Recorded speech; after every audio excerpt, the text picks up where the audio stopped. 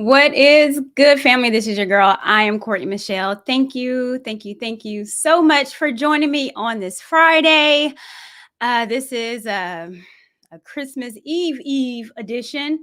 I didn't think I was going to go live today, but sometimes I do impromptus because things are on my heart and I just can't sit down and have all these thoughts in my head. I'm like, hey, Courtney, just go on and go live real quick for the people to express um, how you feel. So first, I want to welcome you guys, Uncle Stu. Now, it has been a minute since I have chit-chatted with you, but I just want to let you know that my darling, I love you. What is going on? Truth. Everybody, I see Sean. What is going on? Third Eye Studios. What is going on, you guys? Thank you so much for joining me today. Merry early Christmas. Let me first say that, you guys. You know what? Christmas time, holidays, around this time, where people are spending time. Hey, Derek. Where people are spending time with their family and loved ones and friends. I would be remiss not to give a special shout out to those that aren't. Um, the holidays can be great for some people, and for some people, it is not. For some people, the holidays, Christmas, New Year's, it's hard. For those that are missing loved ones that has passed, parents, siblings, friends, spouses, for those that are away from their family and are at home alone, for those that just generally don't have anyone and feeling depressed, feeling alone. Maybe you have kids that you can't give the things that you want to give to them. Sometimes this holiday is hard. So I want to send a special shout out to those that are feeling it.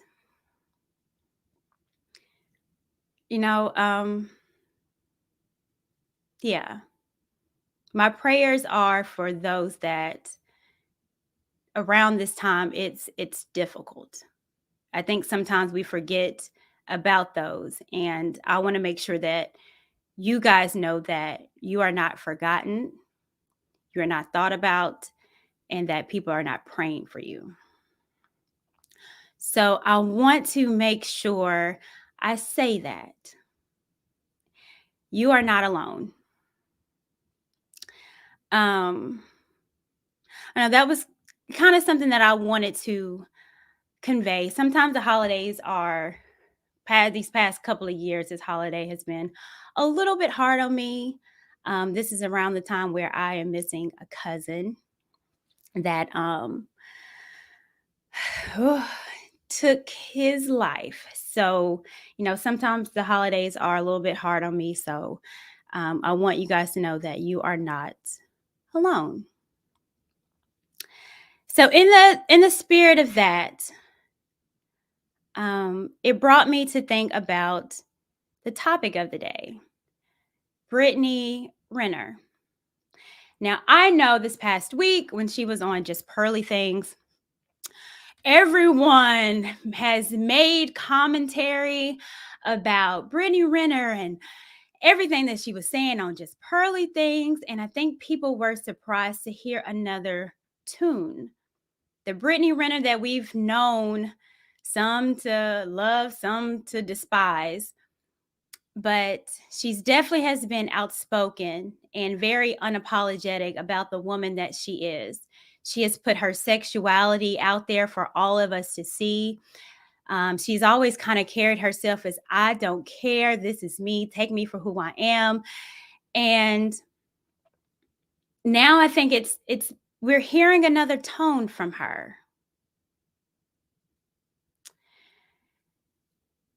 And I'm not surprised. If you guys have ever really just seen my progression here on YouTube, I've been doing this for a couple of years now.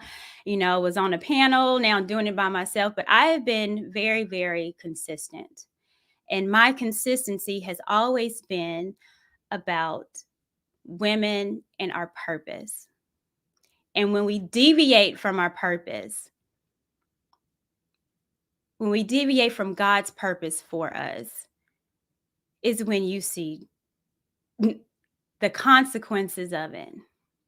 And I think Brittany Renner's story is unfolding and her realizing that there's a lot of consequences with the particular lifestyle that she has chosen to live. But what I think is important and why she's important and her story is important, because how she's living, what she believes, if she still believes it or not, is what a lot of our young girls, hell, even our older women, particularly in our community, believe and how they live. And they don't think about the consequences. When you're a selfish person, when you live a life of what's in it for me, what can I do to make me feel good, the feelings of it, you don't think about the consequences or your future. You think about the now. And I think it's super unfortunate that there's not a lot of women that are saying what consequences are. And what makes her important is that she now can. Now, will she? I don't know. But I think her story and who she is can be very monumental in what our girls are seeing, and hopefully and praying that it will be some kind of change. So for those that don't know what I am speaking about, malevolent elephant, thank you so much. I appreciate that. Thank you. Yeah, and I am warm. Let me tell you, here in Tennessee, it snowed, so I'm snowed in. It's like 5 degrees outside, so I dressed for the occasion. So yes, I am toasty. But let me pull it up.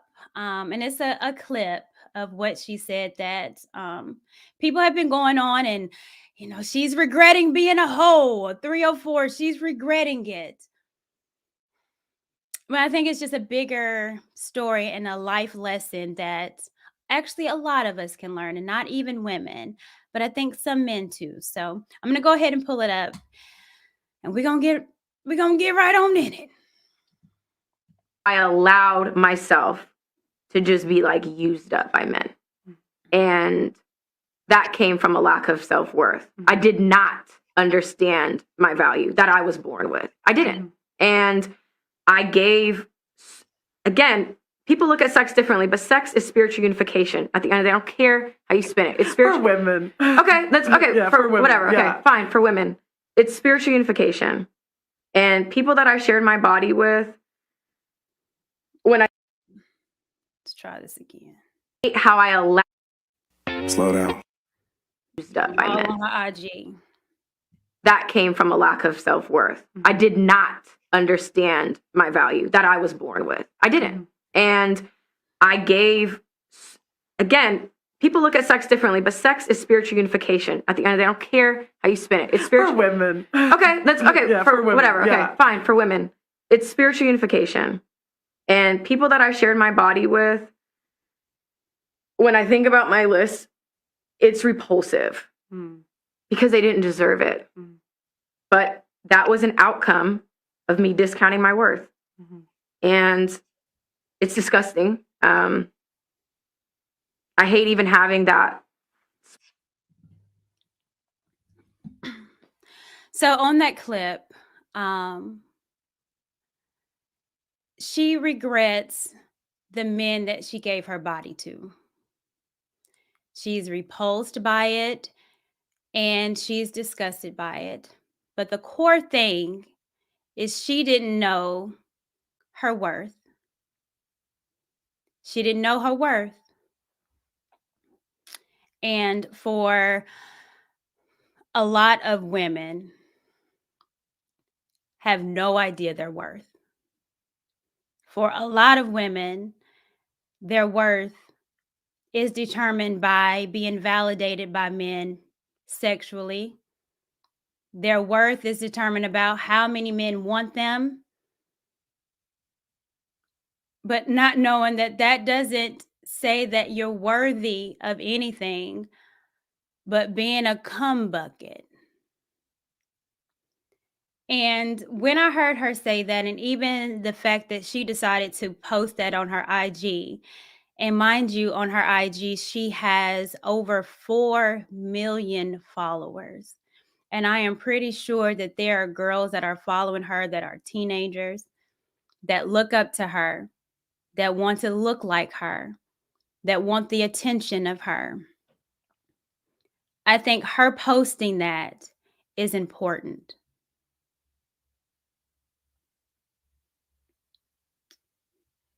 So then I started going through, y'all know how I do my research. So I started going through her IG. And for a lot of people that have followed her, she go on rants. She be in the car crying and all these things. But I think this is kind of a point where maybe and hopefully that she's realizing that all those things, all the likes, all the attention means nothing when you're out of your purpose. As a woman, your purpose is to be a wife and to be a mother.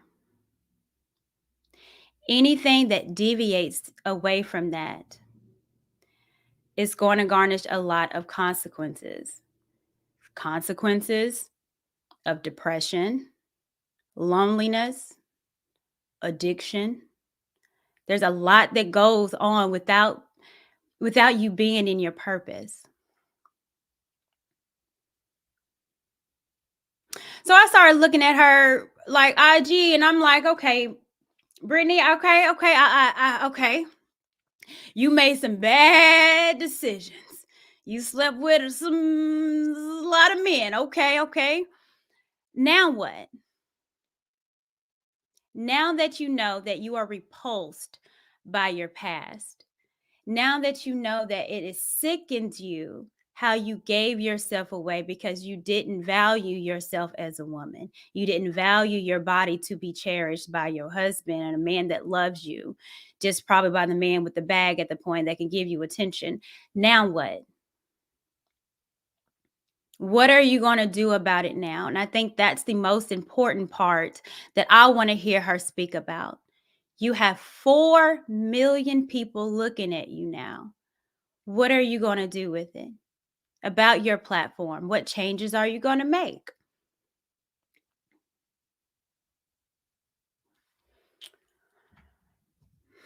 So, I was going through her IG. And then I saw her face.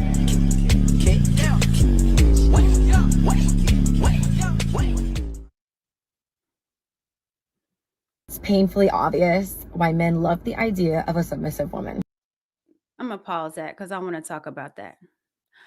Her IG.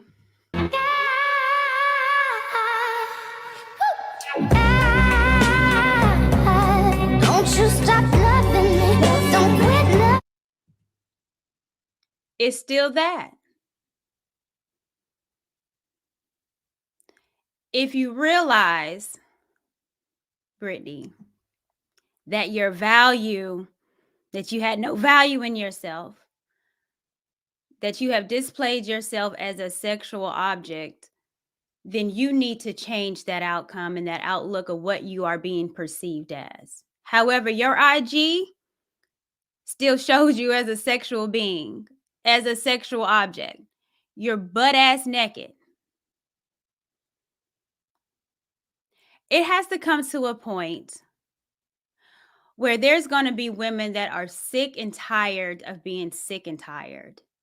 It has to come to a point where there's women out there like, look, I messed up.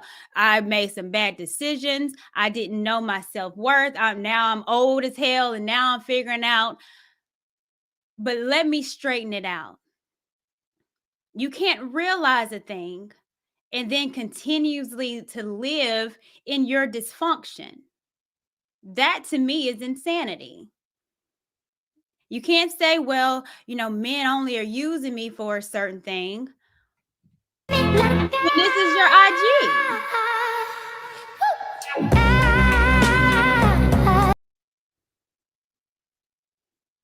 So it's not congruent to what you're saying. Your whole platform has been of sex. And with this new realization, then you have a responsibility now to change it, unless you're still going to continuously do the same thing. Well, you're going to get the same thing. And so this is what, I guess, for me, I'm trying to make it make sense. Or maybe this is something new for her and she doesn't understand. And maybe that's it.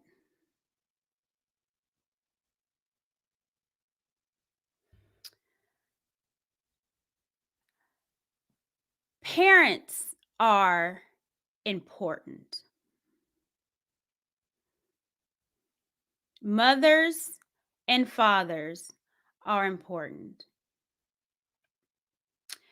Let me speak about dads.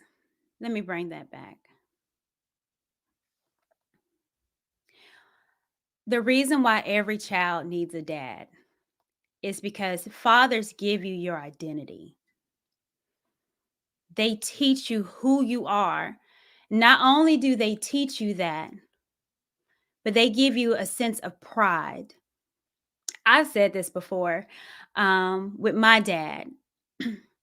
And the reason why I love my father, because I can talk to him about anything. He's a straight shooter. He gives it to me how it is.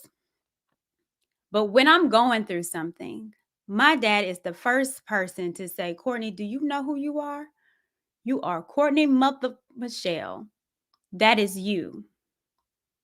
And don't you let anybody tell you different. He validates me. My dad. He gives me encouragement and he gives me my self-identity. And he's taught me how to value myself. That's something that mothers can't really give their daughters nor their sons. And that's just the truth about it. And that's why parents are so important. When I decided to go live, I was on IG and I saw this. One of my favorite artists. And I just adore him because not only does, he makes very great music, but he puts his family over his music, family over all the entertainment. And he makes it very known that I'm a dad and I am proud to be a father and I am proud to be a husband. She need to know who them hoes is. That's how I look at it. You really do need to know who them hoes is and stay away from them. That's why a lot of people, kids turn into hoes. And this is him telling what he's going to teach his daughter. What dads do. Yeah, you ain't telling them, hey, those are hoes. They don't know about the hoes, so they turn into hoes. Yep. Now, if you educate them on the hoes. Toby, okay. No, I'm just saying. Let's just start. I don't understand why you don't want. We should tell 1, 2, them. 3, go. When she 5, she gonna understand. Oh, mommy, look, that's a hoe. That's 1, crazy. 2, 3, go. She gonna know that. What? Baby fast there.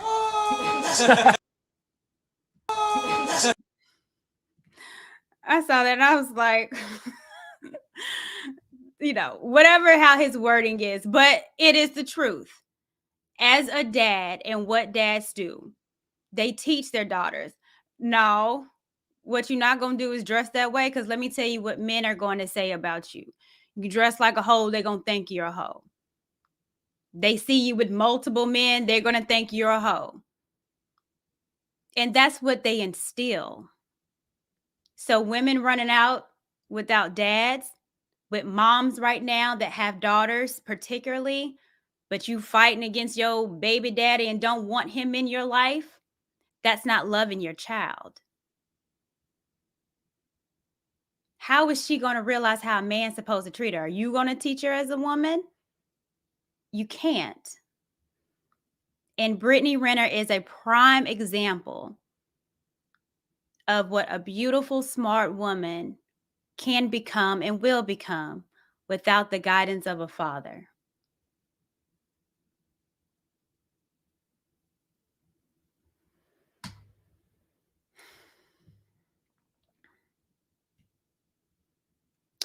So I was watching this Vlad TV interview with her a few years ago. And what she stated, she's from Mississippi, good old South. Y'all know I love Southern girls. Went to an HBCU, Jackson State. And what she stated was that she didn't grow up with her parents. She grew up with her grandparents, which is easy to see. She didn't have a mom there, and particularly she didn't have a dad. It's the generational curse that we are seeing, and in particular what we see in our community, why our women are so wild. Because they wasn't raised with structure. Who gives us our structure? Our fathers.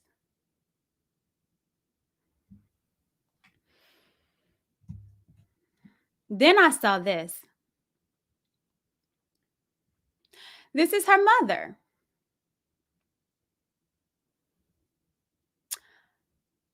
I wish I would take a picture with my mom dressed that way. Y'all will be hearing about my funeral. So how she is, it didn't just happen. How a lot of us are, how a lot of these women, how we are, it didn't just occur. These are what happens when we're being raised.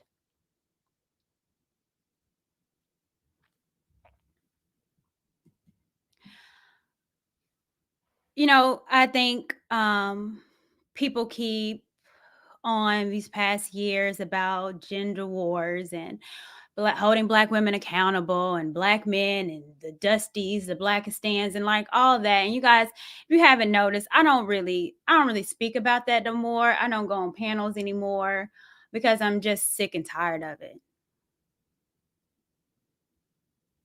Because it's no solutions. And I think it's bigger. It's bigger than just a gender war. This is a spiritual war. And the goal is always to kill, steal, and destroy. And what we're seeing is the destruction of families, but it's the destruction of families because they got to get to our children to F up the next generation. It ain't about us no more. We adults. Okay, our parents did their thing, and whether your parents was in your life or not, we are the consequence of what our parents did to us. Now, it is on you as an adult to fix your life. And it's also dependent on you, as if you didn't have your parents, if you didn't have a dad, then you need to go seek some help to get some identity about you, to get value in yourself. Because how you are is going to affect the next generation.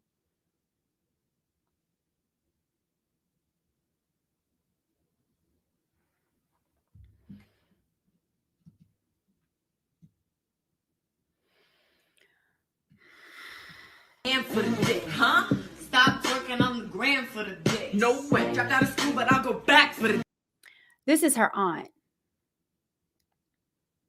So you want to know again, how did Brittany Renner become the Brittany? How do our women become these IG thoughts that use their body for more than what it's supposed to be for? And it's supposed to have a child and to glorify your husband with it. Okay? All that for your man. Not for millions to see. And for sure not to be shaking it on your aunt.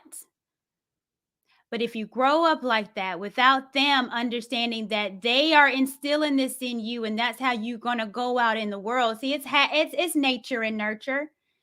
How you grow up, I think it's 50-50. 50 of who's raising you and the environment that you're being raised in.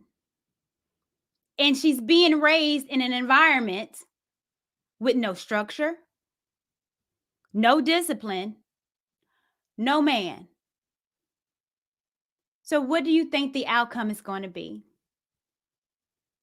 Dick, what? Can't cook, but I try for that dick. Yeah. Buddy with your ex for the dick. Yeah. Little Uzi Bird shoulders for the dick. Hey. Lord knows that I love that dick. But I'm gonna pass it to my bitch. Hey. I root for the skins for the dick. What? Gold pack, gold for the dick. No. Throw up the X for the dick. Yes. Unload that clip for the dick. But what you do for the dick? Hey, I smack a bitch in the face for the dick. Just put the tip in for the dick. Hey, I bend over for the dick.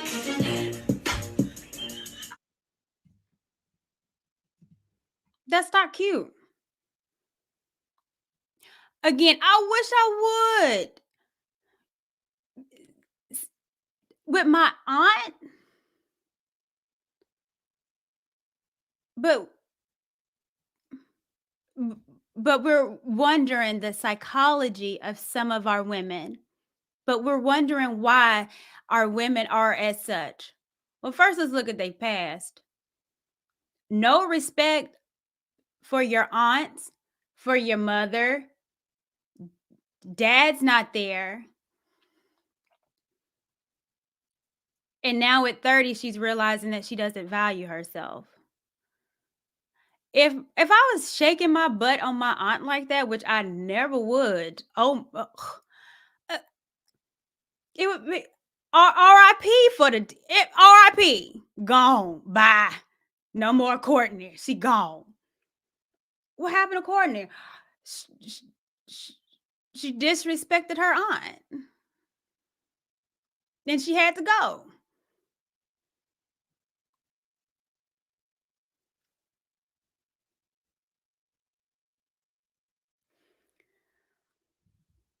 Oh, Brittany.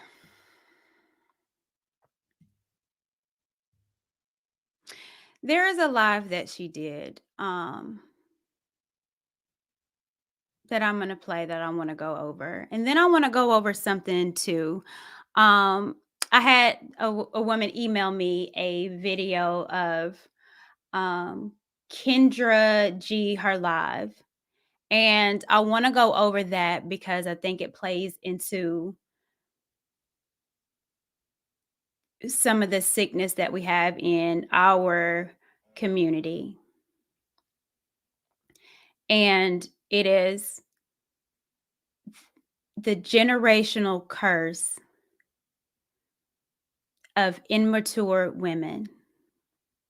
It is the generational curse of the lack of dignity, the lack of respect, the lack of couth, the lack of class. And it's sad to see.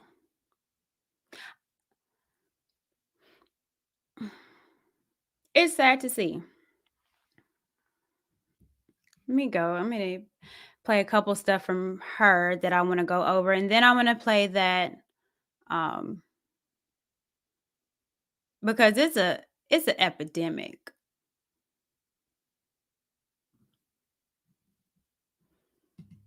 Submissive per. No, let's do this one. I crave connection, but I am not entertaining men for the sake of having notifications. I know what it's like to be desired by men. I don't know what it's like to be valued by one. When people ask me, why hasn't it worked out with anyone? Well, because I've never valued myself. I've been running from myself for a really long time. And I'm no longer drinking it away, eating it away, sleeping it away, fucking it away. Exactly what I said at the beginning.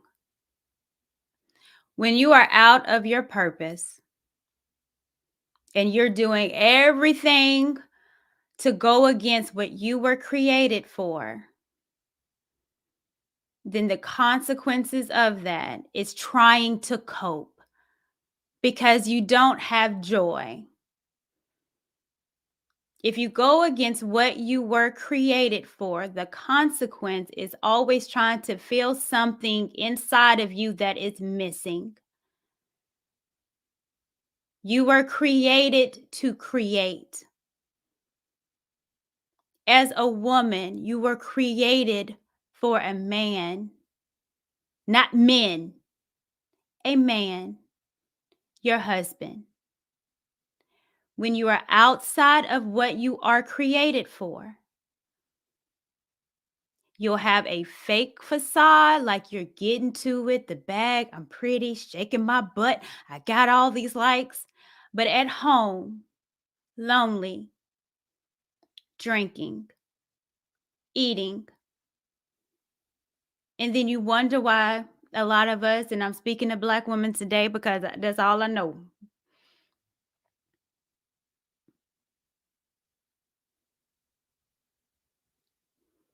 You wonder why we're so unhealthy.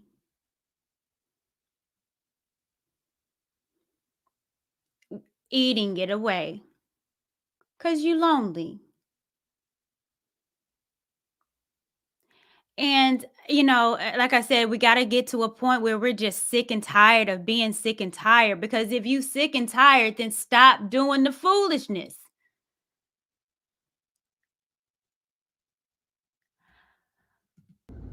I'm sitting with my shit. I was entertaining conversations with men I knew I would never take seriously because I felt like it validated me. Single, I'm alone, but I'm not really. I have people on my phone. But I never needed anything outside of me to validate me. But until you're ready to get that honest with yourself, you'll keep looping back until you do something different. You're really only holding yourself back and prolonging the inevitable, which is you having these difficult conversations with yourself. You don't believe in love. You're desperate. You don't think you can do any better. Ultimately, you feel like it's what you deserve. Anything you attract from a disempowered state won't last. That's a feel-good life quote. And you deserve all the things that you deeply desire. But your actions have to align with your beliefs. Which I agree. Your actions do need to align with your beliefs. So the calling is for Brittany. If you believe these things, then it has to align. Not doing crystal commercials talking about side pieces. Because you speak that into existence. What you say, how you look, how you carry yourself matters. And I don't care in this new age of I'm putting my sexuality out there. I'm going to be butt naked for the gram. You're going to get treated as such. And I have yet to meet someone that's 60, 70 years old as a woman, happy that her desires was just sex and work and no family, no children, no husband. I have yet to meet that woman because I don't think that exists. You do all of this to end up alone?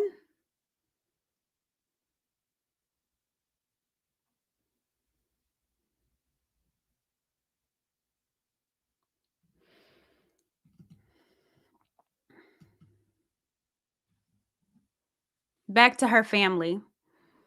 When she was on Vlad, it said that she cries about saying her white mom loved Black D more than her. Brittany Renner chatted with Vlad TV this week about her upbringing and her mommy-daddy issues. She cried while talking about saying, "My white mom loved Black D more than me." And this was a quote. My mom read my book and she was like, I didn't know you felt that way. You're entitled to feel how you feel. And I think there were a lot of things that I said that were hurtful to her. But the reality of that is I could only express myself based on the perspective I had back then, she continued. That quote was me as a young person trying to understand, where are you? Why don't you want to be here? You know, I've said it before. Children don't need things. They don't need the biggest house, the nicest car, the freshest shoes. They need you. And the lack of a parent, whether a mother or a father, is going to already start some kind of dysfunction in your child. That's a given. And to not have both is a Brittany Renner.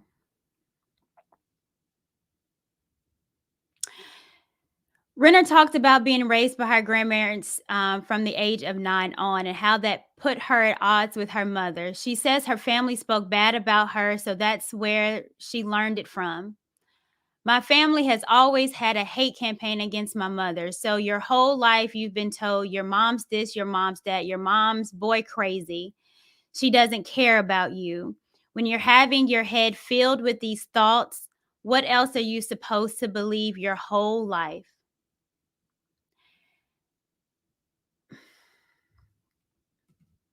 Now, Brittany has a son.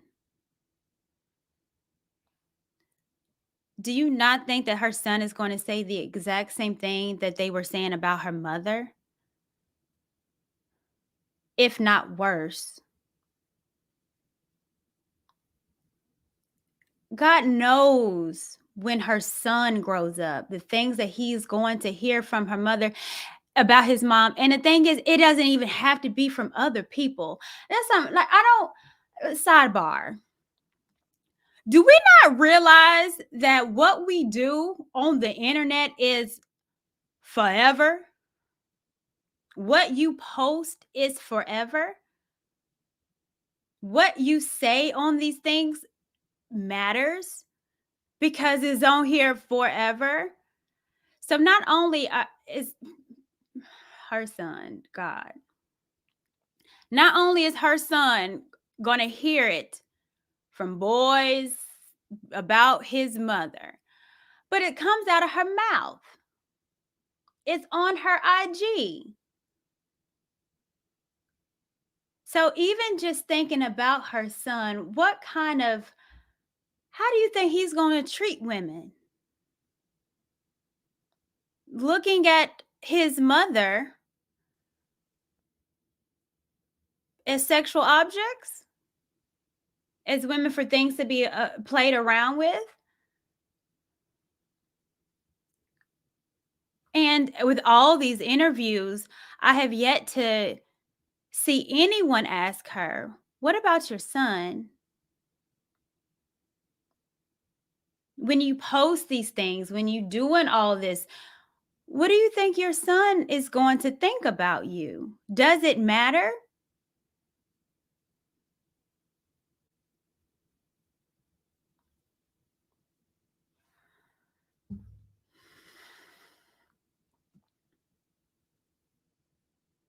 In the Vlad video, she talks about, she did not finish school.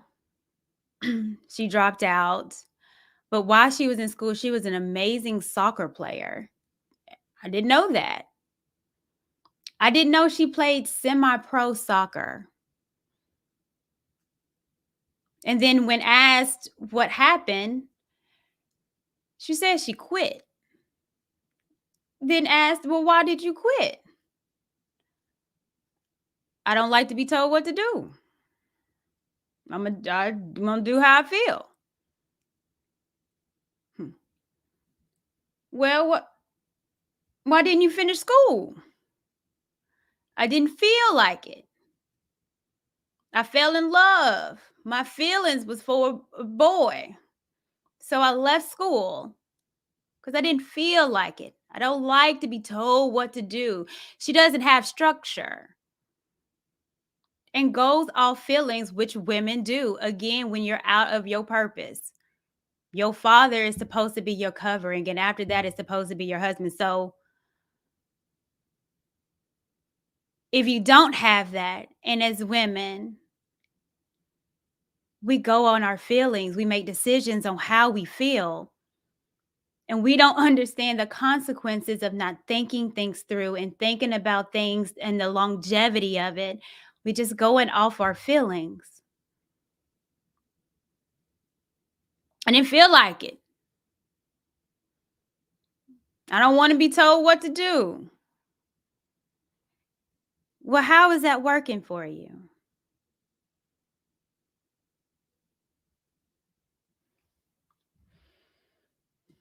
Definition is ready to conform to the authority or will of others. The prefix sub means under.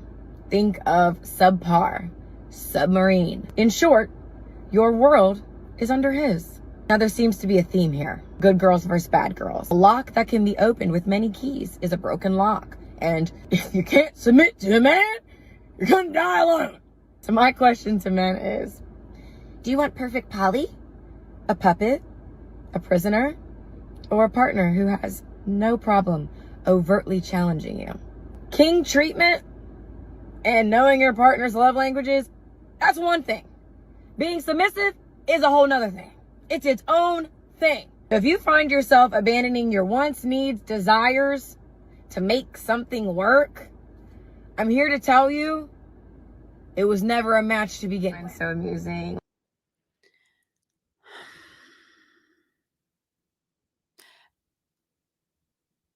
Yeah. I'm so over the submission talk as well, because everyone goes to the extreme. Let me just say this for those that don't believe in submission, men and women, because there's some men that don't. They say that submission is a nasty word. It is horrible. I've met actually a few men that think that.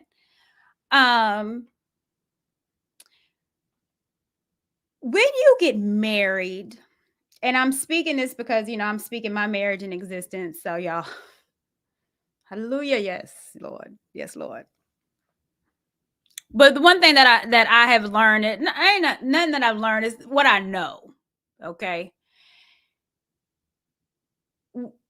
you marry, and this is for a man and a woman, someone you trust.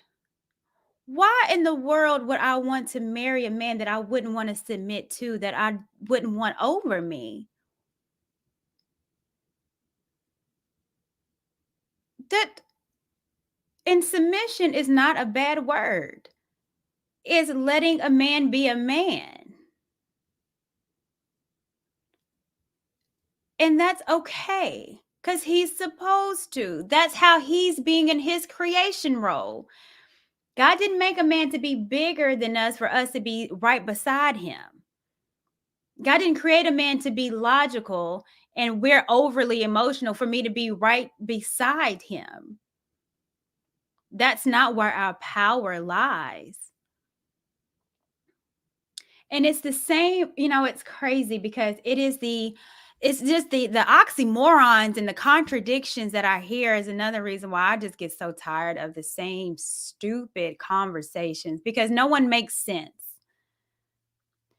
You don't want to submit under a man, but you want the lifestyle that of a man to provide for you. You don't want a man to lead you, but you don't want to pay half of the bills, because women don't want to pay half of the bills. Let's just be honest.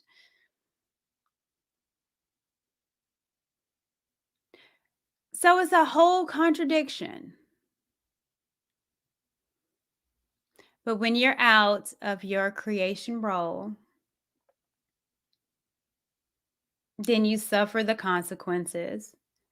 And then you try to make sense out of nonsense to validate your bad decisions, and then you continue on. Brittany Renner is 30. She's absolutely beautiful. I don't think it's over for her by a long shot. But she has control over that. We all have control over what happens to us for the majority of the time.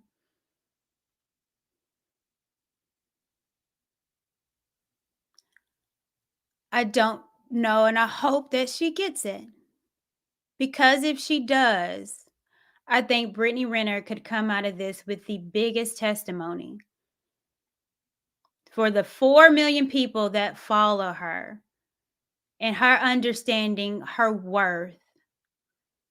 And understanding your worth doesn't mean you belittle people or I'm too good for you. You're not. No one is too good for anybody.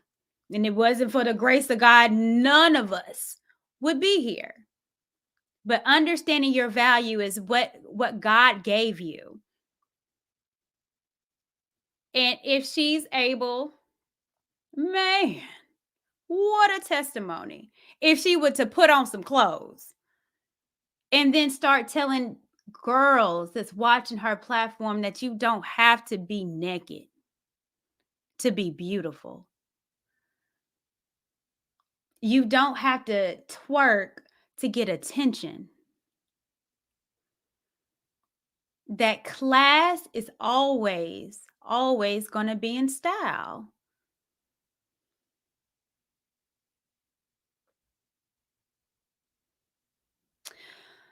So, okay. I'm going to pull up this Kendra thing and I want to go over that because this, again, I said is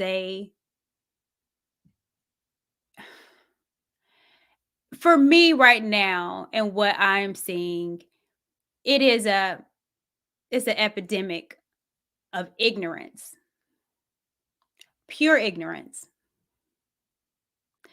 And how to combat it is what I struggle with. I think that because I have a platform, I think it's my responsibility to not just bash folks. I want to encourage. Encouraging you encourages me. When I'm speaking on these lives, it's not I'm speaking to everybody. I'm speaking this to myself as well too. Because I need encouragement. Majority of women, and it has nothing to do with looks. I would say probably 85 to 90% of us suffer from insecurities. We're insecure. And, without deliverance, that insecurity is going to continue on in our 30s, our 40s, and our 50s. And when I see older women acting like the youth, it's the most upsetting thing. I'm going to get to this. Before I play that, I'm going to get to a couple of the super chats that I got. Thank you so much. Me University, CMH the Great. Yeah, me. Tyrell Xavier, the devil uses Eve to corrupt Adam. Well, that's a whole nother conversation. Hey, Dr. Thunder. Good to see you. All right, let me get to this because I don't want to play it all. I was trying to clip it up, but y'all, it's just so much. It's just so much. 45. 45? Why you make a face? Because I don't look 45. People say I be lying about my age. How long do they say you look? Like 30, 35, 34. Okay. So off the rip, madam, she's 45 years old. And she doesn't want to say it, which I agree. I don't want to be saying my age either, okay? And there's a reason why. And let's just call a spade a spade. When a woman hits especially 35, 40, 45, and we're not where we're supposed to be, then we don't want to say our age. And that's a telltale sign. When you are ashamed of your age or ashamed of anything, that should be the first telltale sign for you to know that something ain't right. How I'm living ain't right, what my decisions ain't right, something. So you don't want to say you 45. Why? Because the decisions that you have made has not gotten you the results that you wanted. If you was 45 with a husband, nice home, kids playing with the puppy in the back, I bet I'm 45 and I look good. But because you don't have that and now you still searching, and we see because you on the singles thing, then you don't want to say that because it's an ounce of shame. And I understand it, but that's the reason why. And she doesn't look 40. Well, I mean, I don't think she looks 45. Y'all are okay. Teresa, what do you do for a living? So I have my own little business, and I have a CMOS business, and I'm a part-time model. I'm on magazines. I did some party promotions. I'm a little entertainer, but I'm not a dancer. I'm actually a model. Why you make that face? Figure out. You said you're a model. Who do you model for? Myself. I do print. A model for myself.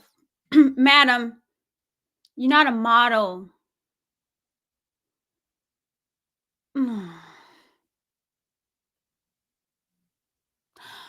You know, when I saw this live, like I said, it saddened me because I see this all the time. But when I see it, I don't see anything of an ounce of, man, I see, and she looks confused right now on this when I paused it. Just Lord, her face. But I don't see,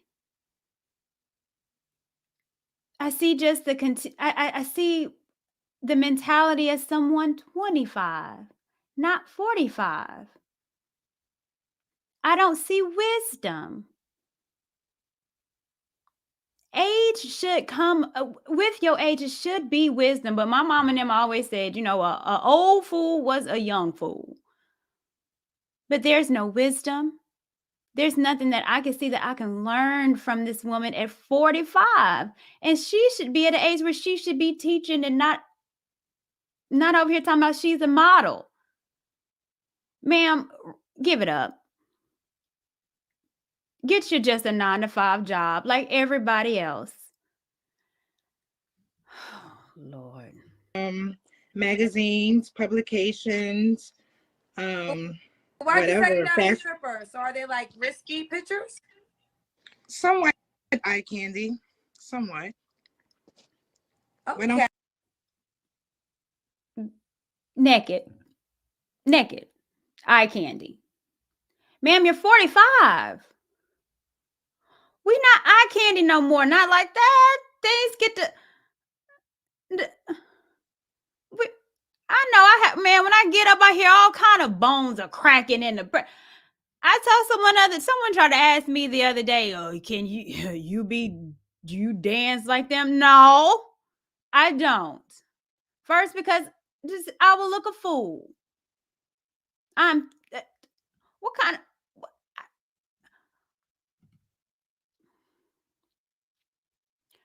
I am 39.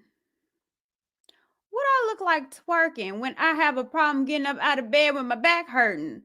I would try to, and I will fall. I'm not supposed to. I'm too old. And it's okay to say that. I'm too old. So I got to show what I can show. Okay, well, let's do the Kendra Cam early because I want to see this body. I have to put pants on because I'm getting dressed going to the club. Well, put some pants on. Okay. Wait. Hold on. I don't. And my thing, Kendra, come on. You know better. because I'm pretty sure they're around the same age. What you do? You in the club? Baby, you need to be in the kitchen making a pot roast. It's just, I don't know. Oh, I'm sorry. Mommy, what? What, Mommy? Mommy, what? No, Mommy gotta put pants on. The hood? Ooh, Mommy, I like it. You like it? Mommy like it too, girl. Me too. I know. Mommy, I like it, but hello. You two have a good. Okay. Okay. So you model. You say you model for parties. So I'm like a party promoter, and I do sit over there. I'm a print model. I do fashion shows. I'm a model coordinator. I help people walk doing fashion shows, and I help them pose when they need to be in front of the camera. Make sure my boob don't pop out. Oh my God, I can't believe you picked me. Yes, girl, and I just put this wig on. Mommy, I like it. Okay. And yes, the people, there is a child. She's gonna bring it up, but I don't. And the thing is, with her being 45, she does have a nice body. She absolutely does. And you can have a nice body and show it, be sexy without all that. Sexy doesn't mean that you're being naked. That's not what sexy is. And I think our older generation of women, again, when I look at the Dorothy Dandridges and when I look at those women and how sexy that they were, it was sexy and elegant, not trashy and cheap. And I don't think these women, I don't say these women because I didn't get it all, but that's what the lack is the lack of understanding that sexiness and that sex appeal can come out of elegance.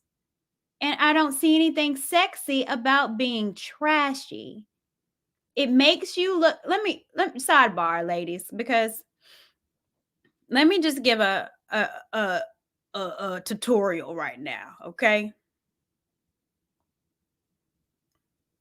I am 39. My birthday is coming up. I'm not all too thrilled about it because y'all know what my next birthday is. I'm going to be hitting, okay? The 4-0. Yeah. However, how I stay and how I try to stay as youthful as possible as far as my appearance is that I try to keep it as natural as possible. I do play with a little lipstick and mascara, but all the hair and the weaves, y'all know I love my braids. But I don't wear it every day and I can take it out and I still got my edges, okay? Bam. But I don't do all the extra. The extra makes you look old. All the makeup, all the eyelashes, all the lace fronts, all that on your face makes you look old. If you look at a comparison, I should have did this. At the women of my generation, like the hot ladies of the 90s, right? You had the Sanaa Lathans and the Nia Longs and, those women. And then compare even those women now, and they're in their 50s. And then compare them with the Glorrillas and the Cardi B's. Like, it is a complete difference. And the difference is that with beauty, natural, elegant is always going to age you better. Peace, being in your role of what God created you, that joy ages you better. The extra of the makeup, all the wigs in the world, ages you. You being out of your creation role, multiple sex partners like the Brittany Renners, it ages you. That's it. Timeless beauty compared to right now attention, it's a complete difference. And you might not get all the likes in the world and not all the followers in the world, but it also garners your respect. Instead of getting on a platform where all the millions like you, but then all your DMs is trying to get you to have sex, sending dick pics. It's a difference. And I wished women like the Sanaa Lathans and even the Claire Huxtables. Yes, it's a timeless beauty that back then it just was. And they aged so gracefully because they still had an sense of who they are. And it's just, that's all I got to say. It's just, yeah, it's been, y'all know I'm old school. But it was something about that old school that worked. Let's go back to this lady. Okay, so we hear your baby in the background. Is that your only child? So I have 4 daughters, 25, 19, 12, and 4. All by the same I had a man? baby at 41. Not on this camera. Okay. Are your kids by the same man? Nope. How many men? 4 baby daddies. They all 6 years and 9 years apart. Okay. So I have 4 relationships. Yeah, why don't you settle down with your last? Now, so the baby in the background is her new baby. She had the baby at 41 with a man, and obviously with the man. But the baby is hollering and screaming. And this is what I'm saying. This is our generational curses. The Brittany Renner mama wasn't there, daddy ain't there. And now this child is 4 years old, hollering, screaming for mama, for attention, because that's what children need. They need you. And instead of being a mother, you out here looking for more random penises, going to the club half naked. But ain't nobody asked, what about your child?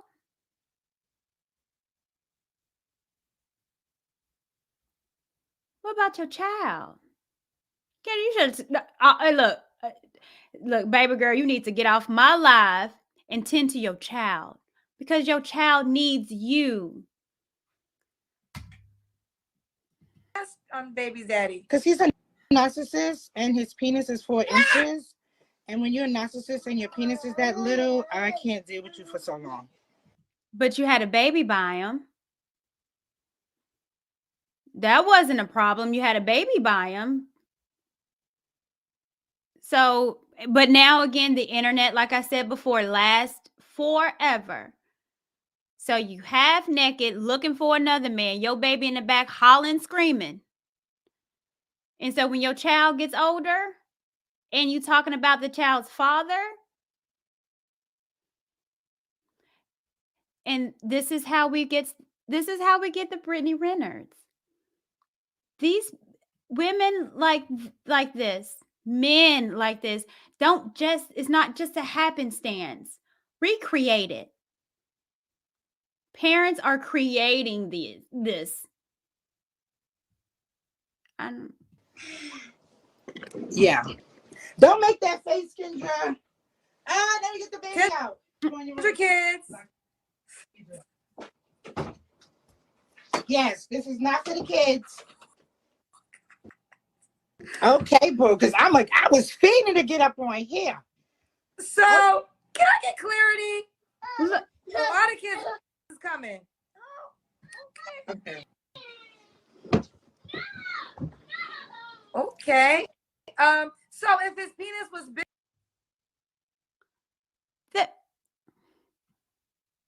am I the only one bothered? She done picked that child up off the bed, throw her outside. Locked the door. And I'm pretty sure that was one of her kids that took the other child. So now who's parenting who? Because you being on this live stream looking for a man and going to the club at 45, half naked, titty coming out, is more important than your 4-year-old child. And we're going to wonder what this next generation is going to look like. Trigger, would you have been okay with him being a narcissist? No. Oh, okay. Just had to throw that in there. You just had to throw it in. Yeah, there. just had to throw that in there. Okay. So I deal with narcissist users. I had a brain tumor and I survived. My neck was broke, so he took advantage of that. Yeah. So I kind of blossomed to a beautiful butterfly. Like, I'm blessed and humble to be here. And I just want someone that's gonna love me for me. And, you know, just be honest and don't be a narcissist, because it's a lot of men out here that's really narcissists out here. Yeah. Okay.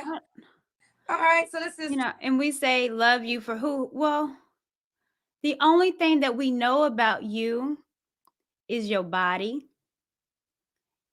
and your lack of parenting. So when a man sees you, you think that's what he's going to love? A good man. You can get a man to lay with you. You can get a man to be in a relationship. Bet it's not the man that you want. How you present yourself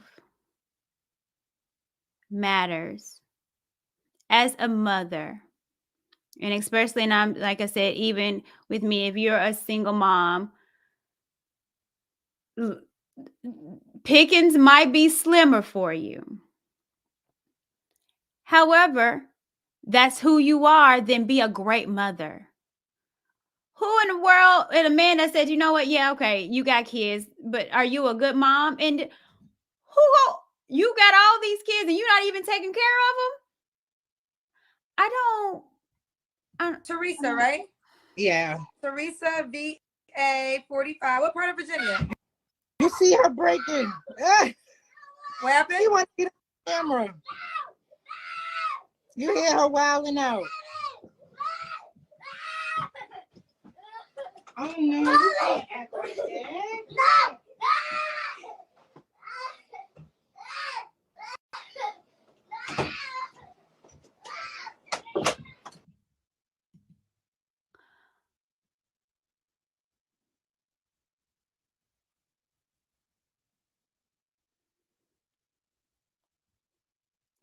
That breaks my heart.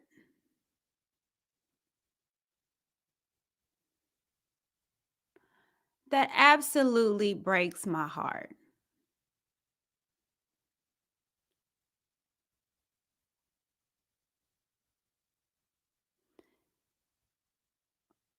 When did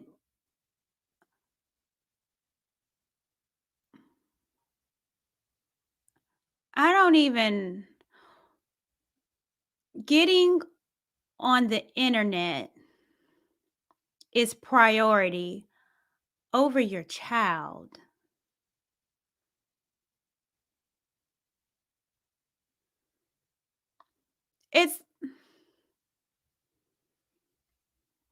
What does that child have to think about? And I don't miss if it was a little boy or a little girl. But what in the world is probably going through that child's mind of, I need my mother, but she's half naked on the internet and she's locking me out of the room. That child can't feel important. And this is, again, when we instill their value. And then wonder why that child probably is going to grow up not feeling valuable. Because the parents thought the internet and getting on a live show to find a man naked was more important. The generational curse of ignorance. Oh my God. That's so embarrassing. I'm so sorry. I'm so sorry. Okay. So, Teresa. Okay. So let me just acknowledge this. A guy watching, does he have to worry about your kids? What do you mean by that? So, like, are you gonna have time? Daughter, well, she's 4 years. She's about to be 4, and I breastfed her, so she's really attached to me. So when I spoil my kids. Like, she's attached to me. She's a baby. You know what I mean? Like, we good. I mean, if a man don't want you because you have kids, my kids is my kids. They came out my uterus. They beautiful. They talented. It comes with me. No, ma'am. No, ma'am. Your kids are wild back there because you're not being a mother. What man wants that? It's hard for me to even watch you, let alone think a man is going to want to deal with you. No. No. It's that simple. Yeah. Do you want more kids? No, I don't. No, the shop is closed. I'll be 45 January. I'm a Capricorn. Okay. So, no, I'm good. Yeah, I'm good. I'm ready to party, mingle, and I'm single, and I'm ready. You ready to party? Yeah, I'm ready to just have fun and live my life. Like, I'm humble and I'm blessed to be here. God gave me a second chance of life. Why not have fun, Kendra? Have amazing sex, smoke mad weed, enjoy your life, look pretty, and make sure your edges is together. Like, hello.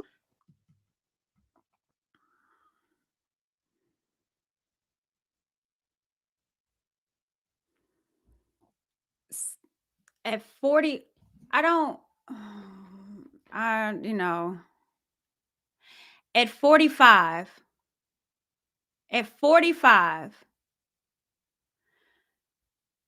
you want to party, smoke weed, still have sex with multiple men, and this is what life is about? Because what it looks like is that you've been doing that with the multiple kids without a marriage in sight. It looks like that's what you've been doing. And at 45, you want to continue to when you're 50? Am I missing it? When you are out of your purpose and you are not being what you were created for, the consequences of it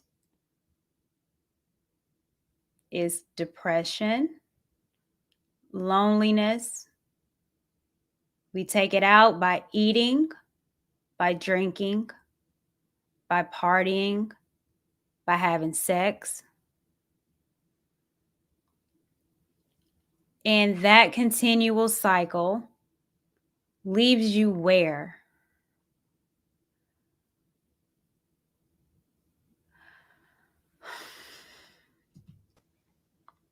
What Okay, Teresa, what's the age range you looking for?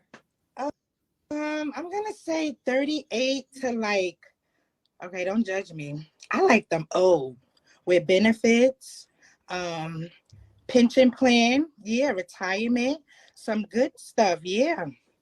And we could get some of them honey packs to, lift them up a little bit. You know what I mean? Okay. Teresa, okay, your head's cut off. So let's try to see your full face, honey. So Teresa, does he have what part of it? Gotta be in Richmond? No, I could travel. Let me see. A little bit, but make a certain amount of money. Yes. I'm gonna say 45,000 and up. I work with you. We could work together. I ain't gonna lie, just put a post out. If my man is struggling, I'm gonna be there and support you. We good. You know what I'm saying? I'm not gonna, I'm gonna help you out. Okay. You said he can have kids, right? Yes. Okay. We did the Kendra Cam already. What's that? Yeah. Okay. Why do you think you're single, Teresa? I'm single because I don't deal with bullshit. I'm a motivate, and a lot of these men don't want you to motivate them. They want you to be like dumb in the head. I'm strong. I'm very outgoing. I'm a sexy model. I'm 45. I look good for my age. I fry some good chicken, and I got some good nookie. Yeah.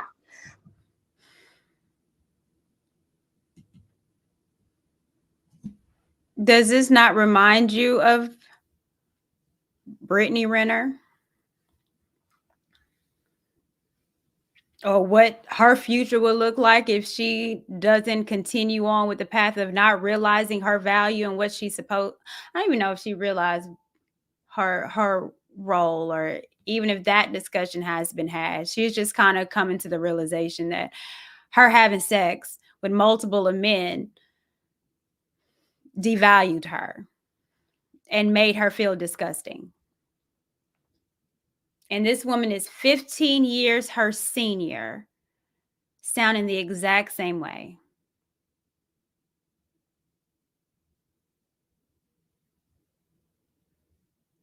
And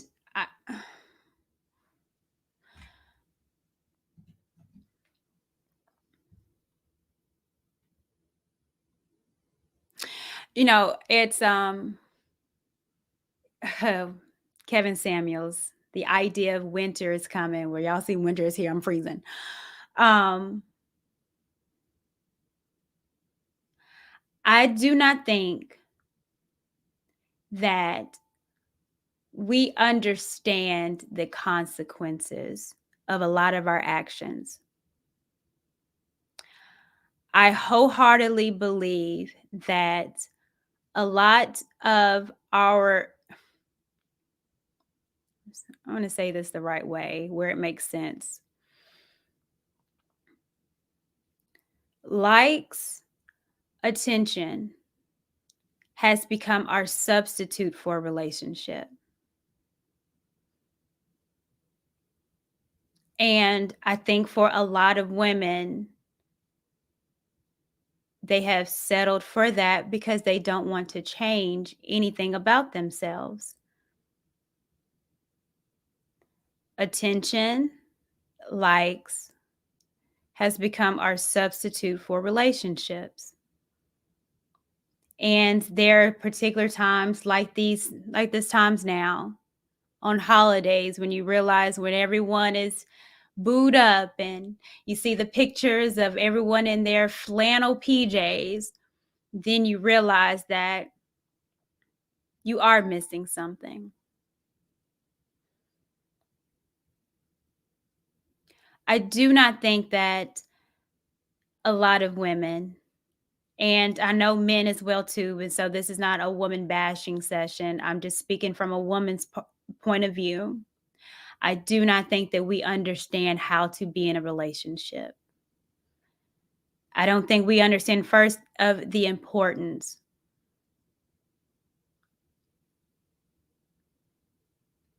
We think that men are disposable at times. And men think the same way I think about women. I think a lot of men don't think they necessarily. Let me track that back.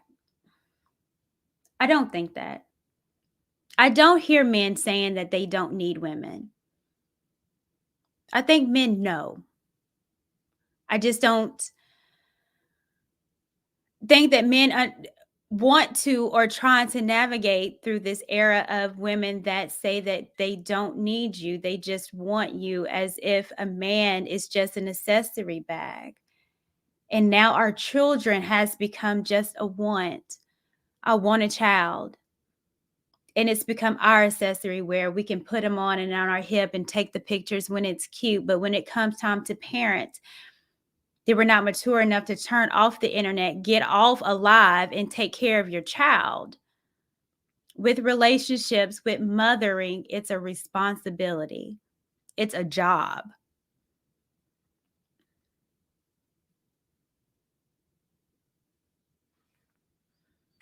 And I don't think that a lot of us think that, because we don't want to be responsible. And a lot of us don't know how to be in relationships because we haven't seen it modeled. So instead of trying to break that generational curse so your children can see a healthy relationship modeled, you're just going to continue it. And now we have a 4-year-old screaming and hollering for attention just for my mama. And you can't even give your child that. And it's sad. And it does hurt. It hurts when I see children not being taken care of.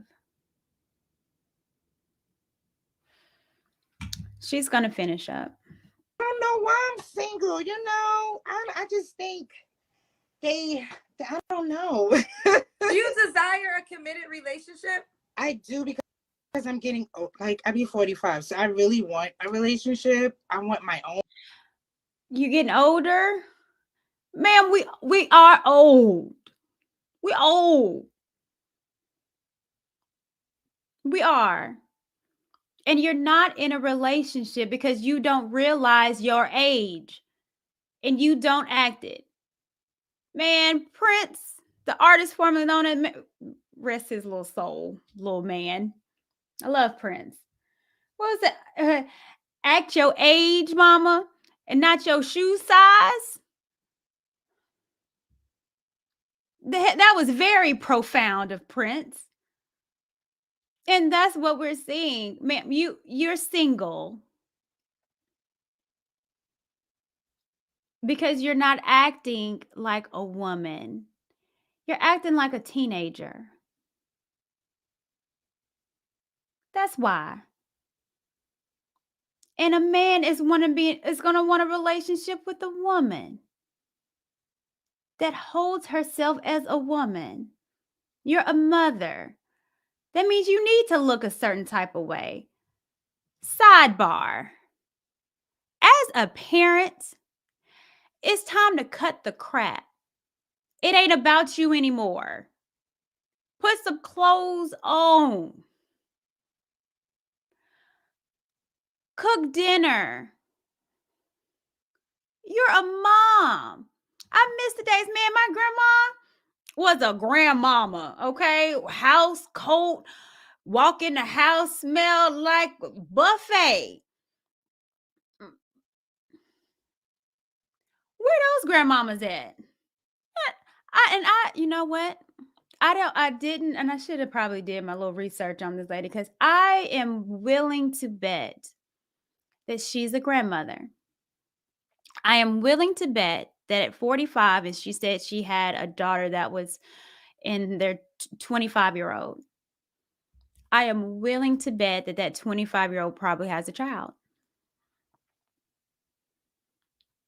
70% sure of it. And I'm sure of it because, again, who is she going to model? So I'm pretty sure she's a grandmother at 45. About to go to the club. Where the big mamas at? And I'm not just talking physically. I mean, we know they say they look big, whatever. But the grandmothers that was grandmothers. The mamas that was mamas. I wish I would see my moms trying to step out. Me and her fighting that day. Mom, you got to get these hands. But she would never. And as a mother, I would never. Man, like, I just literally did a TikTok. Like, I want my own man. I don't want to share. I want somebody that's for me, that's positive, that, you know what I'm saying, we can both cry on each other's shoulders what we going through. No judgment. We good. So is this a new requirement that you have, or you always wanted these things? This is a new requirement. After my child's father, I decided, like, hello, I look in the mirror, like I'm looking in my mirror now. Bitch, you are strong. You are beautiful. You do not deserve no one to treat you like shit. Okay? They're going to treat you like a hoe. Because that's what you look like. You are going to get treated how you represent yourself. Good, bad, or indifferent. It is what it is. So you deserve what you bring out and what you give out to the world. If you look like it, they're going to treat you like it. If I go out here dressed as a police officer, guess how they going to treat me? Officer Michelle, Officer Courtney. And if I go up to them like, I'm not an officer. Oh, so you deceiving people? If you're dressed half naked, looking like you're looking for sex, then you damn sure ain't gonna get a man that's gonna want to marry that. You're gonna get a man that wants to sleep with that. And it's just so sad that we have to have these conversations with women that are 45. She needs to be on here with me with a good old warm, comfy sweater, telling Brittany Renner, now it's time for you to put on some clothes, sis. Oh, I hate that word, sis. I hate that I say that. That's the most overused word, sis. I hate it. Oh, I rebuke it. Let me finish. Go back. Because whatever he don't want, the next nigga want. You are amazing. So I have to. Hello. Are you looking at your mirror? I was trying to see if I could see. Yeah, because my vanity mirror with my light, because I'm about to go to the club. I gotta go outside, girl. These kids stressing me out. So I had to get myself together. When you called me, I was like, oh my God. Yes. Well, you called me. I just answered. Yeah, and you did. You're right. Thank you for answering, beautiful. Thank you. So, okay, Teresa, there's Richmond, Virginia, 45. You have to love your mother, because if you don't love your mom, you don't love a female. If you don't respect your mom, you won't respect the female. So you have to be very respectful and love to your mom. If you have mommy issues, we could go to therapy together, because it's too much going on. I'm here to support you. I love you. Yeah. Okay. All right, boo. Give them your Facebook page. Yeah.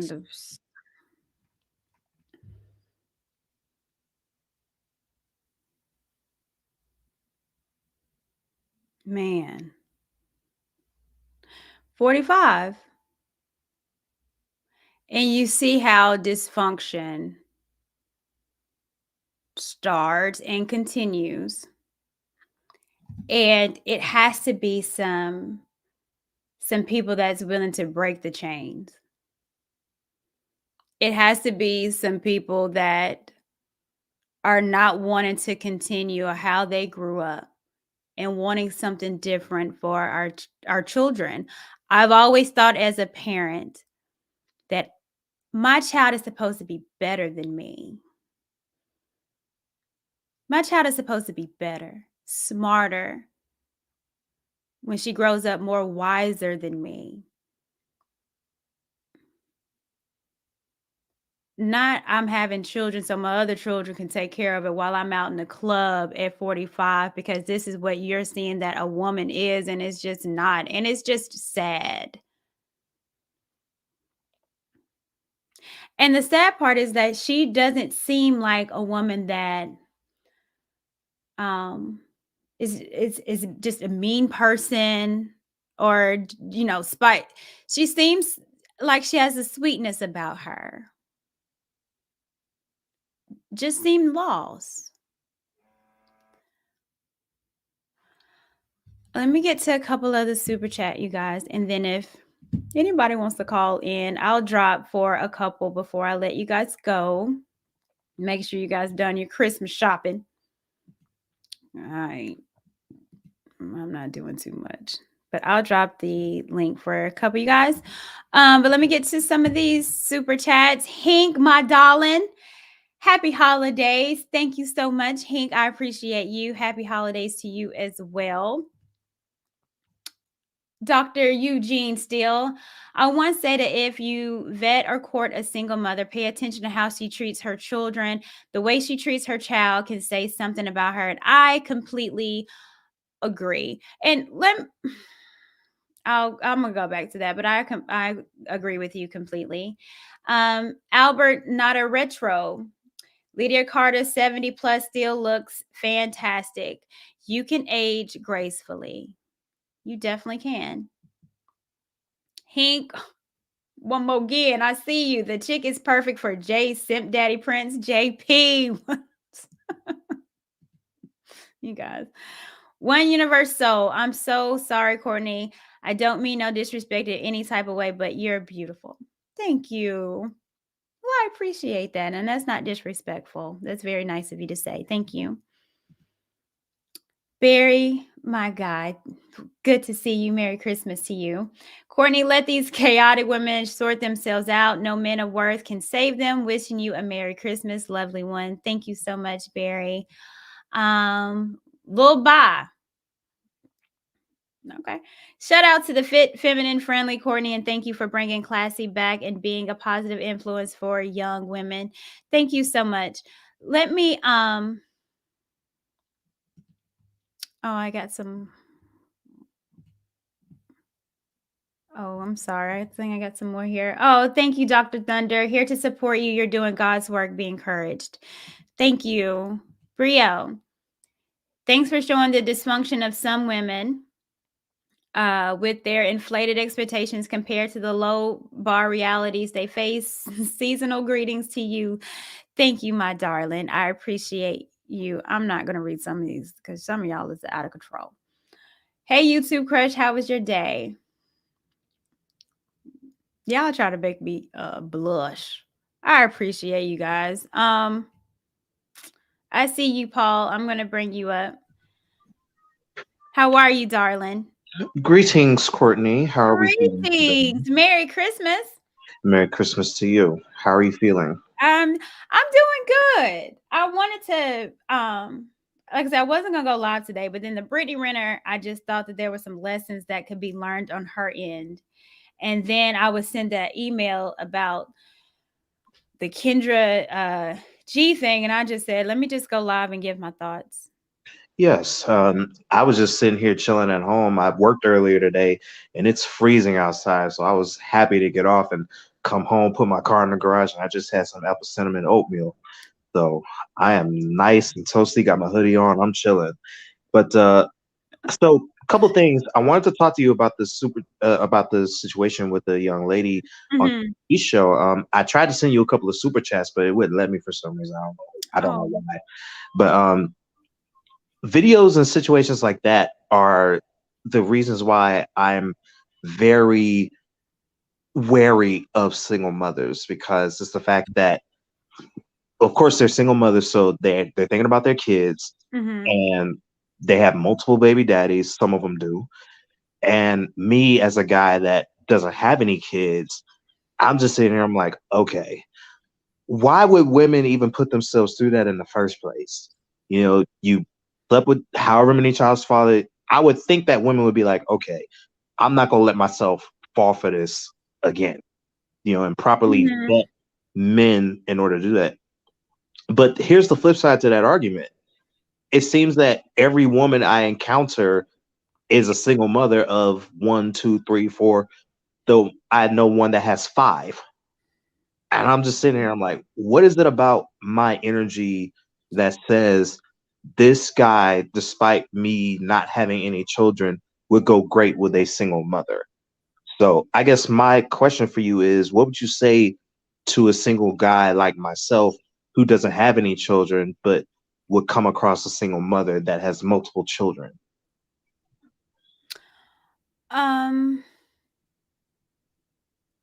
So is your question on why do you think they're approaching you, or?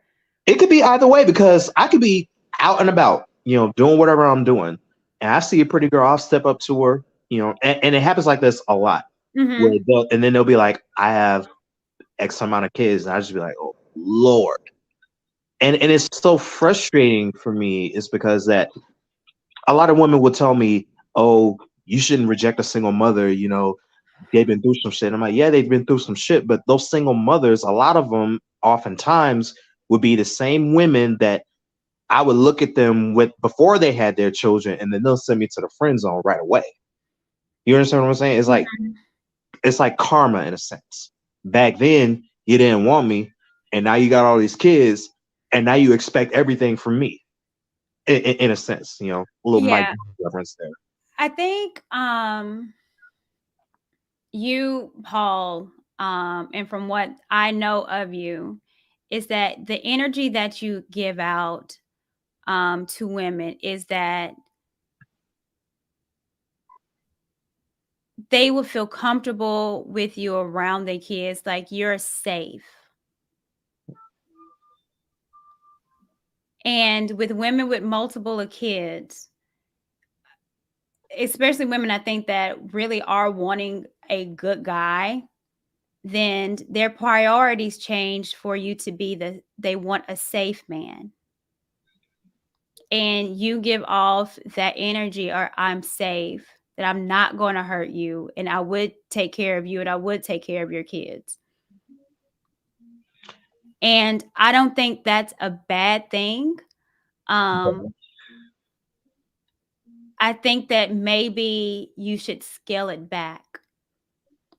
Everybody don't need to know all about you and what an amazing man you are unless they get a spot and you want them to see it. I think that you open yourself up too quick. I think that you need to have boundaries around yourself because you are valuable. And everybody don't need, once you get that from the door, hey, what's up? Who are you? Oh, okay. How many kids you got? Like, these are conversations that you need to have right off the rip. Well, Off the rip. really? Because women ask me all the time how many kids I have. I mean, I don't care like that women ask me those questions, because I'll tell you, I don't have any children. Okay. But I think that I agree with you in a sense, but here's why I don't ask a woman how many kids she has right off the bat. Because for me, that's a little insulting in a sense. I would rather her tell me, okay, I got this and this. But here's the question I do ask, and it's a question I think is not being asked enough, is what is the father's presence in the child's life? Because here's the thing. You're a mother, you have a daughter, right? And you spoke in your story.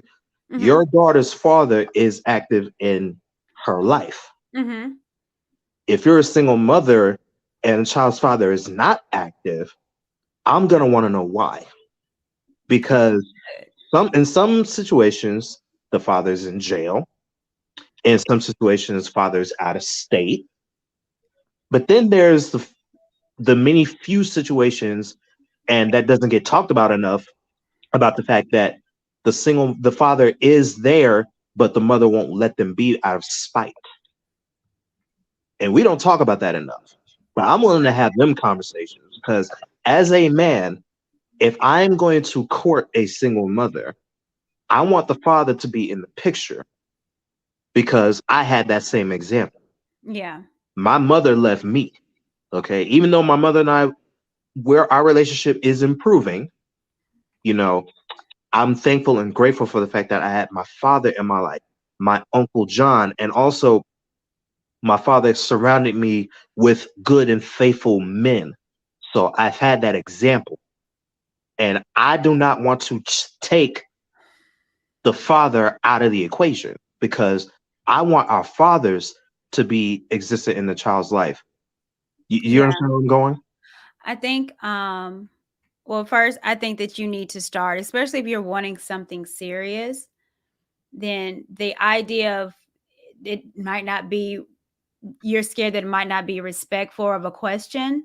I think that needs to get out of your head, and that shouldn't be in your lexicon.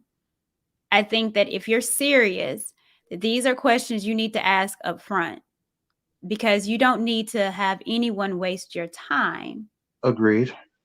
And if they're a parent, why would they be ashamed unless they're not a good one or they're not proud? If someone meets me, hey, Courtney, you got child? Yeah. And she beautiful. She da-da-da-da-da. Where's she? She with her daddy, because her daddy's there and she has a great dad. But you need to know. And there's nothing wrong with that. So get that out of your head. Don't we too old to be, how old? I don't want to ask her how old she is. You need to know, ma'am, how old are you? Because I want kids, and I just need to know what I'm doing. I was always taught that asking a woman's age was inappropriate. Well, get over that. Really? Yes, get over that. Because they're not going to be shy to ask you questions. What you do, where you work at? That's the first question a woman is going to ask, because that's important to women. because Agreed. that gives us a sense of your provider. So if we're going to ask you that off the rip, then you need to ask that off the rip. And there's nothing wrong with that. I just hope I don't get any water and shit poured on me once I do ask that question. But if that's the case, their rejection is my protection. So, and if they do that again, that's another telltale flag that first, honey, that's assault. Or I would, okay, security first, get crazy. And then that's a flag, because if she can't ask, or you can't ask hard questions, then what kind of wife is that? yeah, If I can ask you the hard question of stuff that I need to know, then what kind of wife are you going to be if I can't have a conversation with you about real stuff? Mm-hmm. Oh yeah, I'm not afraid to get down and dirty. I'm not afraid to go deep, because my thing is, I'm at that age now. I'm 33, and by the way, I would not have thought you were 39. I didn't know that. Mm-hmm. You are, my God. Look, and I tell people all the time, I'll be 34 in March. I tell people all the time, I don't look my age, but I'm proud to be my age. Yeah. You know. Well, But I'm not afraid. I'm not afraid to go deep. I'm not afraid to ask those questions. It's just for me of, time and a place. Because there is a time and a place for everything. And I have been told that I do come on too strong, quote unquote. I hate that shit. I'm just gonna keep it real. I hate when women say that, because their thing is come strong or not at all. Here I am coming strong. You telling me to scale it back a little bit. So it's really it's kind of damned if you do, damned if you don't. You understand? But I see the guy jumping on here. I'm gonna jump out. But that was my 2 cents. Thank you, Court. Well, I appreciate you, and we'll talk soon, Paul. Yes, we will. Later. All right. Bye-bye. Courtney, what's up, my girl?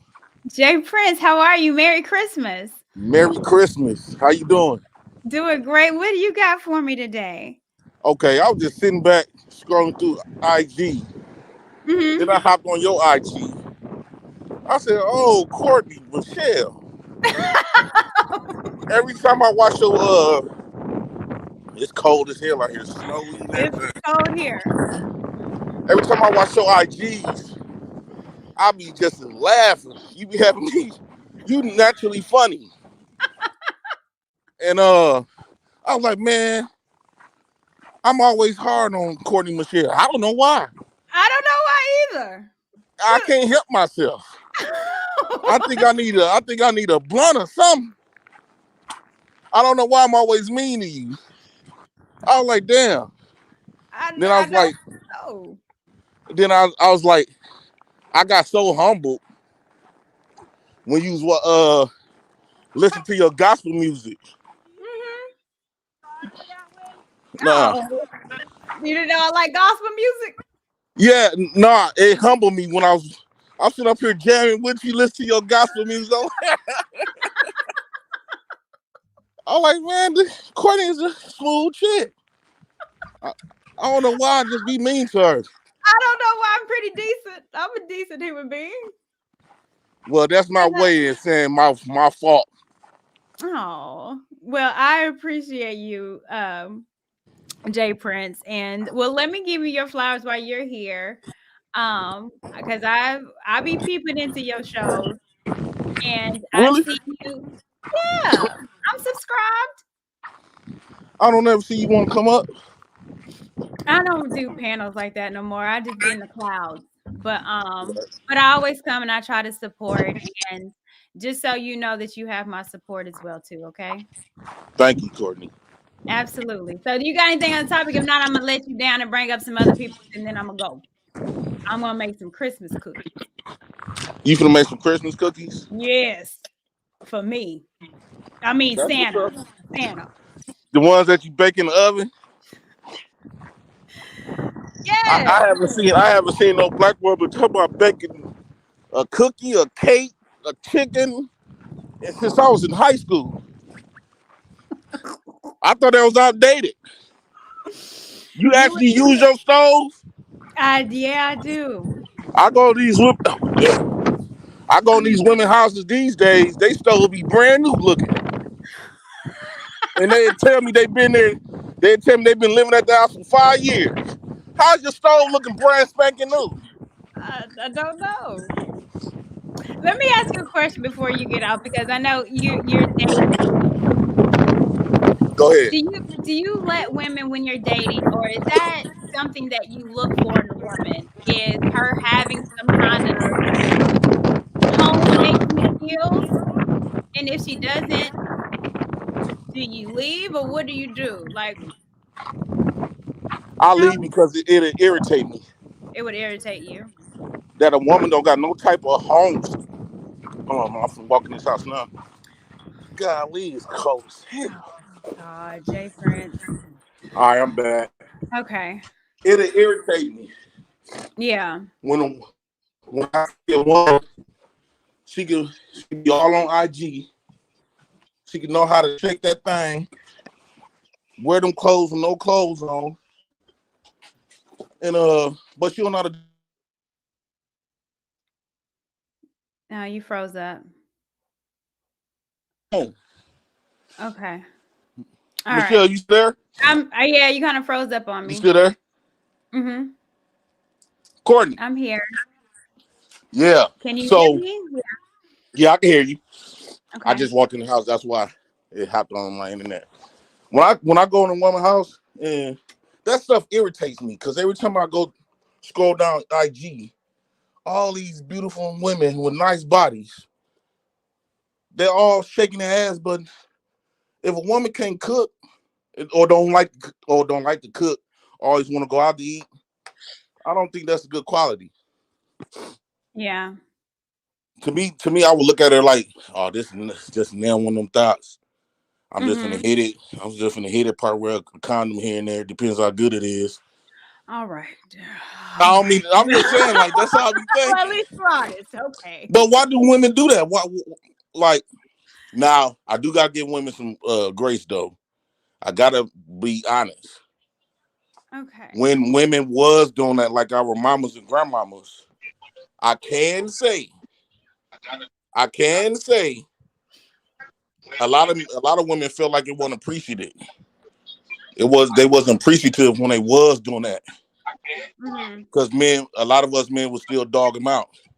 Even after them cooking and cleaning, ironing our clothes and stuff like that, a lot of us guys still dog them out. Yeah. So they used to complain and say, well, I ain't gonna do none of this stuff, but they still would do it. But they daughters used to listen to them complaining and seem like they picked up all the stuff that they mama said they was gonna stop doing. And those are the traits that these younger females picked up. All the bad stuff that, I ain't finna be dependent on no man. I'm finna get my own goddamn money. I go marry me a white man for this. And everything that our mamas used to complain about they never did it, but the daughters is. That's what I noticed. That's what you noticed. Well, let me add, we got a couple more fellas up here. How are you doing, Richard? And DeMarcus, always good to see you again. Shalom, sis. Shalom, everybody. Hey. How you doing? How you doing? Good. Well, what do you guys have for it? Do you want to respond to Jay Prince or even, like I said, the things that I've shown today? Well, who you want to go first? I can go first. Let me go ahead, first. Since I'm talking. Hey, listen, first, Courtney, I've been following you since the Lapeef Network. And I'm glad you went on your own. I sent you a couple of things based on your review of Wakanda and all that kind of stuff. And when you went viral, I wrote a piece. I sent it to you. I have a lot of issues with that. But just getting back to the brother who is dating and he keeps running to single mothers, he needs to make a decision. He either wants a woman with kids or not. If you want a woman with kids, then he's asking the wrong questions. He's got to ask whether he can handle a situation where he's a stepdad to a woman with kids. Forget about all the negativity. Just ask the right questions. Hey, listen, can I, what kind of situation are we going to be in? Yeah, what's the relationship with the dad? What kind of discipline can I do? What kind of this? All this kind of stuff. Or if you don't want a woman with a kid, just keep going through the numbers until you find a woman that don't have no kids. Finding a woman with no kids in your 30s and 40s is like finding no. That's if mental he's in his 30s and 40s, has nothing to do with the woman. He just got to go, or he just got to find a woman. No. What I'm saying is because if a woman don't got no kids at a certain age, if you looking for a woman, if you in your 30s and 40s and you looking for a certain woman around that age group, She don't got kids. Typically, we look at that woman like something is wrong with her. Wait, hold on. No, that's just. I think that's a person who doesn't have his head on straight. If you find a woman with no kids in her 30s, she just might be a woman who respected her coochie. I mean, you gotta, you can't. Go ahead. I'm sorry. Let me say this. That would be a woman that didn't value family. And I'm gonna have to agree with Jay Prince. Oh, come on now. And I'm speaking from a woman's perspective. You gotta hear me. Okay, I'm hearing you. I'm hearing you. Okay. And I have a child. When I didn't, my child, I had her when I was 32. But when I was late 20s, 30, and I would get asked, "Do you have a child?" And I would say no. They was like, "What's wrong with you? You don't have a child and you're 30?" I used to hear that a lot. No, you get me wrong. Okay. Just because you heard that doesn't make the fact that you waited till you were 32. Right. I'm saying you did the right thing. I mean, so you're 32. You're a grown woman. You had a kid at 32. I don't see anything wrong with that.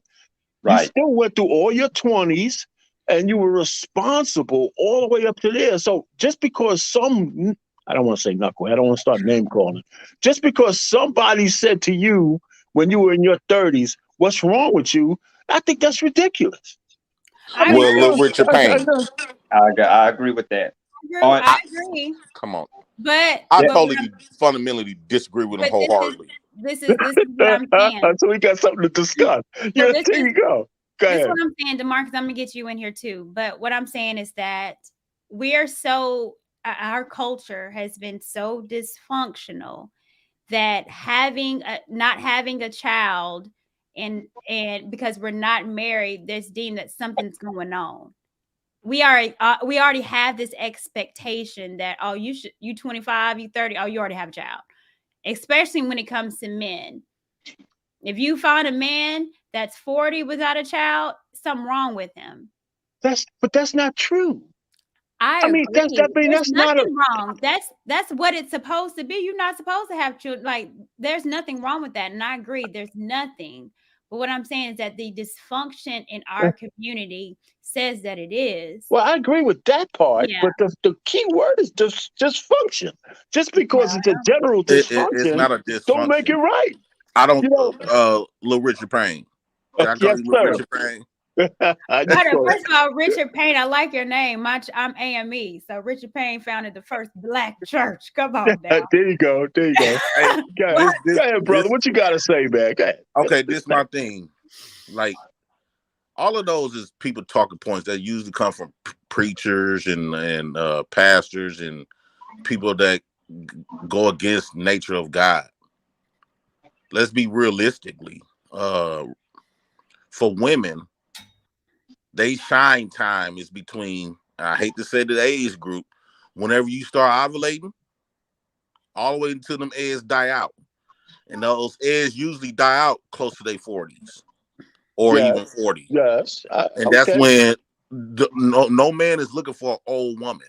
We ain't talking about that though. So what I'm saying is if these women want to start having kids when they're 18 all the way to their 20s, you can't really shame them because that's their time. First of all, if they're not married, their time is ticking. Hold on. Their time is ticking. Hold on, Jay Prince. Go ahead.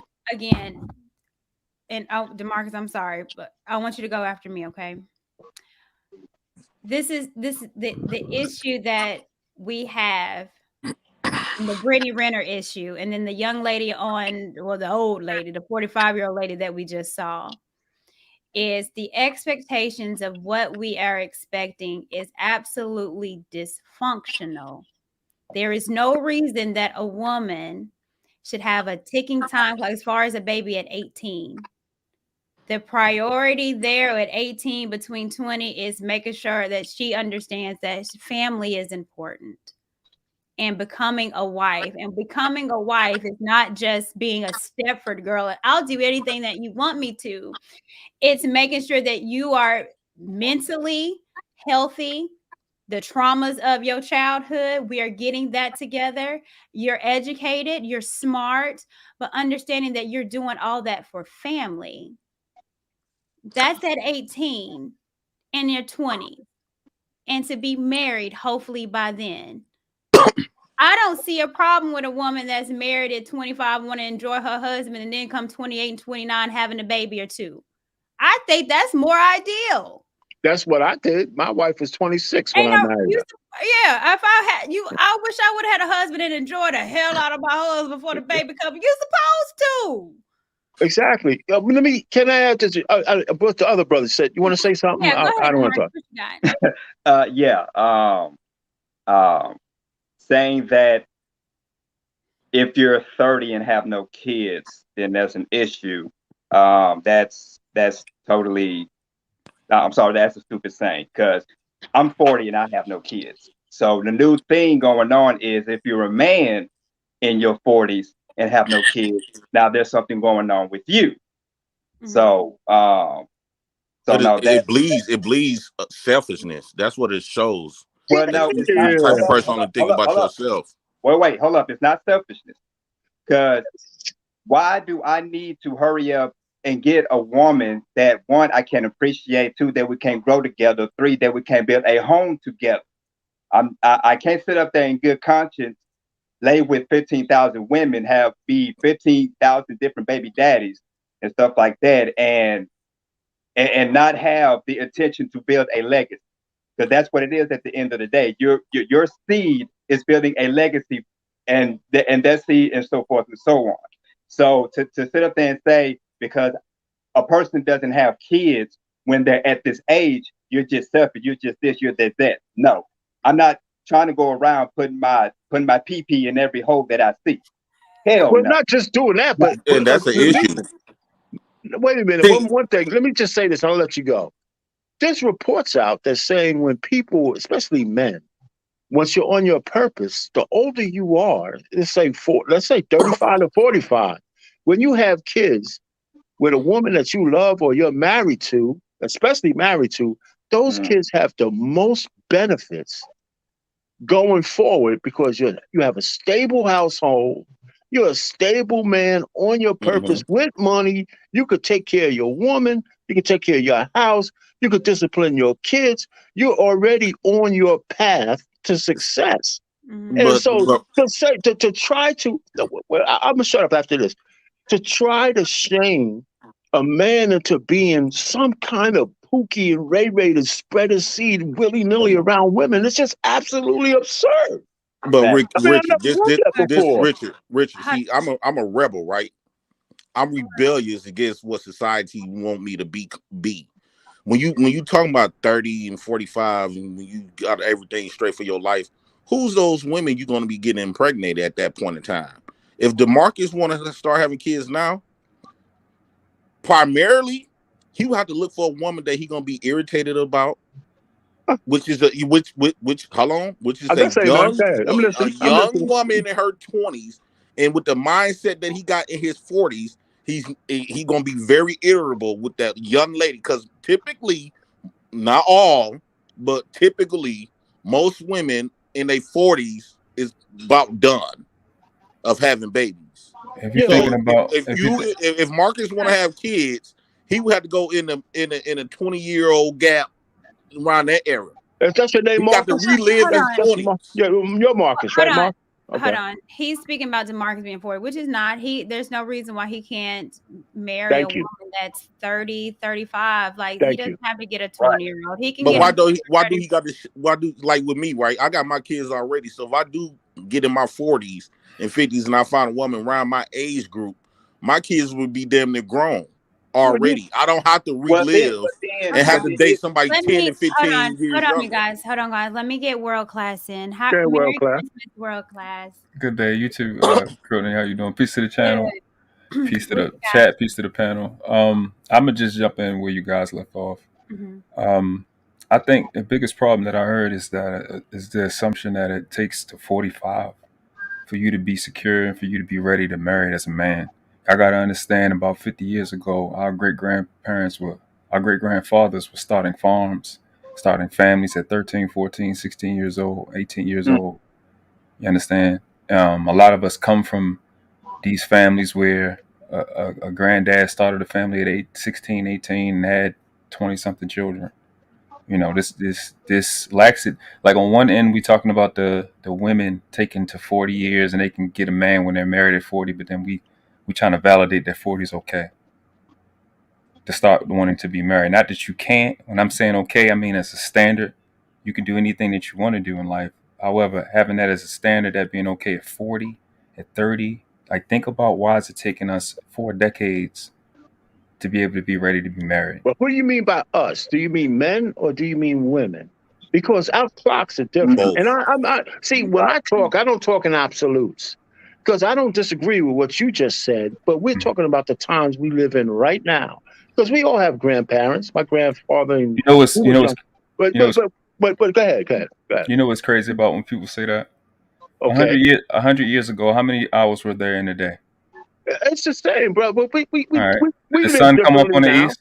Did the sun come up on the east back then like it do now? Yeah, but what's the point you're trying to make though? The We point all I'm trying to live make is now. that we're accepting lower standards. And we How talking is like it a it's okay. lowest standard if a guy doesn't have a kid when he's 40 years old? Tell me that part. It's not an a issue. lowest That wasn't standard. I don't think that wasn't his point.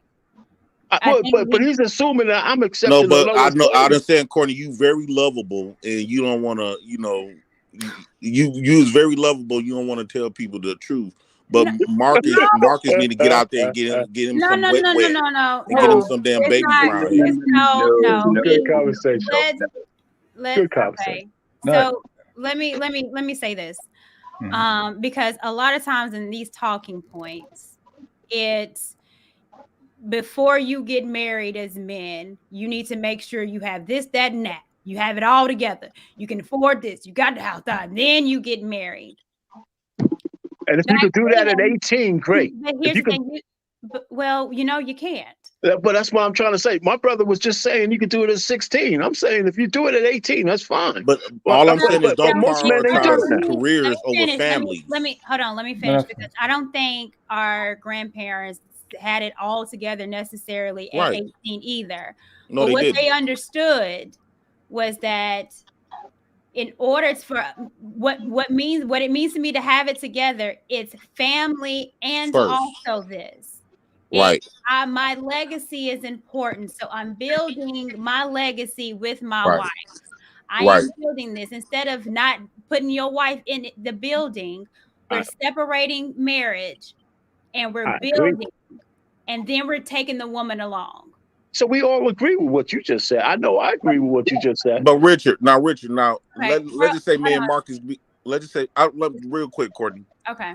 Let's just say me and Marcus we at that age, right? We be on our deathbed, right? Okay. He got a career.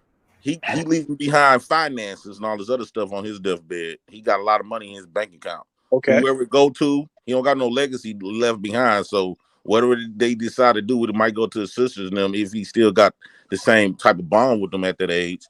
But when I'm in my deathbed, I'm gonna have all of my kids. Like a real story, my dad just died 2 years ago. He got 14 of his kids was there. He got about like 40 some of his grandbabies was there. He left a legacy that was way more value than a career or any bank account. Yeah, I get what you're saying, but I don't disagree with that. But you act like I disagree with the brother. Said he didn't say he's over with life. He's just 40 years old. He's still. I assume that you still got sperm, don't you? But who don't want to date a young woman? Who don't want to? But he would have to impregnate a young woman. So what? I know a guy who was 48 years old. He married a woman at 26. He got 4 kids. And he teach karate and all that kind of stuff. They had a beautiful marriage. So now you got to get with them young women only with you because you got old and you got money. Well, hold on for a second, though. We're in violent agreement. See, because you're trying to say what I'm saying negates what you're saying, and that's not true. There's a different. We got a whole bunch of paths in life, right? And more than one thing could be true at the same time. So all I'm just trying to say is that when a brother's responsible and he hasn't found a woman that he wants to cleave with and have a kid under a certain structure, I think it's more responsible for him not to do it until he's ready. Now, I was 29 when I got married, but by the time I was 26, Well, when I was looking for a woman I could just hold hands with without somebody finding me. So when I found my wife, we got engaged after 5 months. And I've been married for 35 years. Right? So all I'm just trying to say, so all I'm trying to say is I got 2 daughters and just different ways to skin that cat. And my daughters, He they're need to be all skinning some cat. Stop. Yeah, exactly. I'm just gonna tell you like it is. Hold on. Hold on. Let Marcus speak. No, right, because if you're saying that, then I'm lowering myself to the standards of a regular Pookie and Ray Ray, which heck no, I'm not at that standard. Don't want to be. How you get from there to how you get? I'm a proud Pookie. Okay. And I'm taking care of my kids though. My kids not needing. They not lacking a father. They got everything they want and need, and they also have me on a daily basis. And all that's my great. little girls. Right, and that's you, and that's you. You can that's on you. But for me personally, in good conscience, like I said, I love you, Courtney. I can't just have a good time. Go ahead, Courtney. Let me ask you this, Jay Prince. Yeah. Because, I know that you are there for your daughters, and I know that you have custody of, is all of them or? Well, I got custody of my oldest one, right. but I got shared placement of my other 2. But like they've been at my house for like 5 months. Let me ask you a question. When it comes to your children, especially your daughters, do you think it's important that they are able to see a healthy, functional relationship? Yeah. Why do you think that's important? So they can emulate it when they get older. So if they don't see it, then we're already ingraining some kind of dysfunction in them because they're not seeing anything healthy to emulate. I agree now. Now think about this though. Okay. The way the belief system is moving, we gotta adopt with times. We can't adopt what life should be. We gotta go off what life really is. And the way the belief system is today, and it seems like it's not gonna get no better. That old traditional mindset, that stuff is dead. And in fact, we're gonna be a tradition, even though we are modern today, but we're gonna become a tradition the next 20 years by the time they get grown. Well, let's scale that back. Because just because something is what's going on now in society doesn't make it right. Right. Just because you see it being done doesn't make it right. So you're seeing women right now, the Brittany Renners, and because that's normalized now, is that what you want your daughters to emulate because that's what's going on in society? I personally believe this is gonna sound a little crazy. I've really been thinking about this. I personally believe because with this I did a show about this monogamy stuff because monogamy was man-made. Also, diseases was man-made to enforce monogamy. First, we had to start there. We had to acknowledge that. I think what it is going back to God's natural order that's been reversed by men who want to capitalize off women.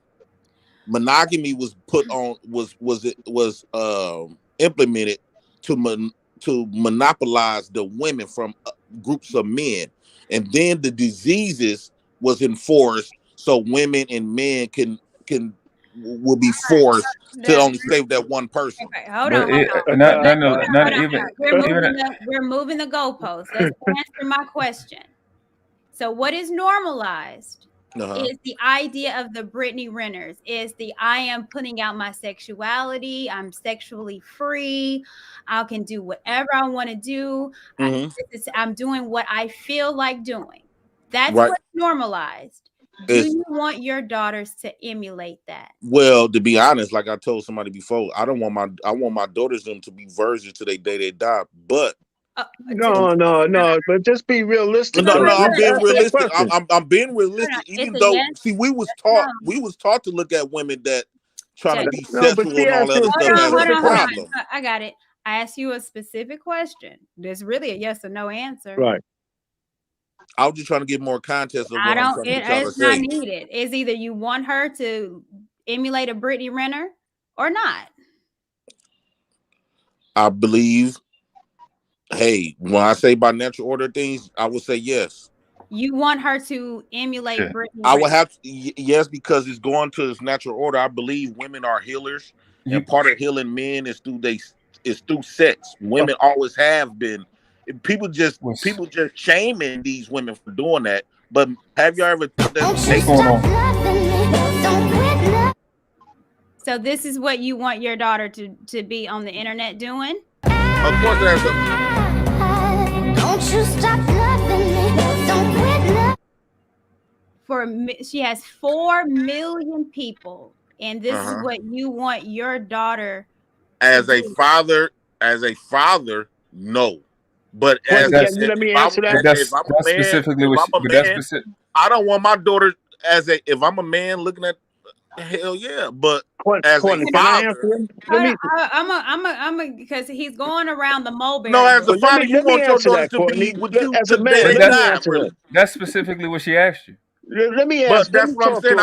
I'm a totally hypocrite when it comes to my daughter. Yeah, but hold on, brother. Let me talk. Let me answer this, Courtney, for you for a second. All right. I hear but I where you're gotta be coming real from. though. Yeah. Well, let's be real, okay? Because I have two daughters as well. So one of the things about what you're saying about Brittany Renner is that she's coming to her own wake up moment. She's starting to and just with the sexual revolution, which started with the birth control pill and feminism as an intersection of why women became free sexual beings in the first place, because now they could pop from man to man.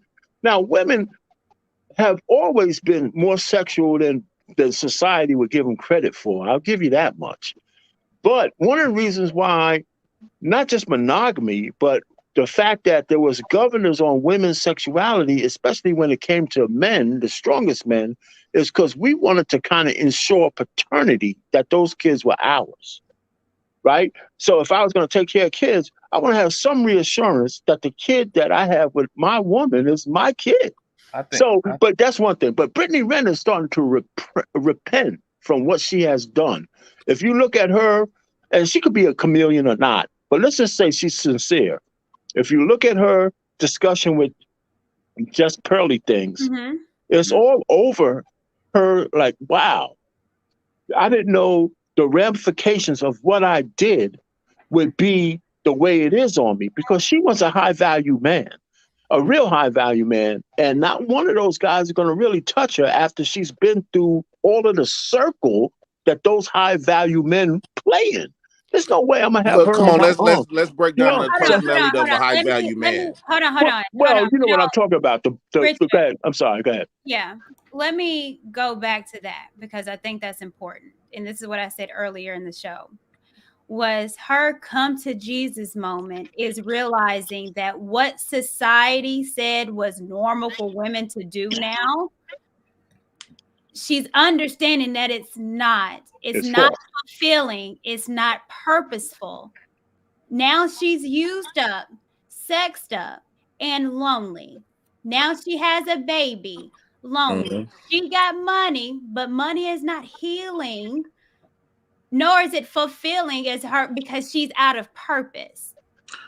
And so what you're saying, Jay Prince, is that because of society, if your daughter emulates Brittany Renner, she's going to be sexed up, used up, and now at 30, lonely and crying, saying that she messed up and she was wrong.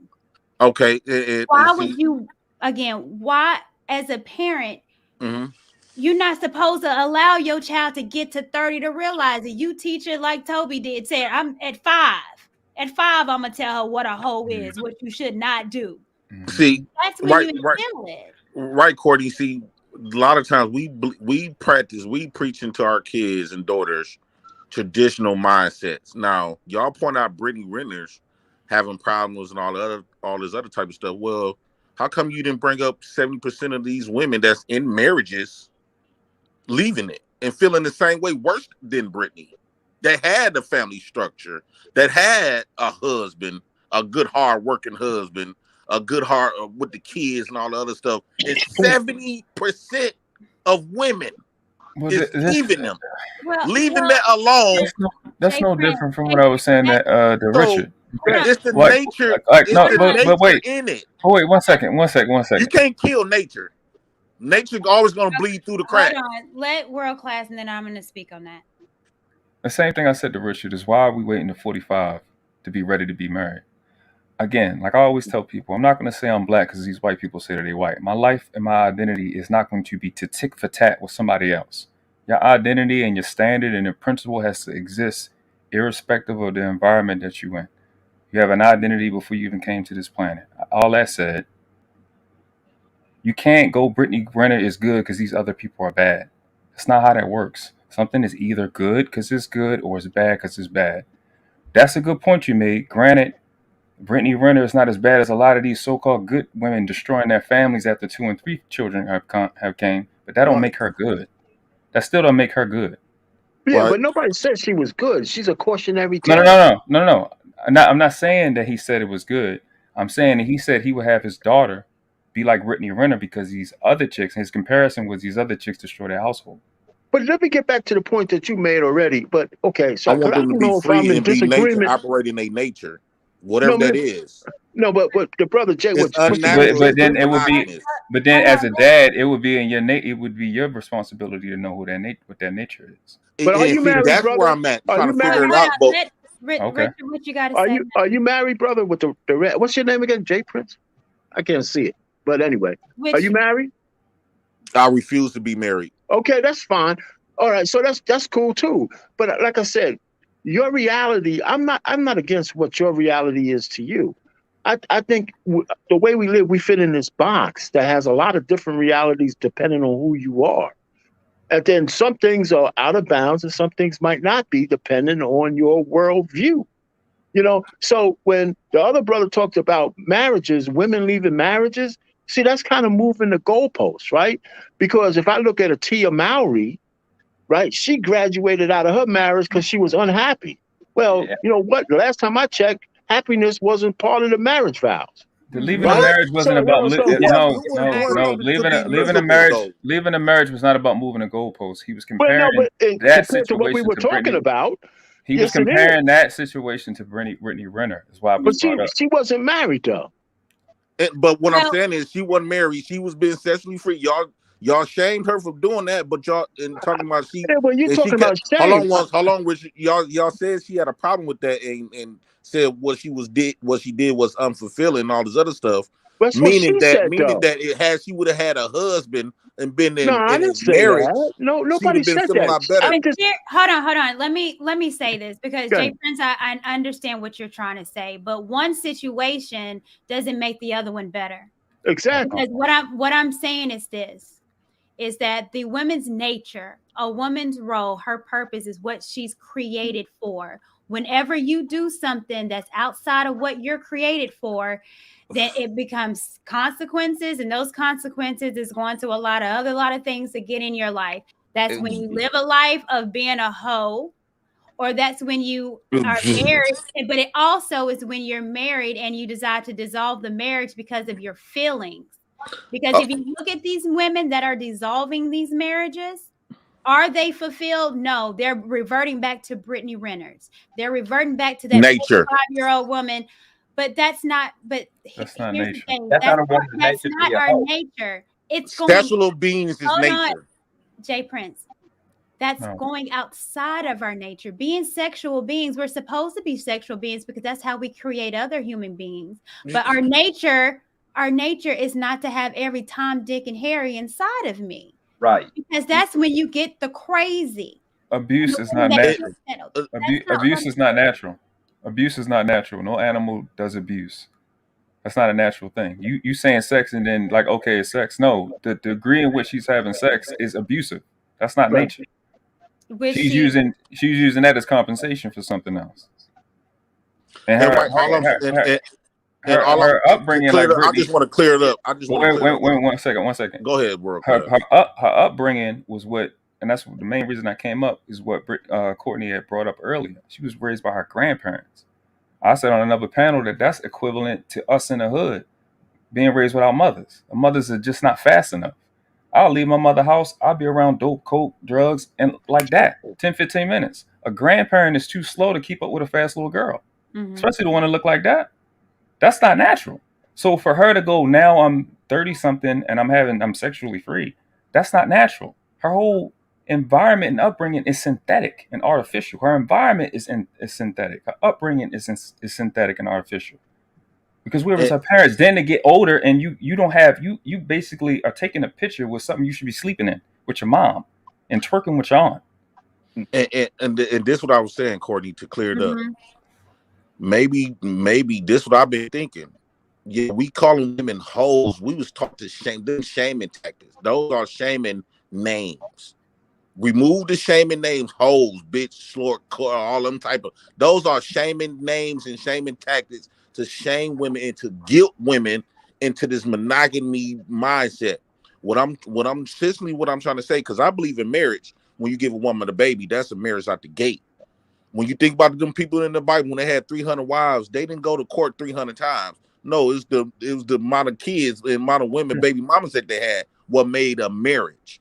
Now, what I'm saying, when we go back to the natural order of things, the reason why they probably losing their mind and stuff because of our negative mindset that we have today. But had it would have been way before back when, we would still had the natural way. Maybe she been sexually free. Maybe you know what, brother? You're onto something. But let me say this. You're onto something. Let me just land the plane right quick. Finish, Richard. Okay. I'm sorry. Go ahead. Let me see what he Let's just land the plane right quick. I never met most people that's in marriages that practice this monogamy stuff. For the most part, it never really worked. Yeah, they say they've been together for 20, 30, 40, 50 years. The first 5 to 10 years, they was in love and everything, not even that long, but I'm giving you the benefit of the doubt. The last 20, 30, 15, they was sleeping in separate rooms. They really can't stand each other. And they feel stuck. They feel miserable. And then they got kids together, so they just whatever type of marriage. It's not like a happy marriage. No, it's like a whatever. I don't want to leave because the court's I got to spend all this money, so it's cheaper to keep. That didn't start with no young folks.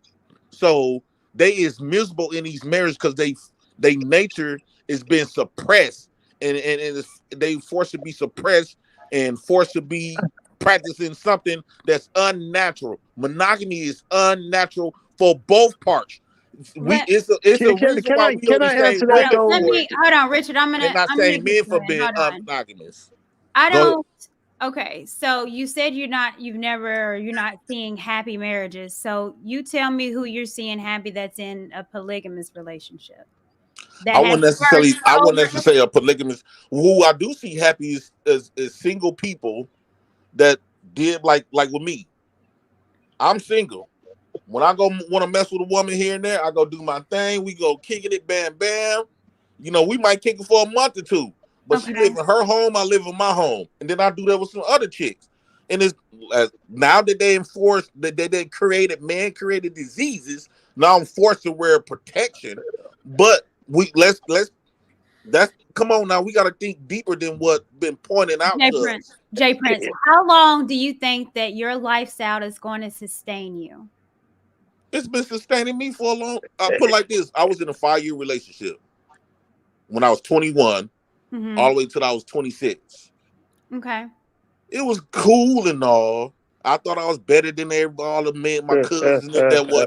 I thought I was better than all my cousins that was going around all they loose. And we didn't have no kids. I didn't have no kids. She didn't have no kids. And we thought we was better. But deeply inside of me, I wanted that. I'm like, man, I want me a family. In my early 20s, I was like, damn, I want a family. We were trying to have kids and couldn't have none.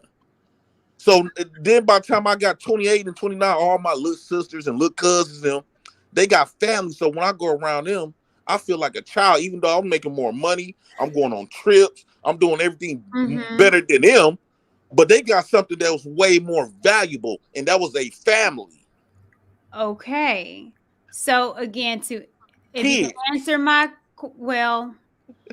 How Can long I? do you think that your lifestyle is going to sustain you when your children get old and move out? Mhm. How long do you think how you're living is going to sustain you as a man? And then I will just continue the process. I might go out to give me some more kids. I'm not See, stopping right I here. knew I'm he was going to going to have say more. that. My dad had 14 kids, Can and I? I'm thinking about reaching the See, same number. I this want to is populate the world. I want to have a lot of kids. I Can I? love Can I? getting women Can I pregnant. say something to that? I mean, oh, look at my face. Who Stop. don't, we are supposed to love to get women pregnant, and you supposed to No, love to you're get not. be pregnant. No, no, no, no, You no, supposed to adore to be no. pregnant. Courtney, can I? Can Can I say something? Okay, yeah, you can, Rich, but let me continue this a little bit with Jay Prince because Okay. me being pregnant is not for every man to be just a skeeting up inside of me being pregnant. I'm supposed to enjoy it. That's now I'm thinking about Alvin Preach. It's a sickness. No, that's not how it goes. And the thing is, that is the most A selfish, lot of us the men, most we talking shit, but Jay we Prince, love a little hole Jay on the Prince, side. the most Shit. selfish act of any man or any woman is just to get pregnant or impregnate just because I feel like it and because it feel good and I want a child. A child shouldn't be an accessory. It's a responsibility. You having all these multiple kids, Nick Cannon, how are you going to be present in their lives? Shout out to Nick. Courtney, I'm can I? present now. Can I? I don't got one baby mama. I got multiple baby Can mamas, I? and, Can I? and Yeah, all my it just baby keep getting mamas worse. they Let get me along with talk each to this other. guy.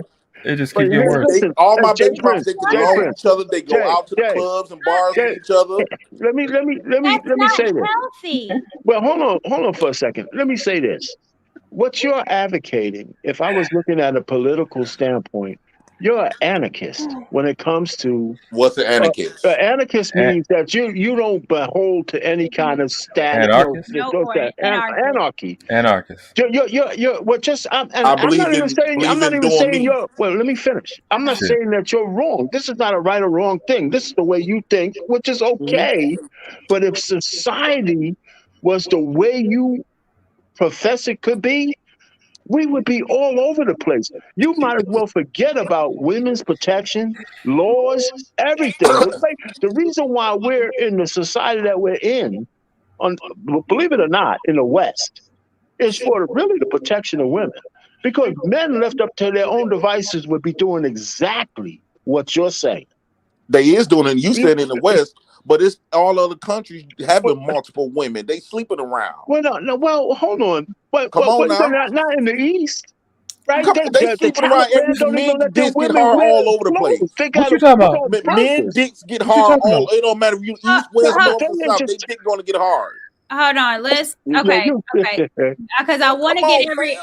hold on, I want to get everybody's opinion. Go ahead. But let me again, Jay Prince, baby, Lord. You know, I don't mean to laugh, but because I don't Courtney, you disagree might with not the think you brother, might but laughing at it's what I'm not that. saying right now, but I'm if not. you No, can constantly think about it, it makes sense. no, it does not make sense. It It don't. Not doesn't. even a little bit. Here's the thing, Jay Prince, and again, this is what's wrong with us. This is why that 45-year-old woman is throwing her baby out her room so she can get ready to go to the club because she's thinking of herself. When That's you right. become a parent, it's not about you. Right. Your life ain't yours anymore. The fun stuff that you want to Whoa. do, it's not. Yes, it It's not. is. No, it is Whoa. not. Your priority is for your kids. Now I understand that. When you decide to have a child, the perfect situation for a child is to have mom and dad under one roof. Right. And if you want multiple kids, have it with that one woman. If That's not not, how God designed you're already setting that child up for dysfunction because you not being a dad to be a protector and a provider over that household. And when you gone being a daddy under another household, it leaves that child open for something. It leaves that child open for another man to get in their house and mama. Right. You Right. open your child for things. And Nick Cannon's already saying he don't got enough time for his kids. The majority of children, of children that get touched and molested is usually by somebody under with their mama. Right. A family member or a boyfriend. You open your child up when you have multiple kids, not under one roof with mom and dad. That's just a fact. Mm-hmm. Okay, I see what you're saying, Courtney, but this is what I'm trying to say. When you say my life don't revolve around me no more, it's about my kids wholeheartedly. I disagree with that. Yeah, I got to spend more attention with my kids, but I'm not finna 100% attach myself to my kids, because what happens when they get older?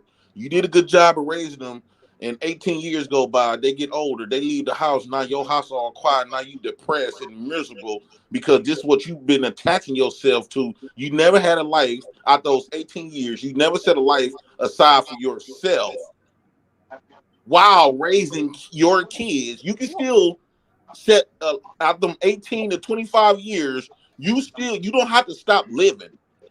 You can still set your life. You got a life out right here. You got life that you got with your kids, and you got life for your personal life. You should never devote your whole life strictly on your kids, because they finna get older and live their own life. Then what about you? I'm going to respond to that. Because again, in my situation, how I live my life is for my daughter. So that means I want to be married so she can see something healthy, a marriage, a man loving her mother loving a man, because she needs to emulate that. That is a core purpose. My core purpose, because I have a daughter now, I think I'm going to go out and party and kick it and have all kind of dudes up in my house. No. So you got to work that out. She want her daddy in the house, not no man. Listen to me. My life. If that's the case, let me finish. My life is, I'm a mother first now. It ain't about Courtney no more. So all the actions that I do has to make sure that this is something that my child can look up to. So any man in my life has to be a man that she can look up to as well. It ain't about me. If it was about me, that's Brittany Renner out having sex with all these ball players because that's what she wants to do. But look at her child now. How's she gonna grow up? Wait a minute, you talking about a stepdaddy? Yes. No. God didn't create stepdaddies. He created mother, father, and child. He didn't say a goddamn thing about stepdaddies. Stepdaddies is dysfunction out the gate. No, if you got to have a stepdaddy in your home, that's dysfunctional out the gate. So you can't put sugar on shit just to make you feel good. You know what? And I don't disagree with you, because that's not the order of things, and it shouldn't be the order of things. She want her daddy there. Okay. And that's not the order of things. You're absolutely right. Should have been married under one household. So that didn't happen. So now what? Either you work it out. Okay. Is the daddy involved? Is this personally? Yes. Okay, so she got her dad. She could call him anytime she go see him. Anytime she get ready. Okay. So now what? So okay, now if you want to go with your beliefs, and that's on you only got but one child, so it's not like you got multiple baby daddies. Correct. If you really want that for your child, I would say you need to stop even thinking about a new man. You need to work that out with your baby daddy who you gave that child by. You gave him a child. So Jay Prince, we'll keep this going. He's moved on. I've moved on. Y'all can't move on when you got a kid there. With us, he's in a relationship. Well, he might got to come out that relationship if you got a kid over here. No. The child is more important than somebody marry you. The ultimate gift a woman can give a man is a baby. The ultimate gift a man can give a woman is a child. Motherhood and fatherhood. You are so you gave him fatherhood, he gave you motherhood. Hold on. When that doesn't happen, and you've tried to make it work, and this is a lot of us in there, if it doesn't happen, if you get a divorce, if the the mother pass away, that's anomaly. It's still, if you get a divorce and you couldn't work it out, things happen. Now what? I thought a marriage wasn't supposed to get no divorce to death do us part. What I'm Hold saying on, is, hold on, Courtney, hold on, hold on. Things happen, divorce happens. The ultimate way that we're supposed to be, it is supposed to be a man and a woman under one roof. But the reality is that some shit don't work. So now what? well, like my baby mama doing right. She decided to not have no man until her kids is grown, especially living in the house with them. And by me being heavily involved, she keep me involved. She didn't try to put the she not trying to fight to get me away from the child. I moved right across the street. So she living her life and I'm living my life. She got her men, stuff like that, but it's away from my child. And my daughter here now, she around her daddy more than she is with her mama. Okay. So, and I'm still living my life. Okay. So what I'm trying to say is that the best opportunity is supposed to be marriage first, to give that child a whole 100% chance. I didn't do that. I should have. So now what? So now it's me saying, I understand that the situation that I did, having a child before I got married to her, put my child in a situation where she doesn't have mom and dad under one roof. Now, He because said, he said, I he's, understand that, but you got a broken leg. hold on. Because I realized that, I Mhm. also realized that she still needs her dad. So that's why we have 50-50. So he get her half the week and I have her half the week. However, it is still important that she still sees her mother in a healthy relationship. But she don't. But what I'm saying is that's for the healthy relationship is for you. It's not for her. It is The not the just for me. No, she no. does What I'm not like need. my kids don't need another man in their lives. As a matter of fact, I would be offended if my kids looking up to another. No, my kids don't need that nigga. That dude is just a dude. If he was so this is what I be saying. Let me say this, Courtney. This is what I be saying, Courtney. When men be talking about, man, you talking about with the black community, helping black community, don't these women need fathers in these homes without no daddies? Okay, you really care about the black community and these kids, why do the booty got to be involved? Because it's a lot of foster care. It's a lot of foster care where these kids don't got a mama or a daddy. Where y'all men at now? But ain't you know where y'all at? Y'all not gonna be there because ain't no big round brown, big old booties involved. So you don't want to take care of no kids. They only coming in take care of the kids because you got a big round brown. But here, okay. I do not believe that any man should feel obligated just to be taking care of another man's child. I think it's important that if a man is going to be with a woman with a child, that they ask, is the dad there? Because that's important. A stepdad is not taking over a role of a father. Why they call them stepdaddies then? But one thing though, Courtney, I know Jay Prince. Listen, again, you're an outlier, right? You're not the norm, and I'm not even saying you're You want wrong. another man raising your daughters? Let me finish. This is not bad. I'm not bragging. No on man, you don't want no man raising your daughters, do you? No, absolutely not. So what I'm saying is, what you're saying is, but here, Courtney, let me also tell you. And Courtney don't want no another woman. Let me finish. Her Jay daughter Prince. called another woman mama. Hold on, Jay Prince. Any man who's gonna court you, Courtney, I don't give a shit what he says. He wants those cheeks, and he's willing to do anything he can to get those cheeks. And so that's no lie. Don't even be fooled by that Buy the shit, kids man. some candy and shit. Yeah, man. Don't be fooled by that. I mean, even if he's I'm a not nice guy. fooled. I am not fooled at all. Because these men ask Okay. As that, long as we got Courtney, that you gonna straight. find As a long as we husband, got Courtney. that straight. All right. Courtney, you gonna find a husband, right? Let's say you find a husband. I mean, I'm right You now. working on something. You don't got to tell it. You working on something. But ask that man that you working on, when was the last time he visited any foster, since he care about these kids without no male figures?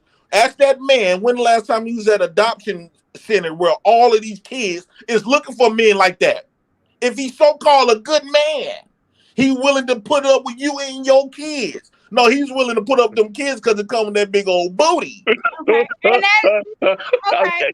Because the booty off the table, them men ain't gonna be there. Hey Prince, let me say this, because again, I have with my daughter, and my daughter's with her dad right now, and she's with another woman. That's not her mama. Do you think I'm over here thinking, or my daughter thinks that that woman is her mom? I'm a present mother and I love her. But I know it's also important that, again, because she didn't get the opportunity to see her dad and her mom together, I think it's still important that she sees her dad loving a woman. Right, but And it's Courtney, important let's that be for she real. sees them, and it's important that she sees a man loving her mother. Right, but let's be for real though, Courtney. A lot Mhm. of women I never seen, because I never really heard too much of stepmamas. Yeah, that's every blue Mhm. moon. Primarily it was stepdaddies, and stepdaddies was anytime when you're getting compared to real fathers, to the point where women was advocate, they not even realize it, but they be advocating for men to become stepdaddies than the real daddies. They want to bring in stepdaddies in the home and fight to have stepdads in the home way more than the real fathers. In fact, we have seen over the years, women will usually push out the real daddies to bring in the stepdaddies. Anytime that's getting compared to the real natural order, that's a serious problem. So Courtney, I got a Stepdaddy, question. a stepdaddy I got a will question based. never. I don't care how much gifts he buy your kids for Christmas. I I got don't a care question based off how what he was many saying, right? shoulders he have for them kids to cry on. They still gonna want their daddy. Let world class They speak. no good deadbeat daddy. Let work. So you said it's important for the children to see a good relationship. So based off what he said, let me ask you this: if don't have to be you personally, but we all can put ourselves in this situation. Mhm. If the daughter is seeing the dad have that type of loving relationship with another woman outside of that's not the mom, is that enough? I don't think so. Okay, why not? I think when she sees her dad loving a woman, she sees her dad. It's more personal when she sees her dad and him loving her. But me, when she's in my house, I'm going to be able to teach her how to be a wife. There's some lessons that she can't learn from a stepmom, because that's not her mom. I am. And so it's me and her seeing the vetting process, a man courting me, and me talking to her about my mistakes and this is how I'm doing it, because that's how my mom taught me. I have a stepdad. And I my had 5 stepdad, of them. okay. Well, I have one, and my stepdad has been in my life since I was 11, and I'm 39. And I have a biological father too. But it was important for me to see my mom. She was divorced and she remarried. And that was important for me to see, because generational curses, look at me now. And I'm doing the same thing around the same age that my mom was. But Courtney, And don't I you think love your my daughter? stepdad, but he's never tried to be my dad. He was my mom's husband. But don't you think your daughter would rather see? Which one your daughter rather see? A man loving her mama, or her daddy loving her mama? It's always going to be the first thing, and that's what So we out need the to gate is the promote. dad, right?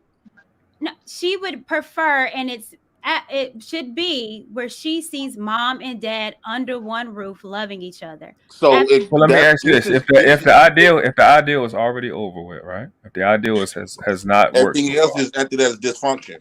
if the ideal is already gone and she already has it, what Jay Prince is saying, what I've heard plenty of times, is having the mom wait until the young lady is adult age to remarry. Right. Because if it is it not enough for the mom to not have the experience you want, or is it not enough for the young lady, the daughter, to be able to see a functional relationship and translate that experience into a functional relationship for herself? Because Right. I think we contaminate what we want in our own, I'm gonna say, consumer experience and how we think about things versus things from a principle standpoint. I don't hear people saying principles enough. Principally speaking, if the ideal is already broken, we can't have the ideal principle. Mhm. Mhm. And I'm not saying no to it, but I'm just saying, if this thing has happened, then the standard has already been dropped, and there's a certain level we want to keep it at.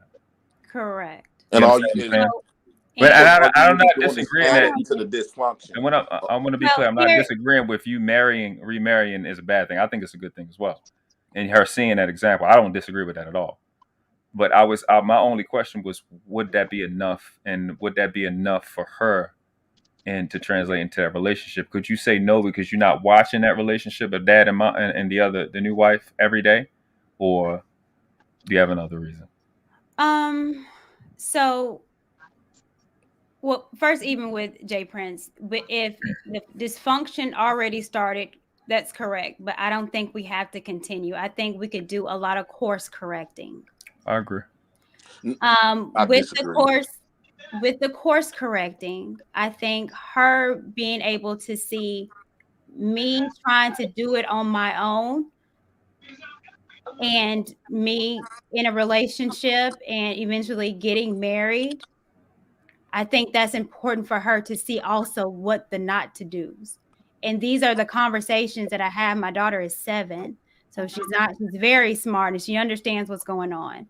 And what I've told her is that, do you want to see your mom out here cutting grass, having to take care of every single thing? And she's like, no, Mom, you shouldn't have to do that. I want you to love. I want a man to love you. You lucky you don't got no sons. I just have a daughter. Right, because Yeah. sons think totally different. Well, maybe, and I'm not a mom. I don't have a son. I have a like this. What I'm saying, Courtney. Like, okay, for your monogamy standard, right? Mm-hmm. This is for your monogamy standards. You gave up that right when you gave a man a child that you didn't know that you're going to be monogamy with. So I gave up what? What did I give up? I just want to throw this out here because you're a godly person. I know you is. Hold on. What did I give up? You when you, because you're a godly person.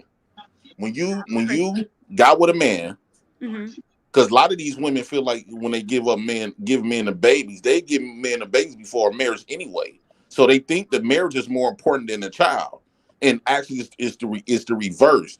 When you gave a man a child without knowing for a fact that you, according to your standards, right, without knowing for a fact that y'all gonna do this forever, at least till the baby is grown, at that point you gave up that right to be married and all this other stuff. So everything this is what I mean by you godly person. Okay. We all know when you start something that's built off evil, I don't care how much sugar, how much righteous you put on it, it's still built off evil. Hashtag America. America was built off evil. We can't say America is a godly place when America was built off evil acts.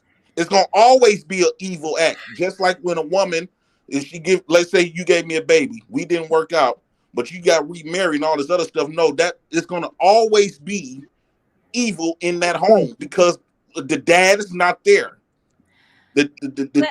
She got to see mama, she got to see a stepmama, she got to see a stepdaddy. It's already problematic out the gate. Let me go back because it's not evil. There's not evil in my household. And it's sinful, but it's not necessarily evil. Sinful and evil could both put you in hell, right?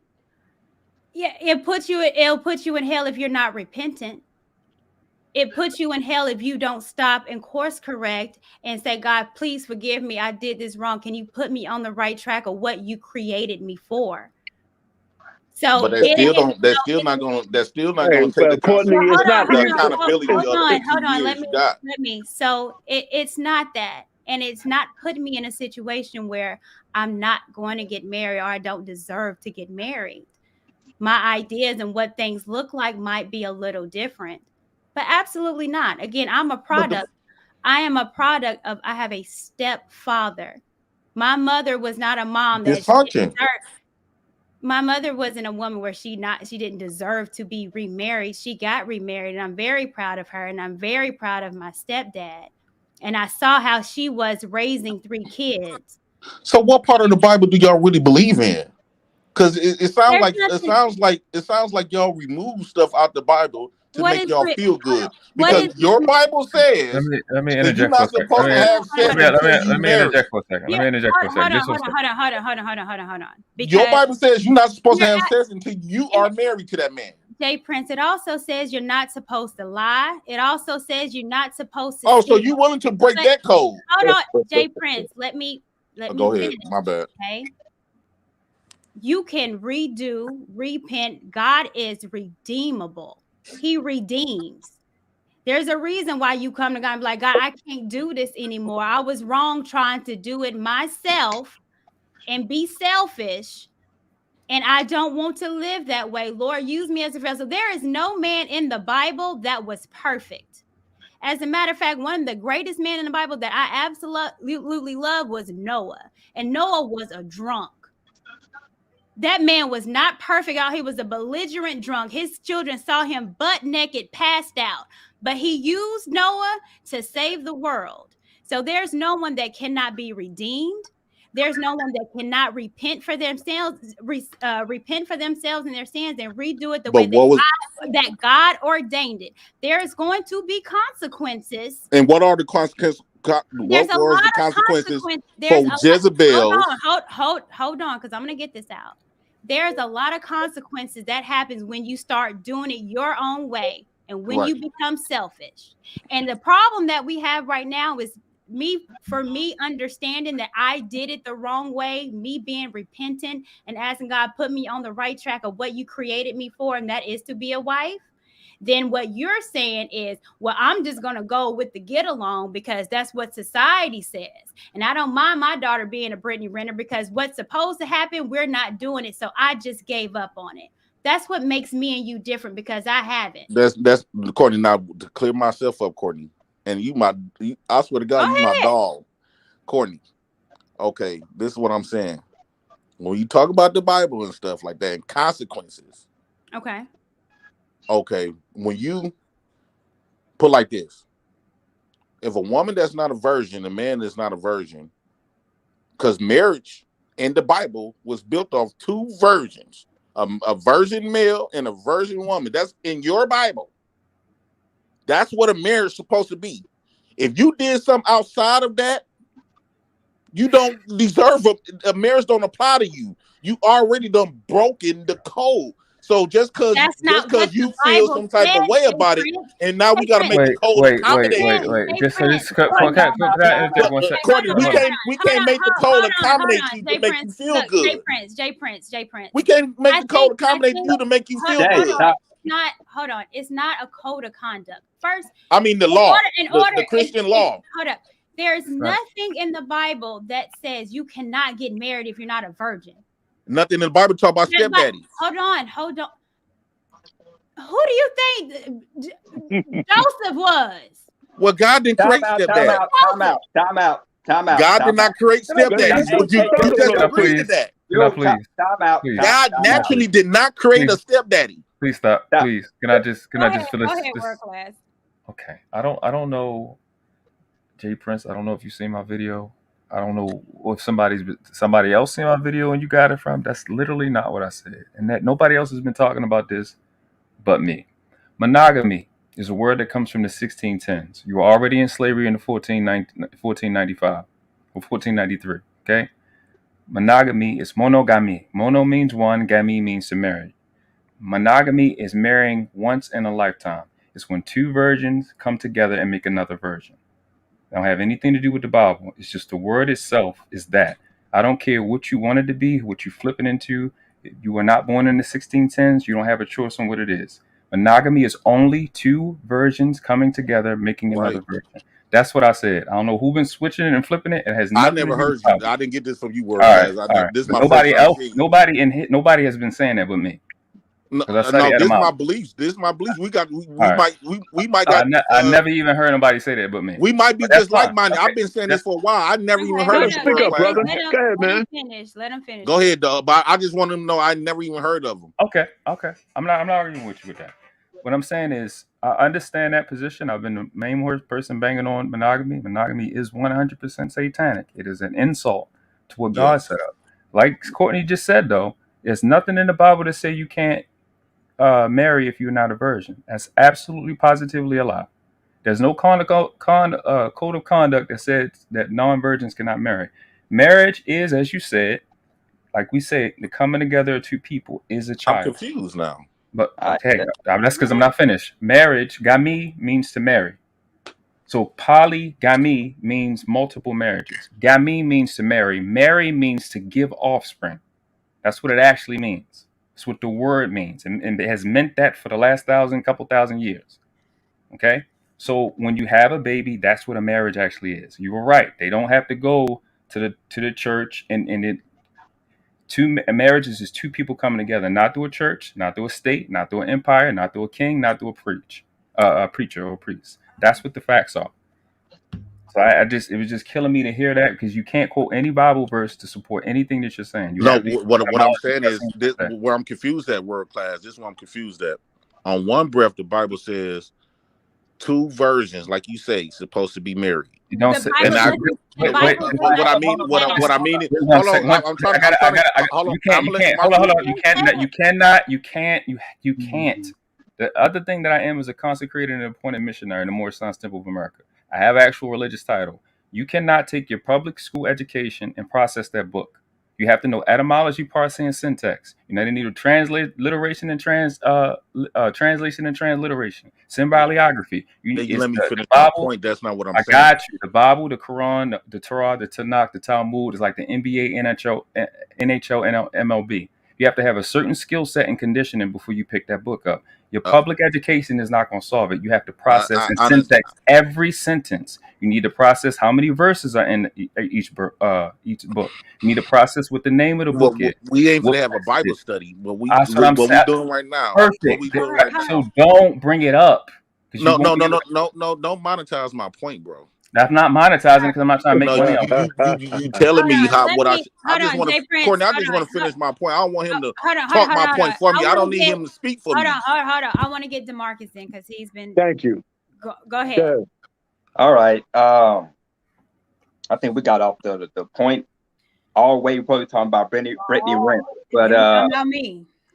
Yeah, we've gotten we left field, missed the home run, foul balls and strikes all throughout this conversation right now. The point is, he needs math. No, I'm just kidding, DeMarcus. Right. Go ahead. But back to the virginity thing, and I'm gonna go ahead and just explain that. Like World said, you will never see a scripture that says 2 virgins shall. That's nowhere in the Bible. When you look at the origin of the word virgin, it's Latin. It means a woman of marriageable age. Period. Point blank. It ain't no extra definition to it at all. It just means a woman of marriageable age. So you can be a 40-year-old virgin. You can have kids and still be considered a virgin because you're a woman of marriageable age. Point blank. Second, I know it's gonna upset some of y'all in this come on, fam. In the street. Hold up. It's gonna upset y'all. But Christ did have an earthly father, Joseph. Joseph was not a stepfather. But we can talk about that later, because holy crap, we gotta get that delusion corrected. And now back on the I forgot my dang on point, but yeah, that's all I wanted to get out, because man, that word virgin, Corny, y'all please. Well, let me add one thing, because I was quiet for a second. Go ahead, Richard. Okay, look, first of all, Courtney, let me say this.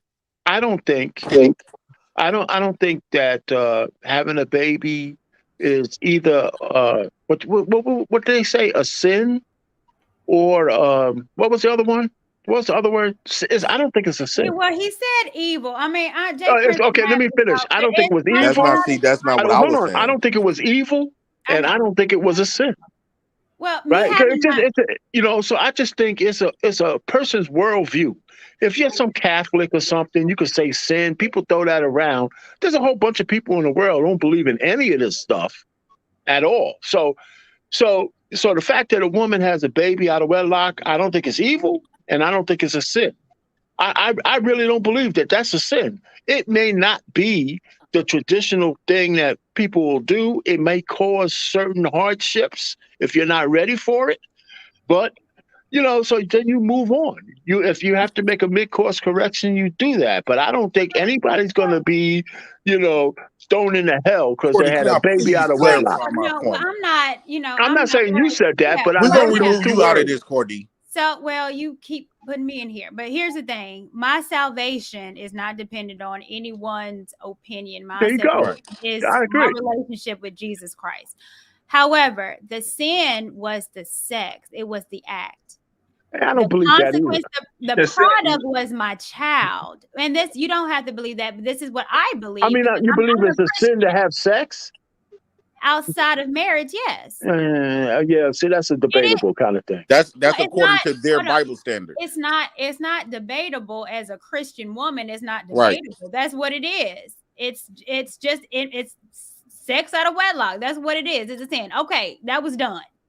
But my child was just a product. My child is not sinful because of that. This is a product of me having sex. What would have been a sin is I got pregnant and then I decided to abort. Now that would have been Delete. Okay, now can hear Courtney, this is what I'm saying because it sounds like we. And can I please finish my thought? It Yeah. sounds like we're doing a lot of accommodation for people who we care about, but let's go strictly on law, principle, and correction and consequences. Okay. And what I'm saying is, like in African places, right? Mm-hmm. If a woman have babies by multiple men, or just have a baby and then the father's not there, no man won't touch that woman. Especially they probably would screw her, but they won't think about marrying her.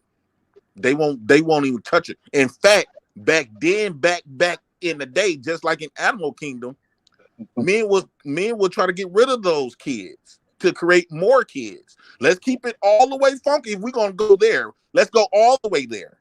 Men were never about raising somebody else's kids. No, men was really about getting rid of her own kids who the father is not there, and to give her more babies. That is, see, we try to because we care about women like Courtney. It's not only you, Courtney, but we care about them. So we try to accommodate and try to make. Since I made this sin, I think I had enough of consequences. Now I should be deserving of a marriage. That's a marriage is only designed. It's only designed for the peer woman and the peer man. We cannot. Jay If Prince, it's not you're peer, right it's not now. marriage. Let's be factual. And when I'm talking about marriage, I'm talking about a biblical marriage. It does not say that. What you're saying is an absolute lie. There's nothing in the Bible that said in order for you to be married, both parties need to be pure. So what's this sex out of wedlock coming in place? There's nothing in the Bible that says that you have to be just a virgin. There's nothing. So the Bible says that the Bible. So Courtney, I'm asking you: are you telling us, the world that's watching you, that in the Bible it says that, according to what you're trying to say, that if I've been fucking all over the place and this woman been screwing all over the place, they still should be able to have a marriage in the biblical format? Have you ever heard of Mary Magdalene? How long was world class? I want her to answer. Because I don't understand what you're not getting. Marriage is the union between a man and a woman. That's it. God never said what type of man that has to be or what type of woman that has to be. Like world class said, have you ever heard of Mary Magdalene? She was a whole prostitute, but was repentant and went to the feet and kneeled to the feet of Jesus Christ. And you want to tell me that because she was repentant and God says that he redeems, and because of his blood, you are. So why do they call them kids bastards? A bastard. What is a bastard? A bastard child is having a child without marriage. Excuse me. What does that have to do with marriage? That a bastard child doesn't have a parent, doesn't have a father. That ain't got nothing to do with marriage. But what I'm saying is marriage is between one man and one woman. That is it. So to say that I'm not deserving of a man or a marriage because you have a child, that's not biblical. Well, in our nature, every day. And my God. Okay. Now, Courtney. Now this is some real stuff. In men's nature, the only time the only women that we will accept that talking about, no, I'm not giving this booty up until then, until we get a ring on and all this other stuff. The only woman that could come at us like that is a virgin that never been touched. If a woman been touched by multiple men out of her 20s and teenage years and got kids all over with all this other stuff, she has no right to tell no man, now all of a sudden you abstinence and you celibate. No, you're not worthy of no marriage at that point. No. Jay Prince, that's how we operate as men. That's you. But your standards on what you want to, you don't even want to even be a husband. You're not even talking about marriage. But what I'm saying, it's a lot of men that believe what I believe. You have no dog in the fight. It's Courtney. You cannot sit up here and say that you have not heard or met men that you won't want your son to be. If your son was a complete virgin, he did everything the biblical in the right way because he got a godly mama. He was one of your standards that you helped to pass the traditions down to him, and expect for him when he get older and meet a woman that's been fucking all over the place and got kids all over the place. He got to give his purity when he did everything the right way by God and by the Bible, and now he got to end up with a woman that got babies all over the place, been fucking everybody, done all the men done smashed. Would you want your son to be with her? So what kind of standards is that? As a man, you should have a standard. You should not be with a woman that's loose. Which woman you want him to be with? A woman that's a virgin like him? Or if he's a virgin, yes. That's all I'm saying. Okay, but I don't know. You're moving the goalposts because first we're talking about marriage. Marriage is nothing to do with a virgin. All I was saying, some women qualify for a marriage and some women don't. You're doing the most right now. So this is what I'm saying. Marriage is different from what you're saying. Now, if you want to talk about the standards of what a man should have for his wife and what a woman should have for his wife, that's dependent on a man. But that doesn't mean that. Courtney, we've been talking about remarrying. We've been talking about remarrying and all this other stuff. Well, and what I'm saying is certain women qualifies for a marriage, which is primarily a woman that's a virgin, and other women don't qualify. Well, that's to you, darling. That is to you. How could a woman qualify for a monogamy marriage where majority of the men done been with her? Jay Prince, that's your standard. What I'm saying is that every man's standard is what he needs in his wife and who he wants to have as a helpmate. If she want to be in a poly marriage, then that would be more understanding. That is your standard. Because think about it, Courtney. Come on now, Courtney. Think about it. You the woman of truth. If a woman that been around in any type of marriage, I would consider that woman available. We should be able to get is no less than a poly relationship for the woman that been around. But for the monogamy marriage, should be only entitled for the woman that kept herself pure. Okay, so that's your opinion. I'm gonna get Sage talk and Uncle Stu. Thank you guys Uncle for joining me. Sage, what you got? Hey, what's going on? Can you guys hear me? Yes. Yeah, I can hear you. All right, cool. I just got back in from the gym, so I just kind of so I just turned it on and I'm listening to the conversation. I didn't know you would still be on, Courtney. I was like, you guys are heated up in here. I kept Courtney on. Well, I want to push back on a couple of things because when it comes to scripture, I've been teaching the scripture for close to 40 years now. So one, Courtney, that comment you made about Noah being a drunk, there's no such scripture as Noah being a drunk. The scripture says that after the flood, Noah made wine and went into his tent and drank wine as a celebration of life that happened, that the continuing of life that God spared him and his family and not kill everybody. Now, if you understand how wine is made, matter of fact, I used to study how champagne is made as a wine. It takes us at least 3 years to grow grapes. It takes another 5 years for the grapes to mature. Then when you mash the grapes to turn it into wine. The fermentation can take anywhere, depending on the type of wine, up to 5 to 10 years to make wine. Like now we make wine like out of Napa Valley. When I used to go up and hang out in Napa Valley, they'll make 3 to 5 year old wine. That's the piece of trash. That's why when you read in the New Testament, when at the wedding that Christ appeared and he turned water into wine, everybody was shocked because wine took so long to make and they had drank all the wine. At that point, when Christ made the wine was the best wine. So Christ actually, when he did that, he changed the whole process of when people say save the best for last.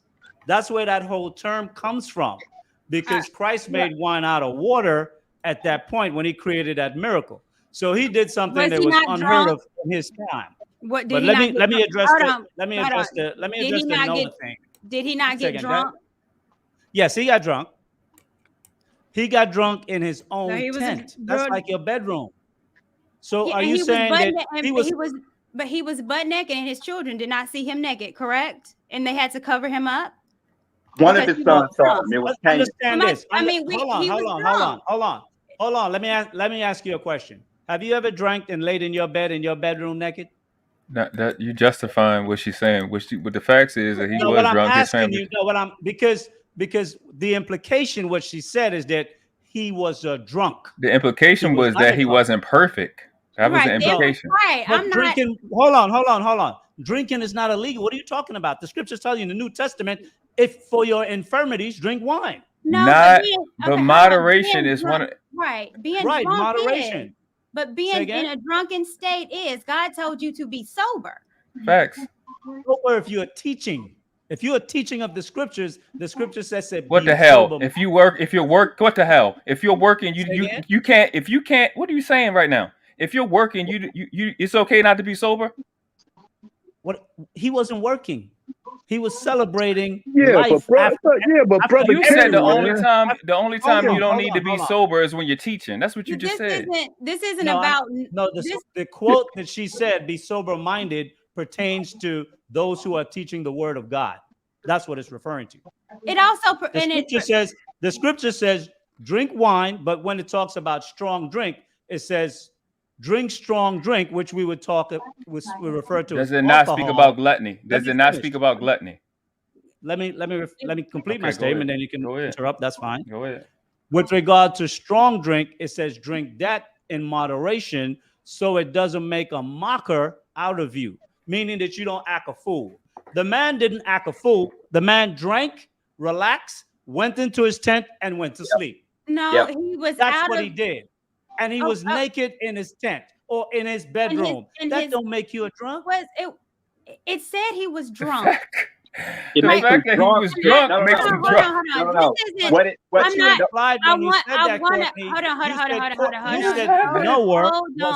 Hold on. That's not what she said.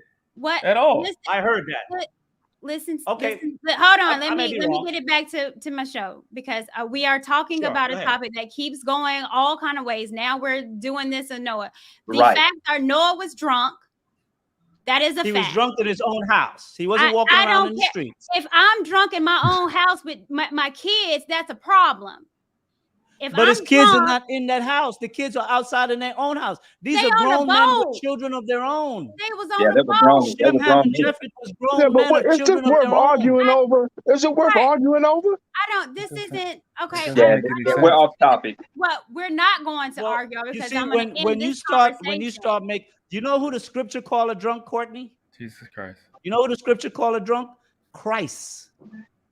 That's Matthew 11. Read it. He called them a wine bibber. He said he was a glutton. He ate a lot and he drunk a lot. So you said Jesus was a drunk alcoholic. The point was that nobody Jesus was an alcoholic. Hold on. This is going a little too Sound like a pookie to me. Jesus was a pookie, huh? No, he wasn't. What we're not going to do is wasn't a pookie. Hold on. Jay Prince, don't be disrespectful. Excuse me. Okay, now let me get back to my panel and my show. We're not gonna, Jay Prince, we're not gonna disrespect my God on this show. That's not. We're not. No. No, I'm saying when he said he was a drunk. Second, I don't. But that don't make him a pookie. Jesus You was know what, not drink? no. Okay. Jesus was not. I No was being drunk. funny because Richard called me a Hey, pookie. shut it up. Shut it up. Okay.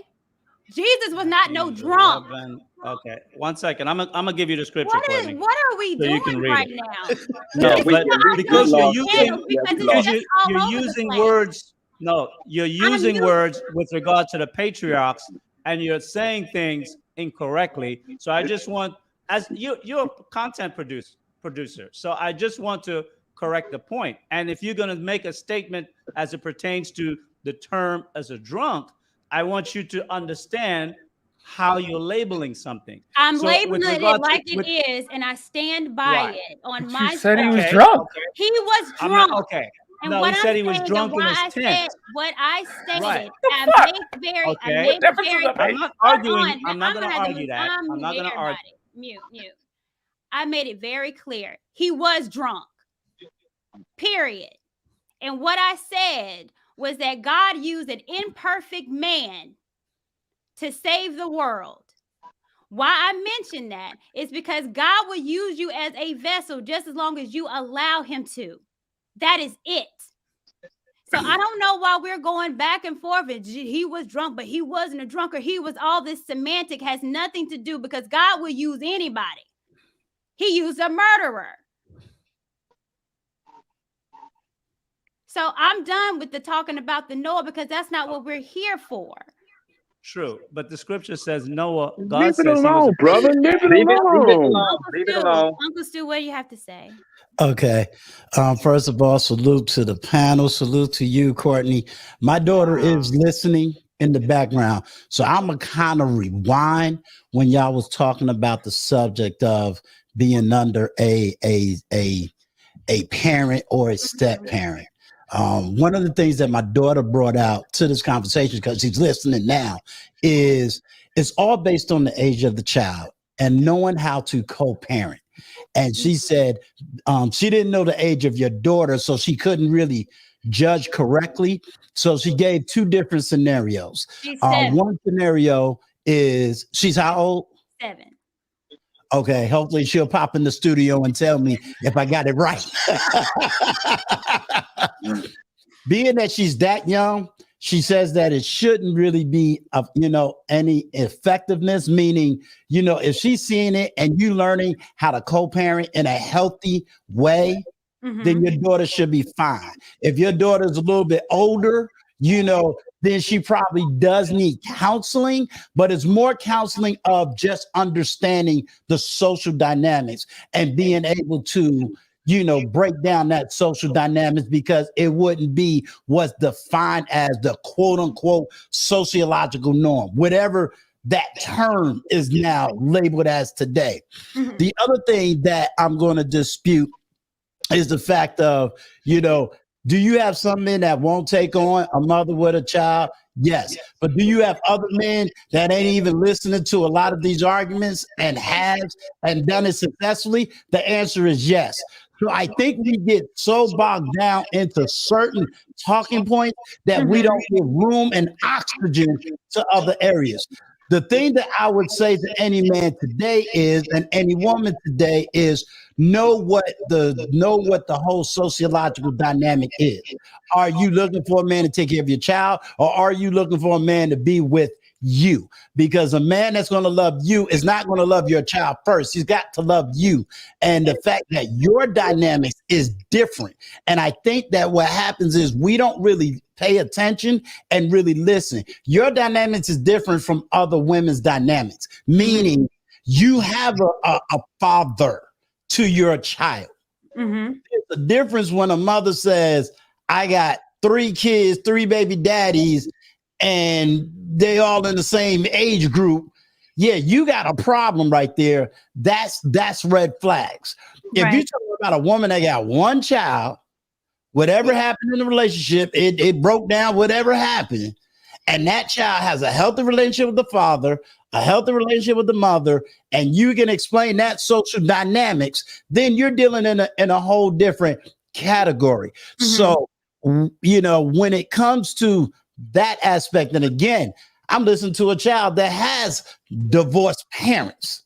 So if anybody going to debate, you can debate the 37-year-old that got divorced parents and have actually had to live through it. So that's how she's giving her commentary. She's a woman who's lived through it. So as I said before, I lived through it too. For most children, especially a daughter, she will always, and she's a big advocate of counseling. Why? Because there can be some things that your daughter might not be able to say to you out of fear. There might be some things that she can't say to her dad out of fear. You know what I'm saying? She's definitely not going to talk to the step parents or to, let's say your intended husband or his intended wife. And that's where outside counseling, has to be. Can I please ask Uncle Stu a question, Courtney? Please. Uncle Stu. It's not going to be, Courtney, it's going to be mild. I'm not going back and forth. No, it's not going to be a back and forth thing. I want to ask you a question of what you said. I studied to show myself approved unto God. I too have a degree in theology, and your stuff has been way off. Okay, I just want to ask you a question. Sure. When you said that is this man not going to accept a woman with kids? No, but it is going to be men that's willing to accept those women with children.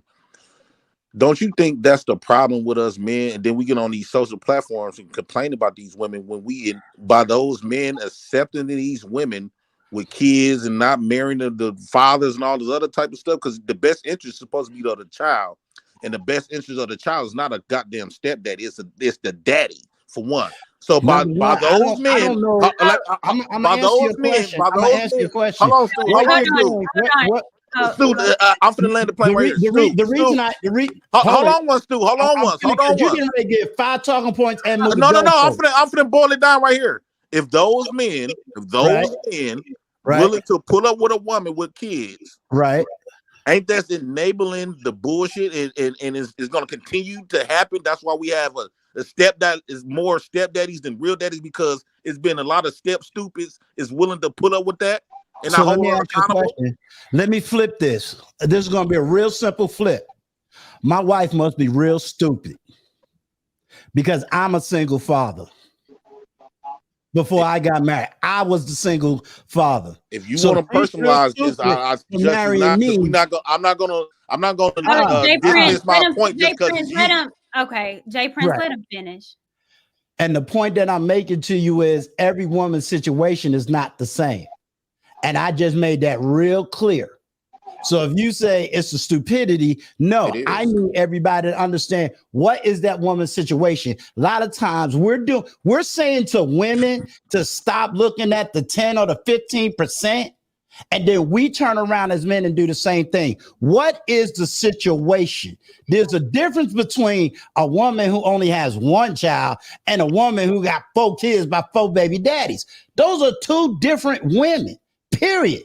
That's number 1. Number 2, am I sitting out here saying, well, every man go out there and get a stepmother or be a step? I don't know what every situation is. And I think too many times, just from this whole aspect, we are not taking the time to have the full out conversation.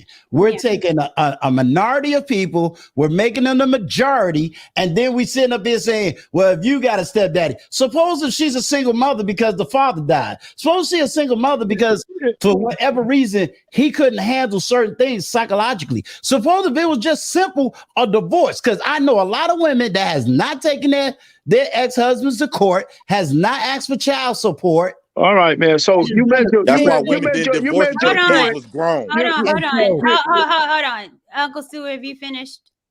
I want you to. I'm going to revert to a straight talking point. And you made your point, and we got it. That's why women did divorce until kids was grown and not the house. Hey. Chill out with the over talking, please. Y'all done come on, but Courtney, he over talked people. He was over talking me. Prince, you have over talked the entire show. Hey, the brother just got on and just said, you know what? I hear you, and I agree with you. One of the things that we have to do. I disagree with him. Well, wait a minute. Let somebody say something, though, man. Go ahead, Richard. The point is this: Black men. Let's just talk about Black men. We have always been quintessential stepdads through the decades. We just have always been. My grandfather from 1902 was a stepdad.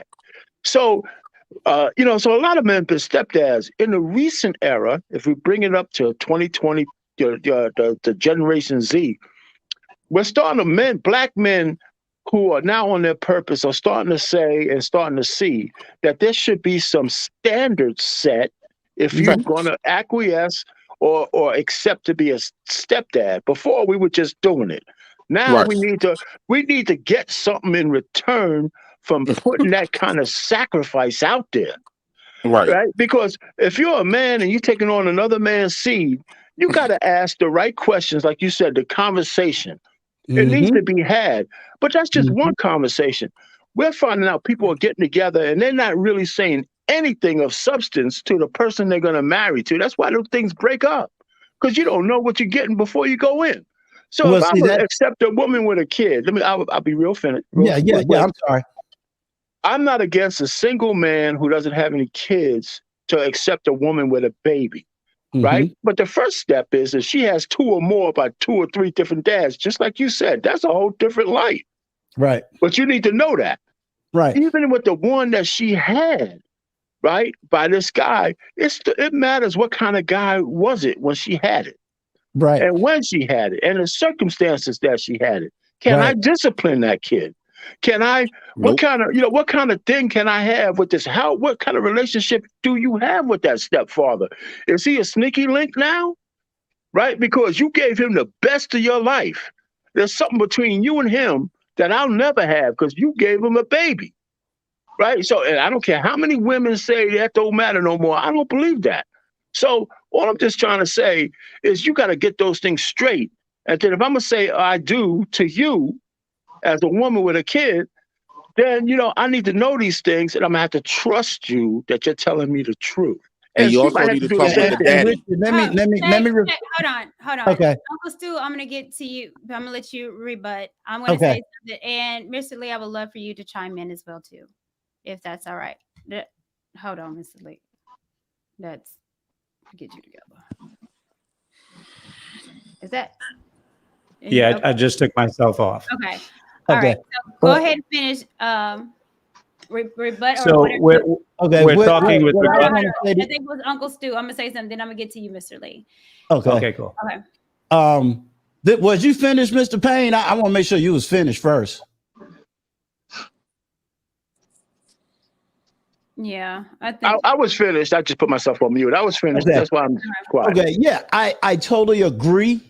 Because again, I think it has to be a conversation. Now, one of the things that I will say that is happening in this time or in this generation, let's say versus my generation, when I say that, I'm going back to the 1980s, early 90s, is because there's a large outbreak. There is, a larger issue taking place. We're finding out laws that, let's say, those laws didn't apply before. We're seeing a little bit more of, let's say, female selfishness that what I'm saying is a little bit out of control. So I do believe that you got to have these conversations. I am not asking men go run out there and no pun intended, go save the horror of the Black community by just doing that. I'm not arguing that standpoint. I'm taking a conversation y'all had almost 30, 40 minutes ago, and my daughter was listening in the back because we was both listening to the show, and that's what was the point that was being made, because it was argued that these kids is just going to be X, Y, and Z, and she was explaining from a child who has been in that situation, had to live through that situation, what is the best avenue to go through that situation. So if we're going to break the curse, yes. And I don't like using that term curse because I don't know how relationships got together and how they fell. Mm-hmm. I don't know what the real situation is. Before I go out here and just say, all of y'all did is put you in a box, and then I didn't like it going through the 90s, being called the Pookie, the Ray Ray, the this, the that, with another lump of men that I wasn't a part of. You see what I'm saying? So I can't sit up here and debate a woman and say, you're saying this, and then I'm doing the same thing I don't want women to do to me. So I try to listen to what is she saying, What are the facts versus what I could call the cap? So if we narrowed this down and we said, okay, we're looking at Courtney Michelle, and she done expressed her whole open book about her life, about her daughter. I asked everybody on the panel, how many, and I've said this on my panel, how many black women you know has went on a live podcast, apologized to the baby father, and took him off of child support? I'm sorry, that is not every woman doing it.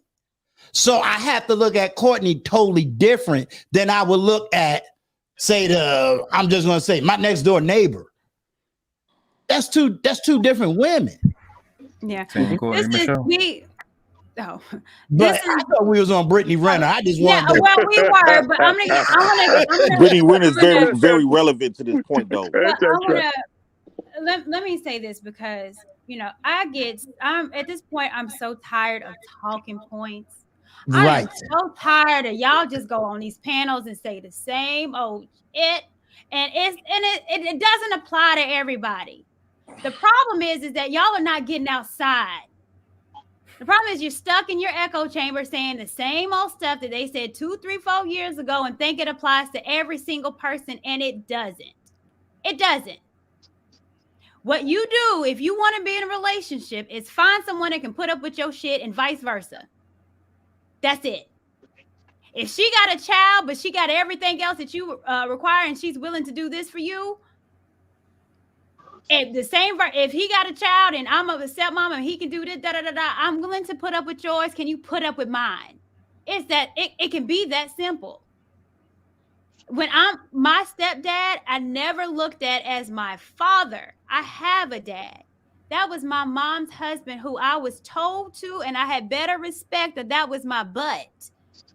And I respect him to this day. 29 years later. 28 years later, excuse me. I ain't 40 yet. 28 years that man has been my stepdad, who I respect and is still there. And my dad is there, and they respect each other too. And you mean to tell me that shit can't work?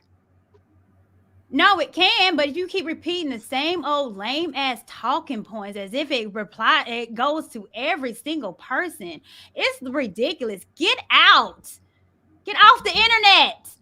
Get off YouTube. Quit listening to everybody and thinking that's their world is your world and their experience is your experience. It's not. Live, date, court. I'm so tired. Everybody says the exact same. Every time I get on a daggone panel, everybody's saying the same thing. I don't you date her, that she's sexy, like it's a robot. You are your own man. You should be able to understand the type of woman that is going to fit in your lifestyle. And if she doesn't, leave her alone. Go to the next. It is that simple. Get off these talking points. Talk about you and what you want and what's feasible for you. I know the type of man I need in my life. It doesn't mean that it's you. Just because you're a man doesn't mean that you are supposed to be in my life, and vice versa. Are we not free thinkers? No. Because here's we are. No, it's consequences for your actions. Absolutely not. Well, they want to eliminate the consequences Everybody for your want to sound actions. the exact same way because they want all the attention. They want the likes. They want motherfuckers to think that they got it all, and you don't. None of us got it together. None of us are perfect. We all make mistakes. We all have to deal with our consequences. Mistakes got consequences. Absolutely. And Jay Prince, And it sounds like you don't want to deal with the consequences. I'm going to finish. That's what I'm going to do. We all of us, every single person listening, every single person on this panel, not a one of us is perfect. And anybody that marries us is going to have to deal with some bullshit. That's it. That's it. Shit. Yeah, and Jay Prince, let's not. No, I'm not for marry no woman, no kids. That's some bull crap. Then that's you. But your standard and what you say doesn't apply to every single man. But what I'm saying is, Courtney, no. It's enabling the bull crap. Hold on. For you to think that your standard is going to be applicable to every single person is stupid, because it is not. My standards on what I want is not going to be applicable to every single woman. But Courtney, we have seen this out of Mr. life, Lee, and it's been messed up behind that. Mr. All that stuff you talking about, that's why our community is fucked up. No, our community is It's messed fucked up. up because of that point. Our community is messed up because we're not willing to realize our mistake and course correct. What we're willing to do is continue to be in our foolishness and continue on with it, and then allow our children to perpetuate the foolishness. That's why we're here. But Mr. Courtney, Lee, no, go ahead, no, Mr. no, Lee. Mr. Lee, let's go. Okay, thanks. With regard to the whole marriage and baby mama thing, from a scriptural standpoint, when a man has sex with a woman, she becomes his wife. That's scripturally. Yeah. He's supposed, if he the scripture says, if you Facts. meet her in the way, meaning if she's out and about in society, you rap to her, she is enamored with you, and you take her to bed. Once you break her virginity, you're supposed to go to her father and ask her for her hand in marriage. Now, that's how it was in the time of Abraham, Isaac, Jacob, so forth. After we came out of the slavery and we came into with Moses and we set up the society and the laws were structured and put in place, at that point, then the father would go to the parent or the mother of the woman and request that child for his son. If the marriage or the proposal was accepted, then there would be a period of time before a preparation for the woman, where there's a cleansing period for the woman. Once that's done, then there's a feast that is set up, and both families come together. And the night of the wedding, the woman and the man, the betrothed, because after they have sex is when they are referred to as esposa or espouse, meaning man and wife. Betrothed is engaged. Esposa or espouse is married. So when they have sex, they were supposed to have sex on white linen, and the proof of her virginity was to be in that cloth, meaning there would be some blood and there would be some other liquids. The wife would fold that up, that linen cloth. They would put frankincense, myrrh, and different emulsifiers. She would put it in a box and give it to her father. Her father would go to the priest, and the wedding would be registered at the priest. So after slavery out of Egypt, when the kingdom of Israel was set up, where we get all this biblical stuff, there was a cultural ceremony process established for marriage. No problem. How many of you men that are married gave a dowry to the Hold on, father? Uncle Luke. Uncle Stu, let him go. Can I finish? Yeah. Hold up. I understand what you're saying, Uncle Stu, but hold on. So that was the cultural proposal of how marriage is done. Now, with the issue concerning Mary and Joseph, Mary and Joseph had what we would term today, which would be similar to the ancient time, premarital sex. It wasn't, no baby was putting her by God, because when you read let me finish my thought. When you read the book of Matthew, it begins just like when we came out of slavery in Egypt. It lists the genealogy of the fathers. When you go into Matthew 1, when it lists the genealogy of David, it lists 42 generations, and it stops at Joseph. When you know what happened in the history of Israel, Herod, which was a Greek king, was sitting over Jerusalem at the time, and he was put there by Caesar to rule the territory. So Joseph was actually a king. Let me finish. He was a king. That's why when the scripture says Christ is the King of Kings, he came out of the line of all the kings. From when you read it, it's from David all the way down. So that is Christ's genealogy. When you read in Revelation, when the book of Revelation was given, the angel said, I am here to make a testimony that Christ is of the seed of David. The seed of is a man's sperm.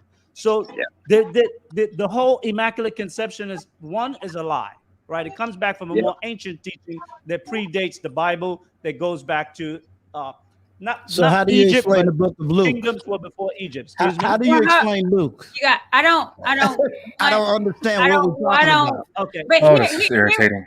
here's the thing. Okay, because Now- we have Christians and we have some Hebrew Israelites, and then we just Right. have some people just don't have no idea what they believe.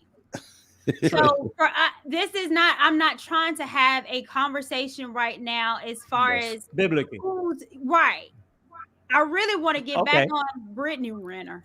Thank I want to Okay. talk about the Well, relationship. what I would because say, this is gonna- what I we're gonna battle back and forth because we all don't necessarily believe the whole same thing. Right. Okay, that's fine. I'm not going to dispute that. What I would say with regard to the whole baby mama issues, I think it was Uncle Stu might have mentioned something about what if the man dies. If a woman is in a marriage and the father dies, she's referred to as a widow. The scripture says the law on marriage is until death.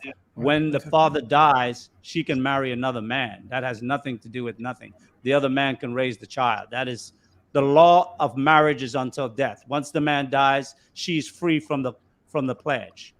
With regard to Brittany Renner or any other woman who have children out of wedlock or where the marriage split, if the scripture says, first of all, usually when, and this was before 1945, when a man and a woman separated and they had children, the children went with the father. It's only recent that now the Facts. children goes with the mother. So prior to that, the woman was released, and if there was a divorce, and she could go on and be with another man and marry that man, that was fine because that was a legal divorce. Miss Lee, Now, hold on. in the I don't cases wanna where we have disrupt- non-marriages, go ahead. Well, no, I don't want to disrupt. First, I just want to say, Jay Prince, if you don't chill out with the facts, like scripture. No, what I'm You're saying just hearing is, something I that do know sounds. scripture. You just hearing something. I was that raised sounds up in the good. same Yeah. church that you probably was too. What scripture does it say that? Where does it say that? In No, the Bible? what I'm saying, what I do know that the father back then, matter of fact, they used to have welfare dads back then. But what I do know that when a woman split up with her man, the kids goes with the father. Where it say that in the Bible, Jay Prince? I don't know the specific That's thing, what but I'm I saying. have You all I know have what read that. No, let me be clear. I have read that before. Where? Although I want to make this clear, I'm probably on the other end that I diminish that whole thing. I got my own beliefs, what I know for a fact, and we ain't gonna if we can't disrespect Christians, don't disrespect mine. Well, I don't think it's a matter of disrespect. It's just a Courtney, All I'm saying, all I'm saying is Courtney. All I'm saying is Courtney. Jay This all I'm Prince. sayey A a lot difference of of times, opinion what is Uncle not Stu a was talking. disrespect. Hold on, Sage. Let me please get this out. What I'm saying is, Go when we ahead. talk about baby daddies and baby mamas, all the other type of stuff, So- I hear these dudes. They talking about they have a conversation with the new guy that's for the marry the baby mama. Shit. And can I discipline the kids or not, and all this other stuff. He not having that conversation with the daddy, who kid it is. So you need to have that. You need. Can I please say this? Well, I was speaking and Because- because Hold on. No. Let Mr. Lee finish, please. Okay. Hold on to that. With You said- regards to the whole issue of baby mamas as a general, I think we have to have some kind of mercy with ourselves and each other, because we tend to be more harsh in forgiving one another as Black people. We'll forgive others, but we don't forgive each other so much. But what I would say is that we know that for the past 400 plus years, we have gone through all type of warlike attacks on us as a people, and the continued destruction of our society and the way we live. We are here at a point now where our community is not we are not no longer fractured. We are broken. And if we're going to try to fix what is broken, you're going to have a bit of mercy, and you're going to have a forgiveness, because like Courtney said, we all have sinned in one way or another. So because the community was broken, there was no father in the home, the mother was this or whatever, fine. If you want to take a woman with multiple children, you make that peace with you and the woman that you're going to deal with. That's one thing, because we can't really stand on any biblical code as it pertains to where we are now in the destruction as it pertains to family, because those codes would judge the parents and the children in a very harsh way if you wanted to apply that. So you really can't really apply that, because we have been destroyed as a people. Our Mm. culture, whatever it was, has been lost for centuries. Well, So we are trying to figure brother, things out. can I add Go something ahead. to what you're saying? I hear what you're saying. However, I don't disagree with the damage, but here we are, a lot of black men, right? A Right. lot of us, and I would say you're probably one of these guys too. We probably that? make 3, 5, or 10 times as much as the average man in the United States. So we can't really just rely on the damage that has been done to us in the past.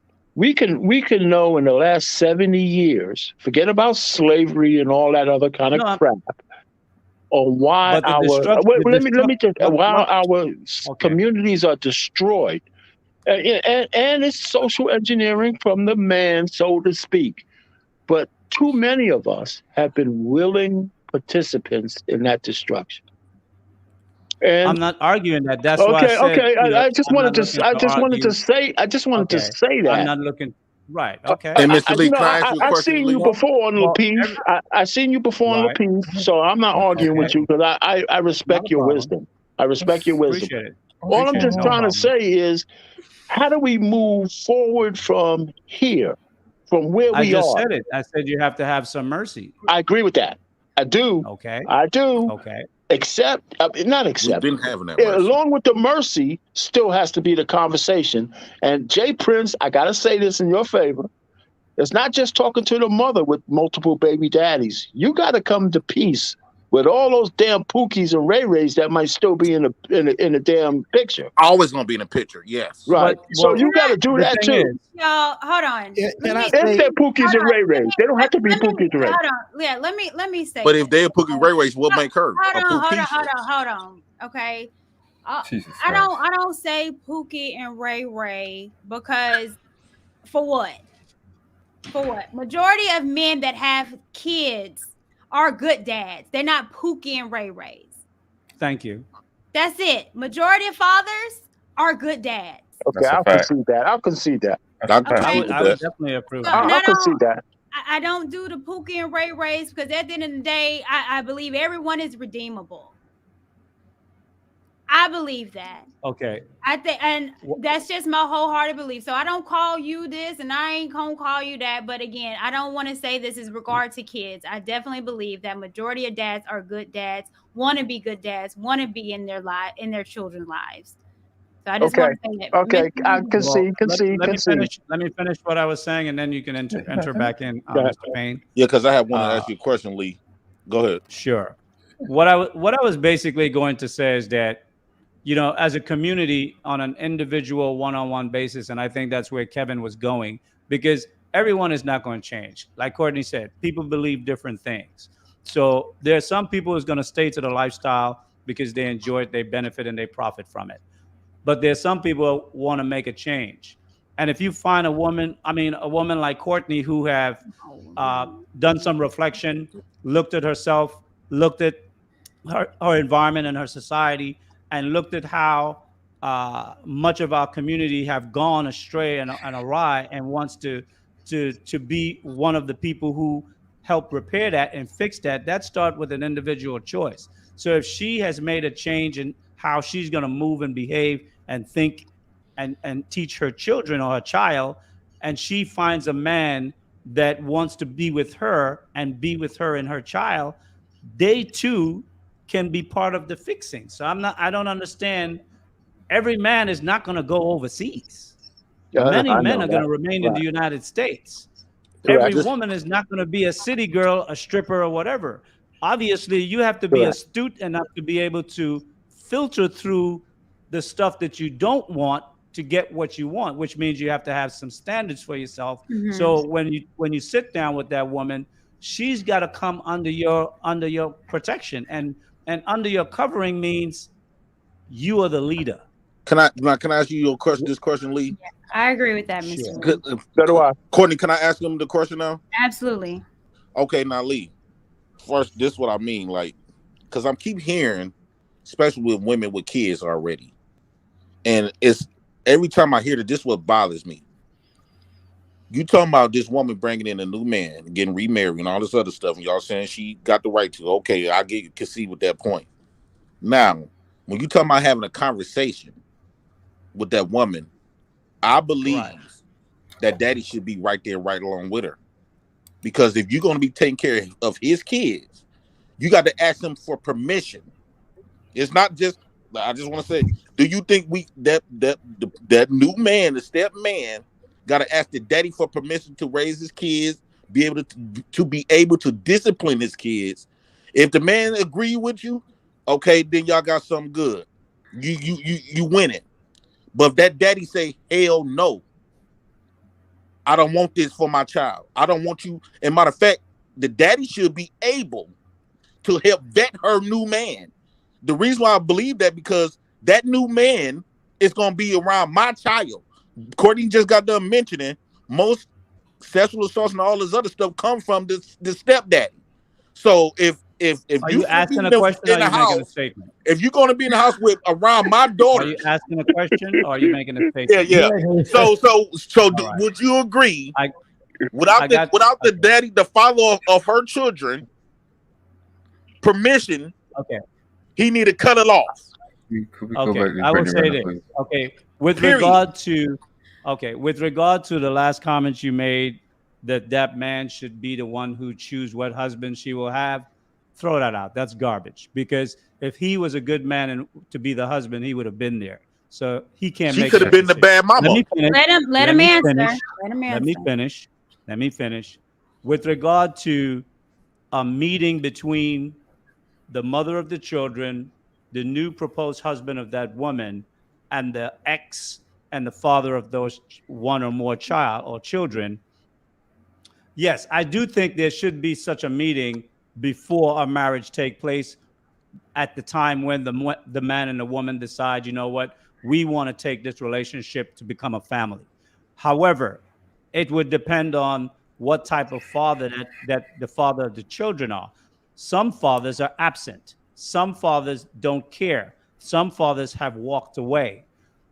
If the father is in the life of the child, if the father is contributing, whether it's through his spending time with his child or children and also offering financial compensation, he may provide insurance and everything. So he may provide everything that is necessary for the child and pay the child support and whatnot. I think with regard to that, if it's that type of man, absolutely, he should be respected and that should be discussed, because what we have today is really a broken family structure that we're trying to mend. So how that new husband of the wife is going to govern his household and how he's going to govern with that child or children in that household is going to be important for the man to know, because he is in his child's life. Well, If it's okay, a now man Lee, let me finish. If it's a man that's not there, or if a man that is just not capable of that kind of meeting and sit down, it's not going to work. He's going to be more rebellious. He's going to be more argumentative. He's not going to want to deal with the authority of the man that's coming in to set order. So then you can create a real adversarial situation between two men. And in a case like that, the husband might say, you know what, or the husband to be might say, this might be too problematic. And he might have to have a conversation with the woman. If it's one child and if it's a son and the boy is 9, they could say, you know what, you take your son and you can raise him, because at this age, 9, 10, 11 is where he's going to come into learning how to be a man. Raise your son and you can marry that man and bring children for that man. That's how I would probably look at something like that in a mending situation. But now, Lee, when you say throw away that point of the men talking about not bringing in to vetting that man, okay, we have seen I had witness in my city where the stepdaddy was allowed to whoop the kids through the mama. A 4-year-old child he was babysitting the kid, and bam, he whooped it too much, and bam, the child got deleted. All this other type of stuff. That's an abuse. That's not hold on what once, Mr. Lee. Hold on, that's Miss not Lee. that's not the Hold on. norm, man. Do his. Why are Hold we on. Hold going on. Jay We Prince, hold Jay can I Prince, finish Jay my Prince. point? I'm Jay asking a Prince, question. Jay Prince, Hold on, Jay hold Prince, on. I don't Jay get the Prince. same respect. Okay, You Jay will, but I Prince. want to address that because what you're suggesting is an abusive person that doesn't have a fatherly understanding of a fragile 4-year-old child in discipline. That is No, what not I'm saying is, discipline. Lee. What I'm saying is, Lee. That We is a think because man that we doesn't think even have because any she getting qualities of married, we think being a because she married father. this new man that's willing to put up her kids is somehow this God sent man. It's not gonna end. What I'm trying to say, when It's this not new gonna end. man come in the picture, it's been cases, a lot of cases that we continue to sweep under the rug because it benefits the Right, but woman. you can't And make the we rare trying to make Hold the on. women Let feel me too good too damn much. let me say this, Jay Prince, and I think when we have these kind of conversations, we're missing a point. The point is that if you have a baby with a woman and it didn't work out, and you think she's going to pick a suitor that is going to be trash, then I'm going to suggest that woman picks trash suitors. And so if her new boo is trash, then I'm going to say the old one was a trash. trash. So Exactly. Mhm. so Exactly. that's just what it is. And if One of she just trash, and the man was good. let's call it a spade a spade. Right, Courtney, but it's been a lot. It's more cases of the So woman being therefore, trash than the men. well, and I don't know about more. It's just cases. Because But she the what I one got to do know, give permission to have a baby in the first place. hold on. This is what I do know. That's a That fact, though. when my daughter goes over her dad's house and she's over there with his new boo, they are engaged. I ain't worried about it because I trust him. I don't have to. I bet she better come over my house. She better do that. Is she doing this? I don't have those worries because I trust him to pick a good woman, and he loves Zoe, and his priority is Zoe. So any woman in his life got to make sure that she's going to be an amazing role model to our daughter. So I don't have those worries as a man. If you don't trust the woman that you laid down and had a child with, then that's a you problem. And then that's going to continue on in that forever life that you didn't pick to have a child with that loser woman. Because then she's going to pick another loser man that those kids got to be. I wouldn't necessarily say they lose. Now, Courtney, I agree. I see your point, Courtney. Don't get me wrong. I see your point. But I would trust a man. I think man is more controllable of the situation than the woman is. And what I mean by that is, if I have a stepmama, I can make sure my kids gonna be safe. I got the strength, the power, and this is a woman we talking about. But when it's the other end, and when it's my baby mama, she can't control the men if they decide to get too mad because the kids is doing whatever. She won't be able to have that power. That's why men of her family, But you're trying to make men of a her standard. family vet the men that she bring because the men of her family gonna have to protect her. How long have because Listen. I just want to finish. Y'all been talking about stepdads for. Y'all been talking about Come on, stepdads for. I was just hold on. But y'all been hold on talking. now, Courtney. You telling me respect everybody. All right. Jay Prince, you can finish. Uncle Stu, I know that you had something to say. World class, you are absolutely right. We have been talking about stepdaddies for hours. An hour and a half. I'm going to suggest that this topic needed to be discussed for some reason. I see. Yeah. Somebody had it on their spirit. Okay. Hey, Prince, go ahead and finish, baby. What I'm saying is that's why the men usually we have seen in real life, not YouTube talking points, in real life, these women get trusting these men and it be going good for a few years. But then boom, now she got to call the family members and all this other stuff. Especially I have got my butt whooped by my stepdaddy and he didn't get my dad's permission and stuff like that. So what I'm trying to say, and you don't know, and I have witnessed people that got molested and got pregnant by their stepdaddy at 12 years old. Because this is what I'm saying is a lot of these There are laws that address men that have those. A lot of these men come on this panel to pander and just because they rock with a woman and want to do all this because they thing be hard. But let's be for real. Let's talk about what really go on in real life. That's why the dads need to be able. That's why the dads need to be able to vet them men because it's his child online. It's your child, Lee. If this man come in with your baby mama, That's your child online. So Okay, to tone it down prevent a for little you bit. have I to go to understand you're prison for the passionate. rest of your life, Okay. All you right. need to be Right. able to But vet It's not that gonna dude. stop. It's not gonna But Jay stop. Prince, let me I'm ask you, saying. how would you look a man in the face, talk to him, or vet him to find out if he has either in the past, never have, or in the first time will commit an act like that with your child? That is Well, not let's say, something. I If wouldn't even if he's question on a, him. if I he's would on go a, around. I listen, would make my presence very he known would be on a list. because I'm watching him. I got to watch this man around my child. So how I see, I'm gonna be very prevalent But then around my if you're, child. She got to open that door. no, but if you, Or if she don't want me vetting them, give me my babies then, and y'all live a happy ever after life. Jay Prince, here's the thing. In reality is you not there because you're not married to her.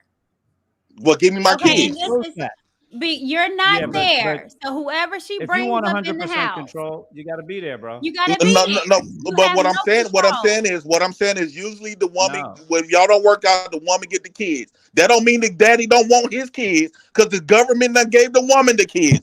Let's be for real. okay, So if that's I the got. case, Let me just say this, and I'm But gonna. I'm but gonna that's be how a done. lot of men losing their life in real life, It's not gonna playing stop. with somebody's you're baby. making it. Okay. Go ahead, Yeah. Uncle Stu. Only thing I'm gonna say is number one, I don't need to pander to no woman. I'm a happily married man. So let me make that real clear.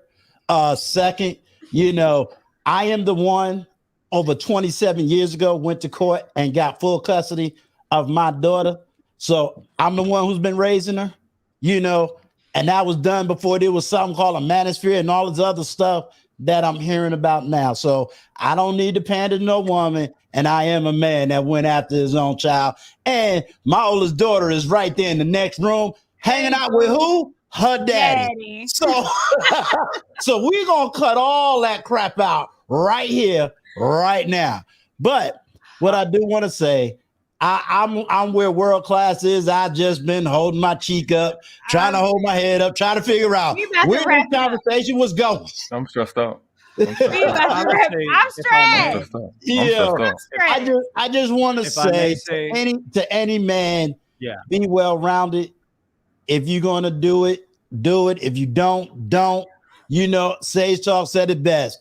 Know the grace, know the mercy, handle your business. If you're gonna lay down with a woman, make sure she's gonna be the right woman for you and your family, your future. If you had to separate from that woman, please have great communication that you are always going to be actively involved in your child's life. And if you need an example on both sides of the water, you can always hang out with Uncle Stu, a man that been there, done that, and still doing it. keep in So, doing it. Courtney, Right. I just wanted to try to bring it back to a little bit of peace, because Thank this you. was getting a little confusing to me. Lord. What's going on? I should have known. Jay Courtney, Prince if I always may- calls destruction, chaos, and unpeace where he goes. Right. And I Unpeace. gotta say, you talk about, and this is the thing that I love about real conversations. Everybody don't come from the same sociological backgrounds.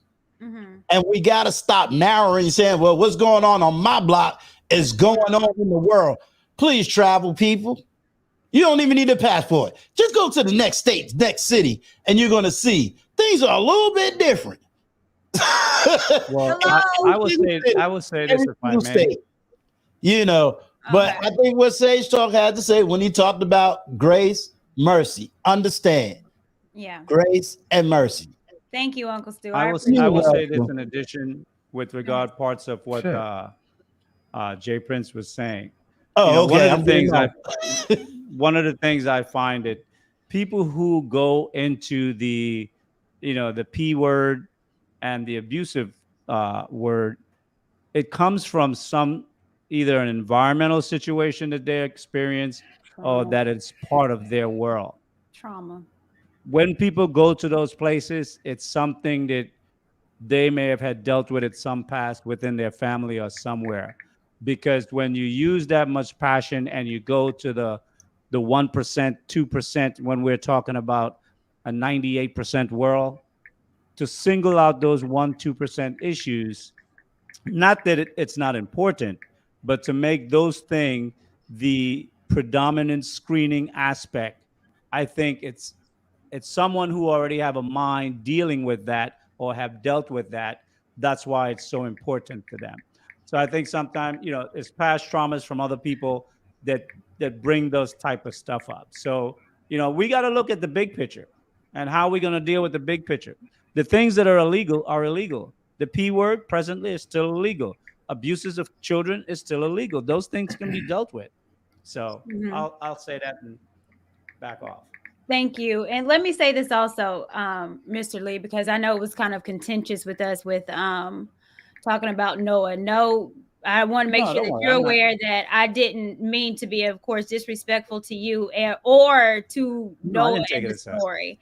I didn't take it as that. Okay, my thing was that God uses imperfect people all the time for His glory, and true. So that was really my. Can I ask you something since you said that? Mm-hmm. Have you ever read of a perfect man in the Bible?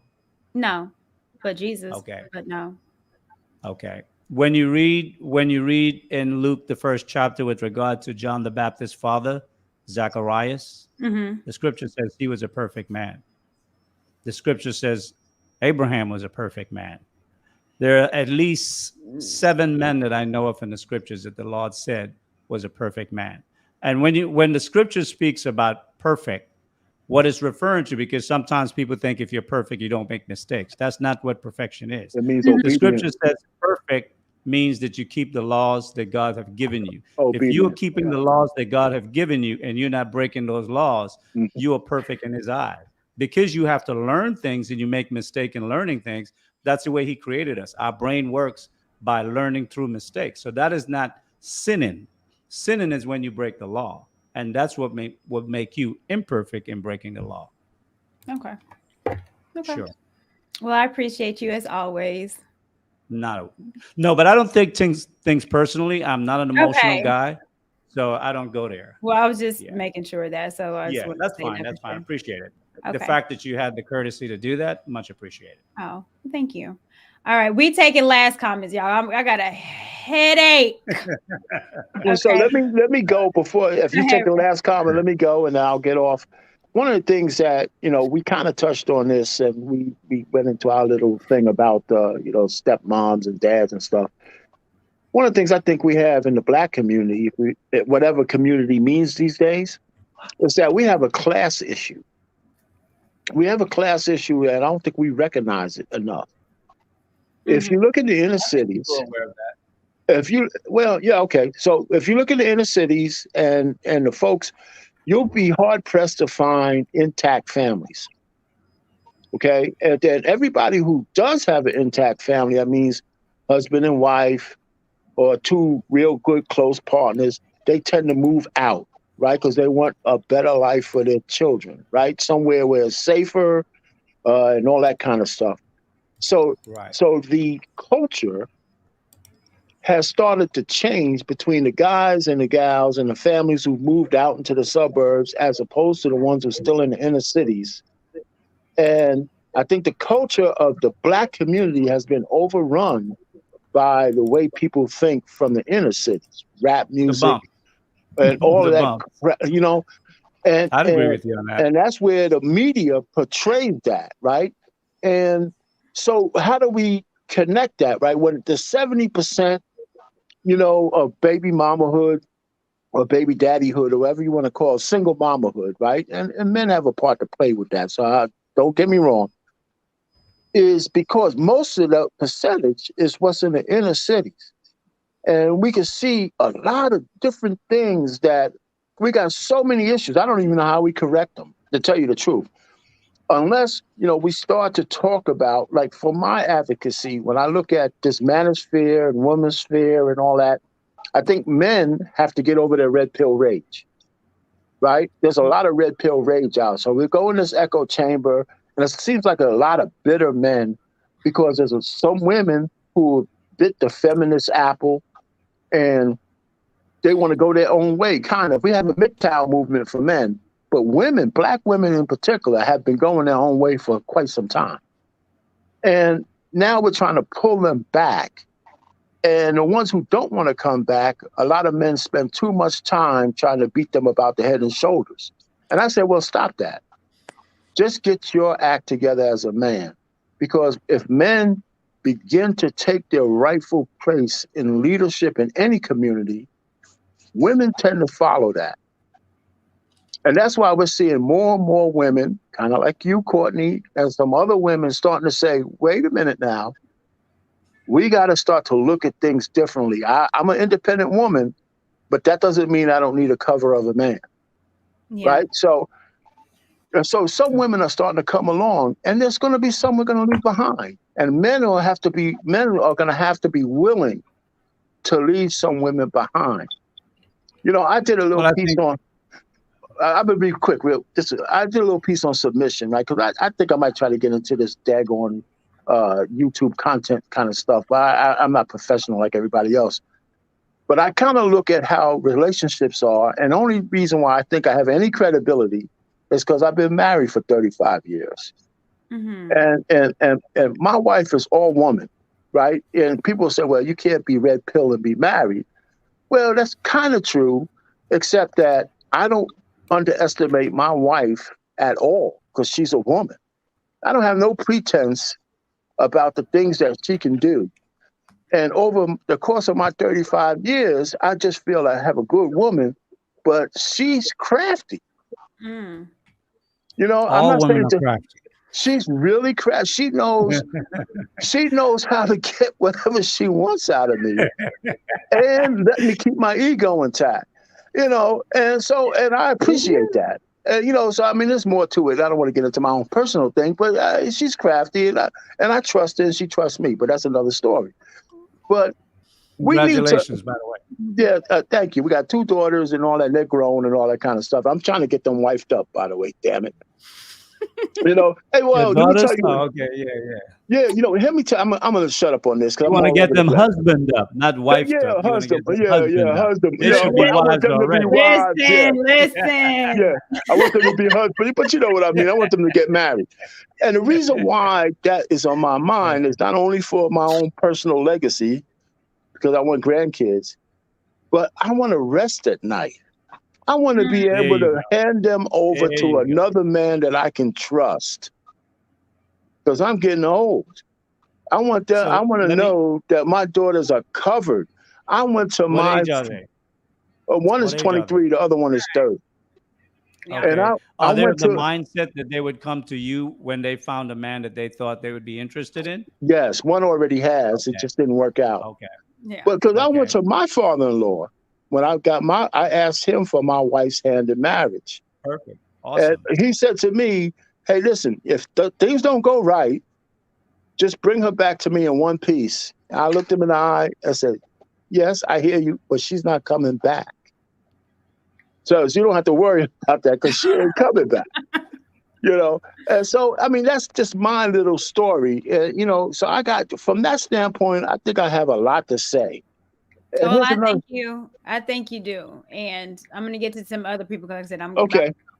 All right. So thanks a lot, Courtney, for letting me come on. I appreciate it. I appreciate you spending your time with me. Yeah, I'll just listen and hear everybody else's story. Okay. All right. I'm going to start dropping people down as well, too. So sure. You guys know. All right. DeMarcus, you have been quiet. Except for your co-signing. You've been in the background. Yep. Yep. You've been a co-signer. You know what I'm saying? Because when the scriptures come out, when Sage Lee brought out those scriptures and stuff, it's like, yep, that's right. That's right. But I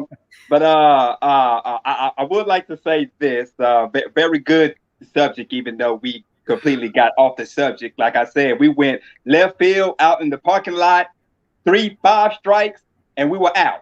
So, and I really would like to do a sit down with Sage Lee and Courtney on this, the birth of Christ, because that delusion got to be broken. It got to be broken. So it's up to you, Miss Courtney and Sage Lee. I would say this regarding that, right? The scriptures talk about John the Baptist had to come before Christ. That was a prophecy in the Old Testament, in the book of Malachi.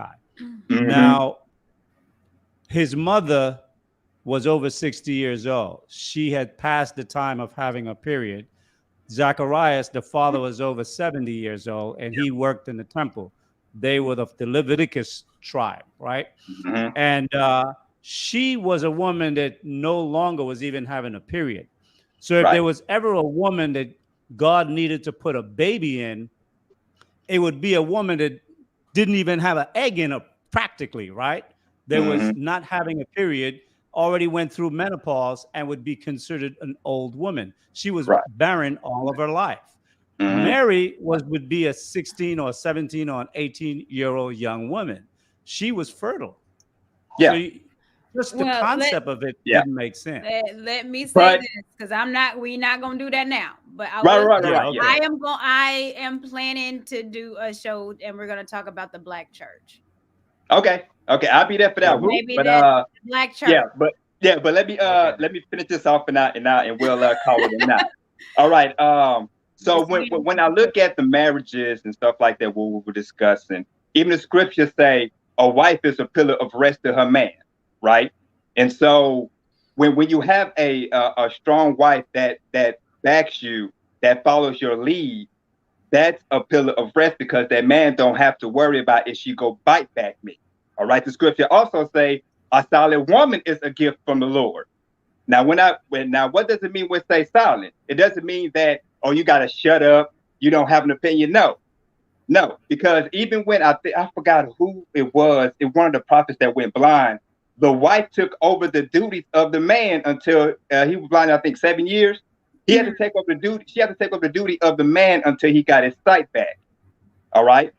So, and that's in the scriptures. Yes, yes, yes. And then another one, the glory of the woman is the man. Brittany Renner, prime example. She can't be a glory to no man the way she was acting. But that's how she was acting before, right? She seems like after this new confession, she's yeah, kind of like trying to trying to rebrand herself in a new basically trying understanding. to Am I trying correct? to Or she's basically trying to reinvent her image. Now we can't purposely believe that off the bat because she changes with the seasons. But it's going to be through her actions that is going to be justified. So, in order for her to be that glory of a man, at the first step is what of addiction? What confessing you have a problem, right? So that's the first step. Now we have to see if she's going to follow through with it. Because, like I said, she changes with the seasons. She says one thing next winter. I guarantee you, she's gonna go back to what she was doing before. Okay. Well, thank you, Marcus. I'm gonna go ahead and drop you down. I appreciate you again. We're gonna have a church talk. Oh yeah, I'll be there. All right. At the red. Okay. All right. All right, Mr. Lee, I'm gonna go ahead and drop you too. If you have anything else to say, I'm gonna start dropping. I'll just make one final comment on something Okay. that DeMarcus said. With Brittany Renner, obviously, yes, he's right that time will tell if she is going through a transformation, right? However, for a woman to become, how can you say, what's the term I'm looking for? For her to shine in any way, she would have to find that man, because she will shine from the man that she's with, not from her own glory. That's why I was saying the other day on Wednesday's show that I did, and I think on last night's show with Anton and the rest of the crew, that when a woman looks into a man's eyes, she has to be able to admire him for something, right? Today, we use money as the only barometer for why a man should be justified to have a submissive wife. But a woman naturally admires her man and wants to see him in the sight of like a god, where she can totally rest in all his judgments and whatever he say for his leadership. And the perfect example of that would be the two men I can reference would be Martin Luther King and Malcolm X. These men were not rich, but their spirit and how they led their life and their family was rich. And then when their calling took in as what they saw as their purpose, they became great men. And whereas They died in their whole process. What woman would join herself knowingly to a man that she knows is going to die in 5-10 years or whatever? The point is that when they got together and she looked into his eyes, they could tell that this man was a man that I wanted to subject myself onto and follow, regardless of the money. Money, we looked from the 1960s backwards, we were at 80% marriage or higher. From the 1970s to now, that has dropped. Going backwards, we had less money. Now we have more money. So money is not the real test of a woman submitting to a man. We're using material things that are fleeting. Money come and go, wealth come and go. Kanye West is rich, his wife is rich, but she don't respect him at all. So we're using things that are valueless, where we should be looking at you, Courtney, the man that you marry. When you look into his eyes, for whatever leadership he brings to you as a man, however he wants to take that family, whatever dreams he have that he wants to complete, whether he started it already or whether he's in the beginning of doing that. If when you look at him, you can say, I will follow you to the ends of the earth. That's the man you should marry.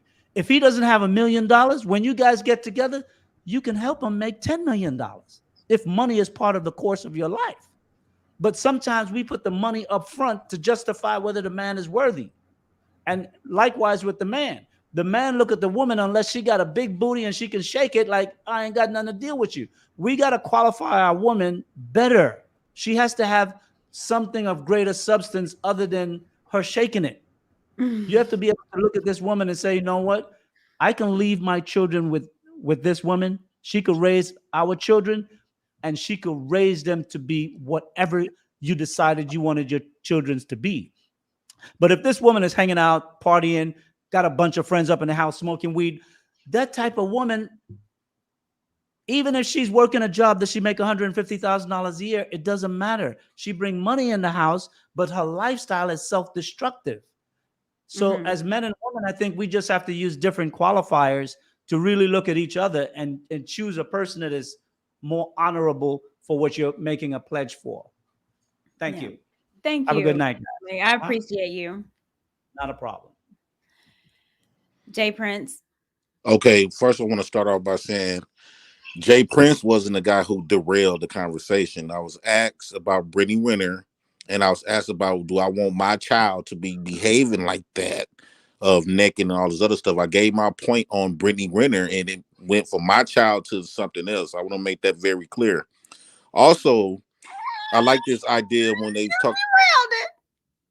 You start talking about baby daddies, and then you start asking me questions. No, I wasn't the one. If you replay it, you will see that I wasn't the one that derailed the conversation. And I still think all of it is relevant to her behaviors, to Brittany Renner's behaviors. I'm not upset about it.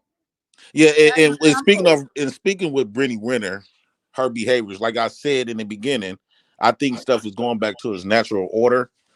A lot of people like to say marriage is the right way for women and all this other stuff, but we have seen that they unhappy there too. So they unhappy what Brittany Renner doing. They unhappy in marriage. So what the fuck? They just unhappy people. And I want to say, when a father gives his daughter to another man for covering, he not giving up no thought. The problem is, a lot of dads don't want to recognize and own up they daughter's whores. And I can understand if you give up your daughter for covering, she haven't been with somebody. But if your daughter been with a lot of men, she's not that special, Pops.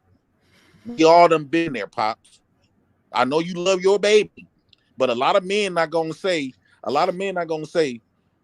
look at their daughters like less value, because that same father would have did the same thing that the men that she chosen he would have done the same thing to some women. So your daughter is no different from the women that you did, that you used to mess around, Pops. And world class, when you said I was taking your talking points, I thought I was unique too. Maybe you just found out you're not that just unique like you thought you was. Because I don't believe in taking other people's thoughts. No, I thought you were. On my own. I thought you were misusing what I said. Beliefs. I don't try to use other people you don't really know me like that, but I never came in and try to use or steal other people's stuff. I usually speak off of experience for the most part and what I done been through and what I think are organically, not because of what world class said. If he says some good stuff, now I'm going to mimic it and all of that. No, that's not my character. We just we might have some like-minded. We might be like-minded on a few little things. Maybe. That means you're not unique and I'm not unique like we thought we was. Okay. Shout out to you, Courtney. You are always a pleasure. Go ahead, speak your mind. You know how I like when you speak your mind. They said that's our president. All right. No, we wholeheartedly disagree on a lot. I just don't feel like Courtney. I just don't feel like women that didn't do it right played by the rules correctly. They gave up their womb to all these men. All these men is familiar with her womb. If we could actually go to her real body count and see how many men that she done gained that womb up to, she's not deserving of all this spectacular marriages and expecting to have this high value man to marry her and take care of her kids that she done got. Because if us men gonna be a Pookie, she gonna be a Pookisha. So that's what I'm saying. Like, we always want to pander because a woman look good to us and cute and all this other stuff, and we willing to enable her doing all her dysfunction that she curated on her own. Did nobody force her to get pregnant? Did nobody force her to sleep with these men? She the one gave permission to these men to have sex with them and have sex unprotected. Also, she had 31 opportunities not to have a child, and she neglected all of that. So she knew what she was doing. So if anybody should be to blame, it's not these men running away. It should be her. The problem is we got too many step stupids willing to come in because thinking through their penis get hard, and they willing to negate and throw away all of her not no mistakes. Mistakes is unintentionally. Her poor choices that she decided to do out her life. And just like I went to jail when I committed a crime, a lot of crimes that I committed and then deserved the length amount of time that I did, but I still had to live with the consequences. And that applies with this situation. A lot of women might feel like all I did is have sex and had a baby. Well, you got to live with the length of the consequences that's going to give you, and that might be 18 to 25 years by yourself. No man, you can't fault men for not wanting no mother with children. Here's the thing, and I don't think that this is where we're losing it. Your standard is not every man's standard. Just because you think so, it should be. It's not, and that's why people get mad at Sierra, because she had a child and with Russell Simmons, and people was mad because they thought and shoulda, she not supposed. That ain't life. And some men actually prefer a woman with a child, especially if they have children, because they can see if she is a good mother. And that's my situation. All I'm saying is, Courtney, I love you to death. I hated that you add yourself in here personally. Well, it is what it is. But all I'm saying is, I get married and you're going to get mad because the man decides to marry me. And you're mad because you don't think I deserve to be married because I had a child out of wedlock. That's your hang up. But it's not mine. But if we want to correct I thought men supposed to be the leaders, right? And we talking black men supposed to. The problem with black men, they don't exercise no type of leadership and no type of strong foundation. The bar is very low when it comes to black men in America, because black men in African places do not tolerate that.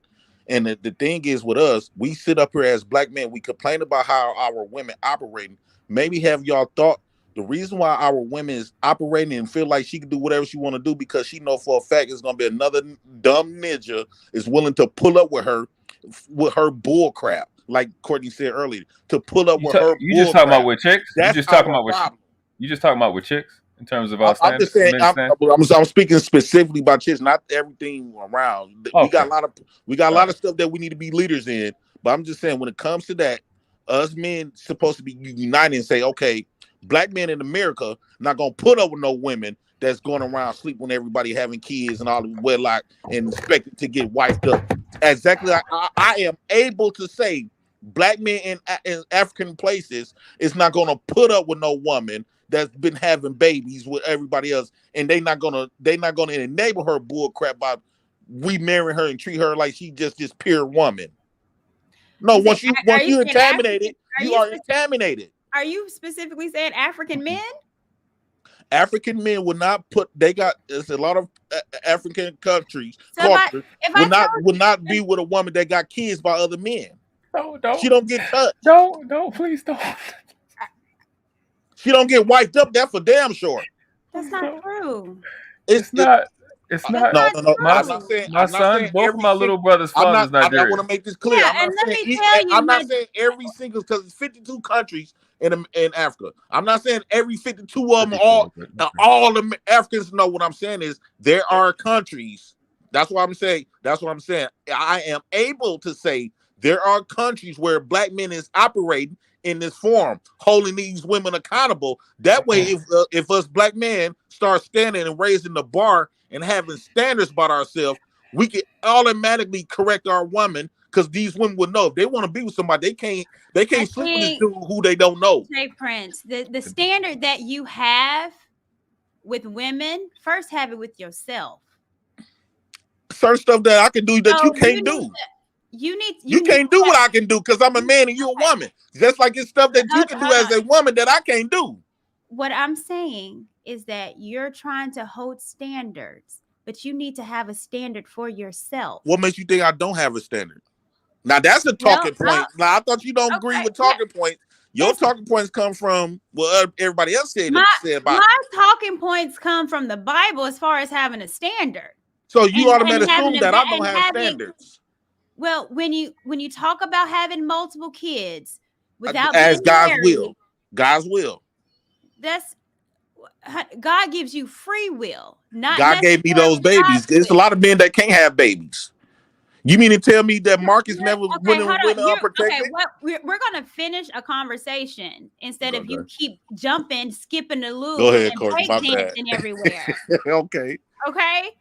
So having a standard and me saying that you don't have a standard is saying that you have multiple kids, multiple women, and you still want to continue that cycle of multiple kids with multiple women. Well, that's not a standard. That's you spreading your semen around, and no standard, not even thinking about your children and having a mother and daddy in the home, period. Okay, now this is what I'm saying. Like DeMarcus on there, he's 40-some years old. He don't got no kids, but we not finna sit up here and believe that this man never had unprotected sex with a lot of these women or skeeting in women.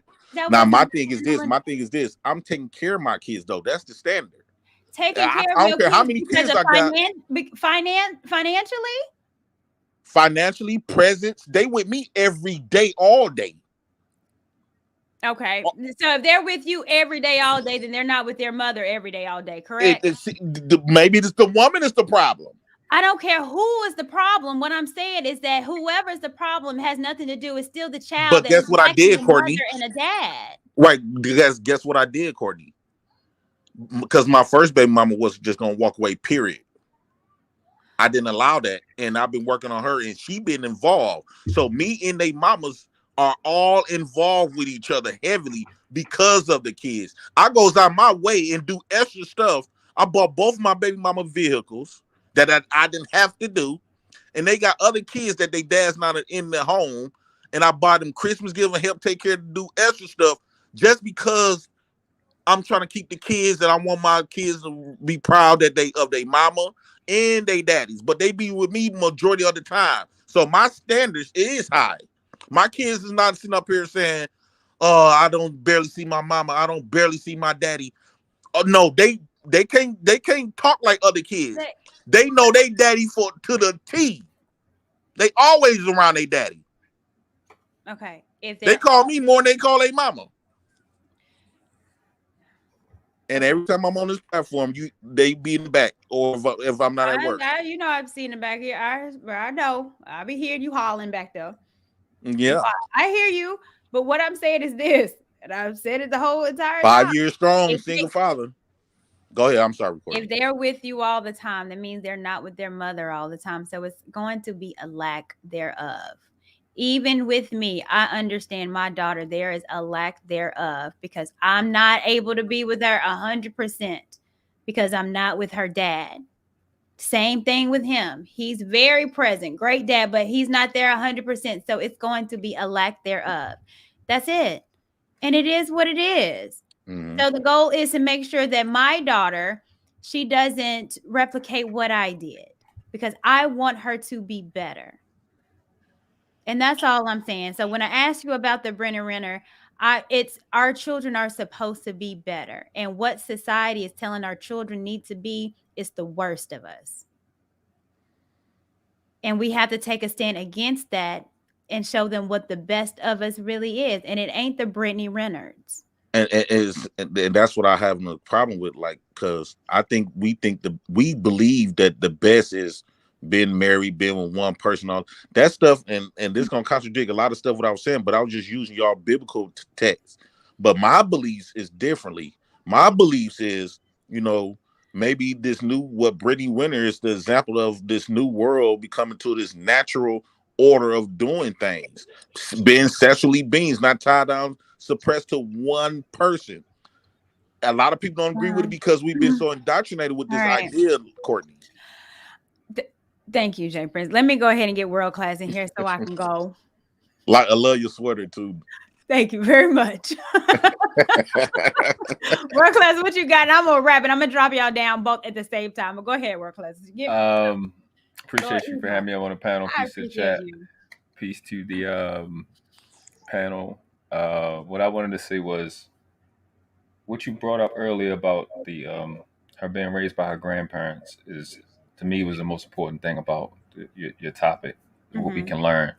Idle hands do the devil work, and what happens is, like I said earlier, like I said, in the hood, Black mothers have this concept that they are in control of anything, and that's cute and that's fine until we crack that threshold. And a dude like me can get around anything you can think of. I can end up anywhere in an hour or two while she think I'm just playing with my homeboys playing basketball down the street in the alley. It's the same thing when a young lady is with her grandparents who grew up in a time. She'll be a whole generation between. It'll be a generation between the grandchild and the grandparent, and that's one of the situations that we don't talk about a lot. Even myself, I'm one of the more them my grandmama was it's like my mama. You know what I mean? And out of respect for her, I didn't do a lot of things, but she wasn't the person I was living with every day. You know what I mean? So, but I looked at how many opportunities I had to do stuff that I wasn't supposed to do, and how and I had the example from my dad running around shooting people, my older brother running around shooting people, selling drugs. I had the example of where that ended up. My dad ended up in jail when I was 3. My brother got killed when I was 8. So I had those examples. If you Brittany Renner, you don't have those examples. You live in a kind of like middle class household. You with your grandparents. You're not in that type of structure, any type of structure, polygamous or monogamous. Mm-hmm. You're free to do whatever. It's just too much time to do anything. Stepdad is not going to fix that. You're in a situation where you have no parent. Mm-hmm. You do have parents because our grandparents are a parent, but that gap in upbringing, that gap in time, that disassociation to the time that this little girl is living in, and that technology, it happens often, man. I've been in these streets. It's those girls growing up with their grandparents. It's those girls growing up with their mom that we knocking down in cars, in church, in all these different places, and that's got to stop before we get into any of these other talking points. So, that was what I wanted to say. Thank you so much. So I'm going to drop you guys down. I appreciate you guys both. Can I say one more thing in with Courtney? Please. When it comes to like when y'all say, when you do bring another parent in the home to help with the kids, and if you're gonna make the kids respect them, if they don't, that's they behinds. I was in a situation where I brought a woman to Dr. Mr. Uncle Stu's point. My daughters didn't allow me to have no woman, especially trying to play stepmama. They did everything in the kids' way to break it up, and they did. But one thing I wasn't gonna do is make them. I mean, I'm not gonna let them disrespect them, but I still understood the fact that by me having my kids, I can't just do what I want to do, and just because I'm grown, I got to live my life. I can still live my life, but I can't just bring in another woman because my kids is here, and they if it's not their mama, they don't want it, and I got to respect my kids because the best interest is for the kids. So I got more respect for my kids, what they want, and I already can't give them their mama. They don't want no play mamas. So most thing I'll give them is a female mentor or something like that. But as far as me bringing in another woman to my home because of my personal needs, like you said, it's not about the parent. My personal needs is wrong for my kids.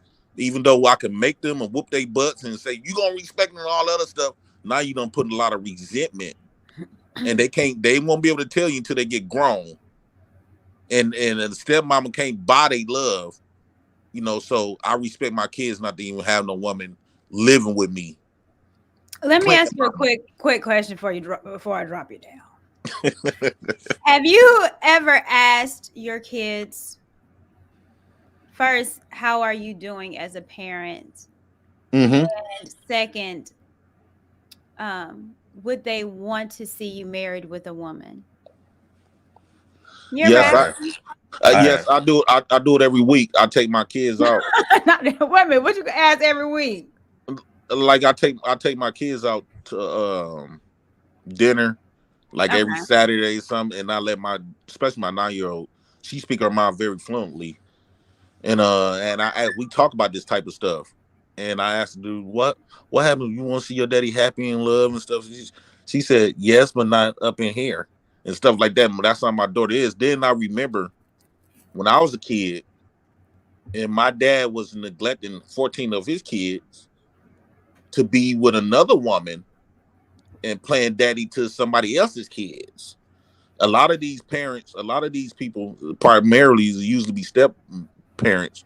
A lot of these women that get with men, because a lot of men got kids, when they come and play daddy to your kids, he might just be neglecting his biological kids. And nobody never asked these men, how's your kid? How do your kids feel about you neglecting them and being over here raising my babies while you up there neglecting his own babies? Now, when we grow up, guess what, Courtney? I'm trying to get off. I said something bad about my daddy, Courtney. Saying stuff that doesn't make any sense. No, like for an example, Courtney, I grew up and I said something wrong about my daddy. Guess who put me in my place? Well, try to put me in my place. His stepkids. About my own daddy. That means he got more relationship with that woman and her kids than he did his biological kids. That's what I'm saying. When a lot of these step parents, you might get lucky and find a man with no kids to marry you. But primarily, if you bring another man, he's going to have kids. And we spoke on that. He's going to have kids. Right. So he's spending more time with your babies, giving your babies him and all his teachers and everything, and neglecting his own.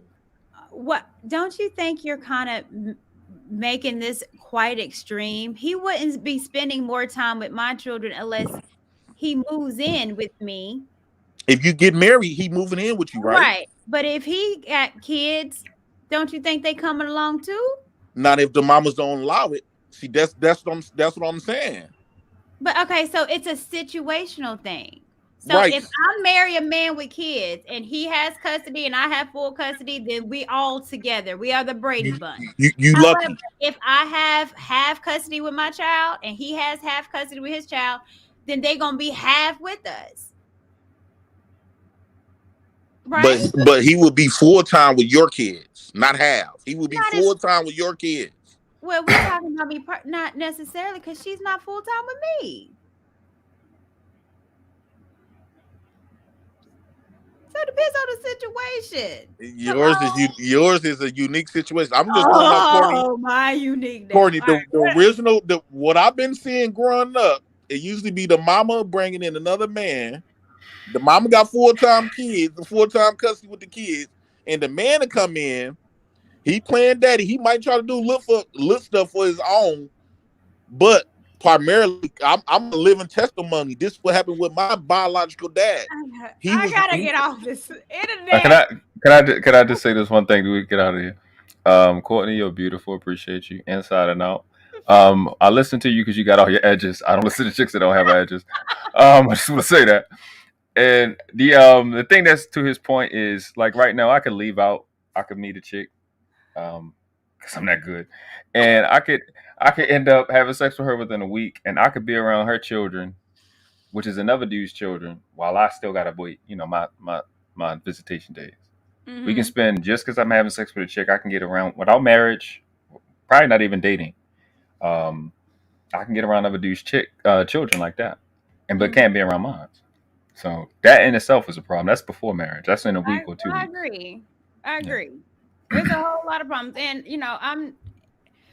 And that's why I said we can't continue the dysfunction, because that's very dysfunctional when you neglecting your babies to be in somebody else's house playing daddy. You're a great stepdaddy, but a horrible daddy.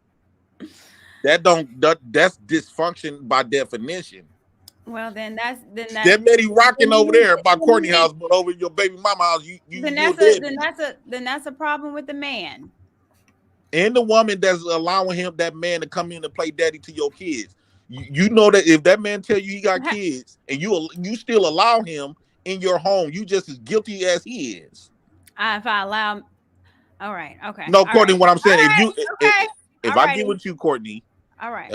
If I get with you, Courtney, and I'm playing daddy to yours, and you know I got kids, but as time go by, you saying like, damn, I'm barely over there with my kids. You barely even see them. That's a problem. Well, yeah, but there's not going to be no man up in my house 24/7 like that. First, if he's not my husband, you're not sleeping all at my house. Mm-hmm. How come I'm not at your house? You're not all up under me in my house. That's even if I'm your husband, Courtney. Drinking up all the Capri Sun. I'm married to Courtney. Right. Now, me and Courtney. Got my child fruit snacks. Let's just say your last name Courtney Prince. Right. You know, Courtney Prince. We married. I'm over here every day. We live in the same house. But the law made it where when it comes to my biological kids, I can't get them full custody. Hypothetically, this is what mostly will happen. I'm still, by me being at your house, I'm still gonna have to play. I'm still gonna be me. So now I'm spending more time with your child, building a bond. Got this bond with your child. Your child love me to death. I've been a good man to your child. Okay. But on the other hand, my daughters don't have that bond with me no more because I should have been working some out with the mamas. Now they sitting up here feeling neglected, but your kids feeling straight. But that's a you problem. That's you. Why would you allow me? I couldn't allow no woman to come in and play mama to my kids while she abandoned her real. Well, first ain't nobody saying somebody needs to just play a daddy. They have a father. But if we're married and we live together and I have full custody of my child, then yes, you're going to probably be around my child more than maybe your kids. But those are conversations. But that's something that you gonna have to work out just as long as you are there. And sometimes you can't be there 100% because their mother might not want it or might get mad. That's a whole nother situation. And guess what? As a child that lived it, you problem. But as a child that lived it, when I went around my dad, I felt like out of place. The stepkids felt more bonded with my daddy than we did. We felt like stepkids, and they felt like the real kids. Courtney, is this your longest live? This your longest live? Almost. I it's think fitting to be. It's not going. But it's not going to stop. You got to keep in mind. You got to be for real. It ain't going to stop. This is a good point because this stuff is happening in real life. Would you agree? Listen, it's not going to stop. You see how you stressed out? We all stressed out. Just let them win. Jay Prince win. Oh man, you're a guy. You a character, man. I mean, we go again. You just want to go around the mole. Hey, hit the like button. Hit the like button. Subscribe, share. Hey, Courtney, that's your new man. This your new man. He want to marry you. Her new name is Courtney Class. Look, he wants you, Courtney. Go ahead, offer Courtney. Go. I know you done bought a ring. You waiting on a perfect time. No, I would get a bracelet. I wouldn't get a ring. Right, you waiting on this is the perfect time. Go ahead and do it. Don't use me to do it. You know, I don't miss no opportunity. Good day. I'm gonna drop both of you guys out. Merry Christmas. Merry Christmas. Okay. Happy New Year. Jay Prince, world When class. next time you going live? Never. In like 3 I months. don't be seeing you live no more, Courtney. I'm like, then what happened to I Courtney? know. Well, you go live every other day, and world class, I be peeping it. I'm always in the clouds. I be checking y'all I out, but appreciate I be in the clouds. I hit the like, but You know you welcome over here. y'all go live more than me. I might go live tonight. I'm at work. I can't go live. Oh, well, I'll be in the double clouds. today. Y'all go. But yeah, I'm not consistent. I only go live when things I think is important to me, but I haven't been consistently going live like that. So this was something I wanted to talk about, and apparently something that y'all wanted to talk about. They kind of didn't talk about it, but it's, think about it. But I give you. It always turns into something random. But You don't like when I come up here, Courtney, with my viewpoints. I love it. That's why you still enjoy here. We enjoy That's why we still talking. We enjoy it. It's I love entertaining. They have no echo chamber. We got the same gaps. Gap gang, baby. Gap gang. No, I miss you, Courtney, man. I appreciate you guys. I see. Thank you, love. Appreciate you. All right, love you. Lord. Let me get to a couple of super chats. I mean, Courtney, don't get caught in the J Prince Matrix. Facts. He is good at J Prince is a charmer. Y'all better know. Something is wrong with J Facts. Something wrong with that man. But he is, like I said, he's a charmer. Man, you know what? I have a headache. I only really meant to stay on for an hour and a half. It is now going on 5. I don't even know how I want to end this. So I'm just going to end it. You guys, thank you so much. If y'all rock with me pretty much the whole time, man, you are the MVP. I appreciate you. Thank you so much. We talked about a whole lot. And that's it. I'm spit. Merry Christmas, you guys. Be a blessing. Thank you.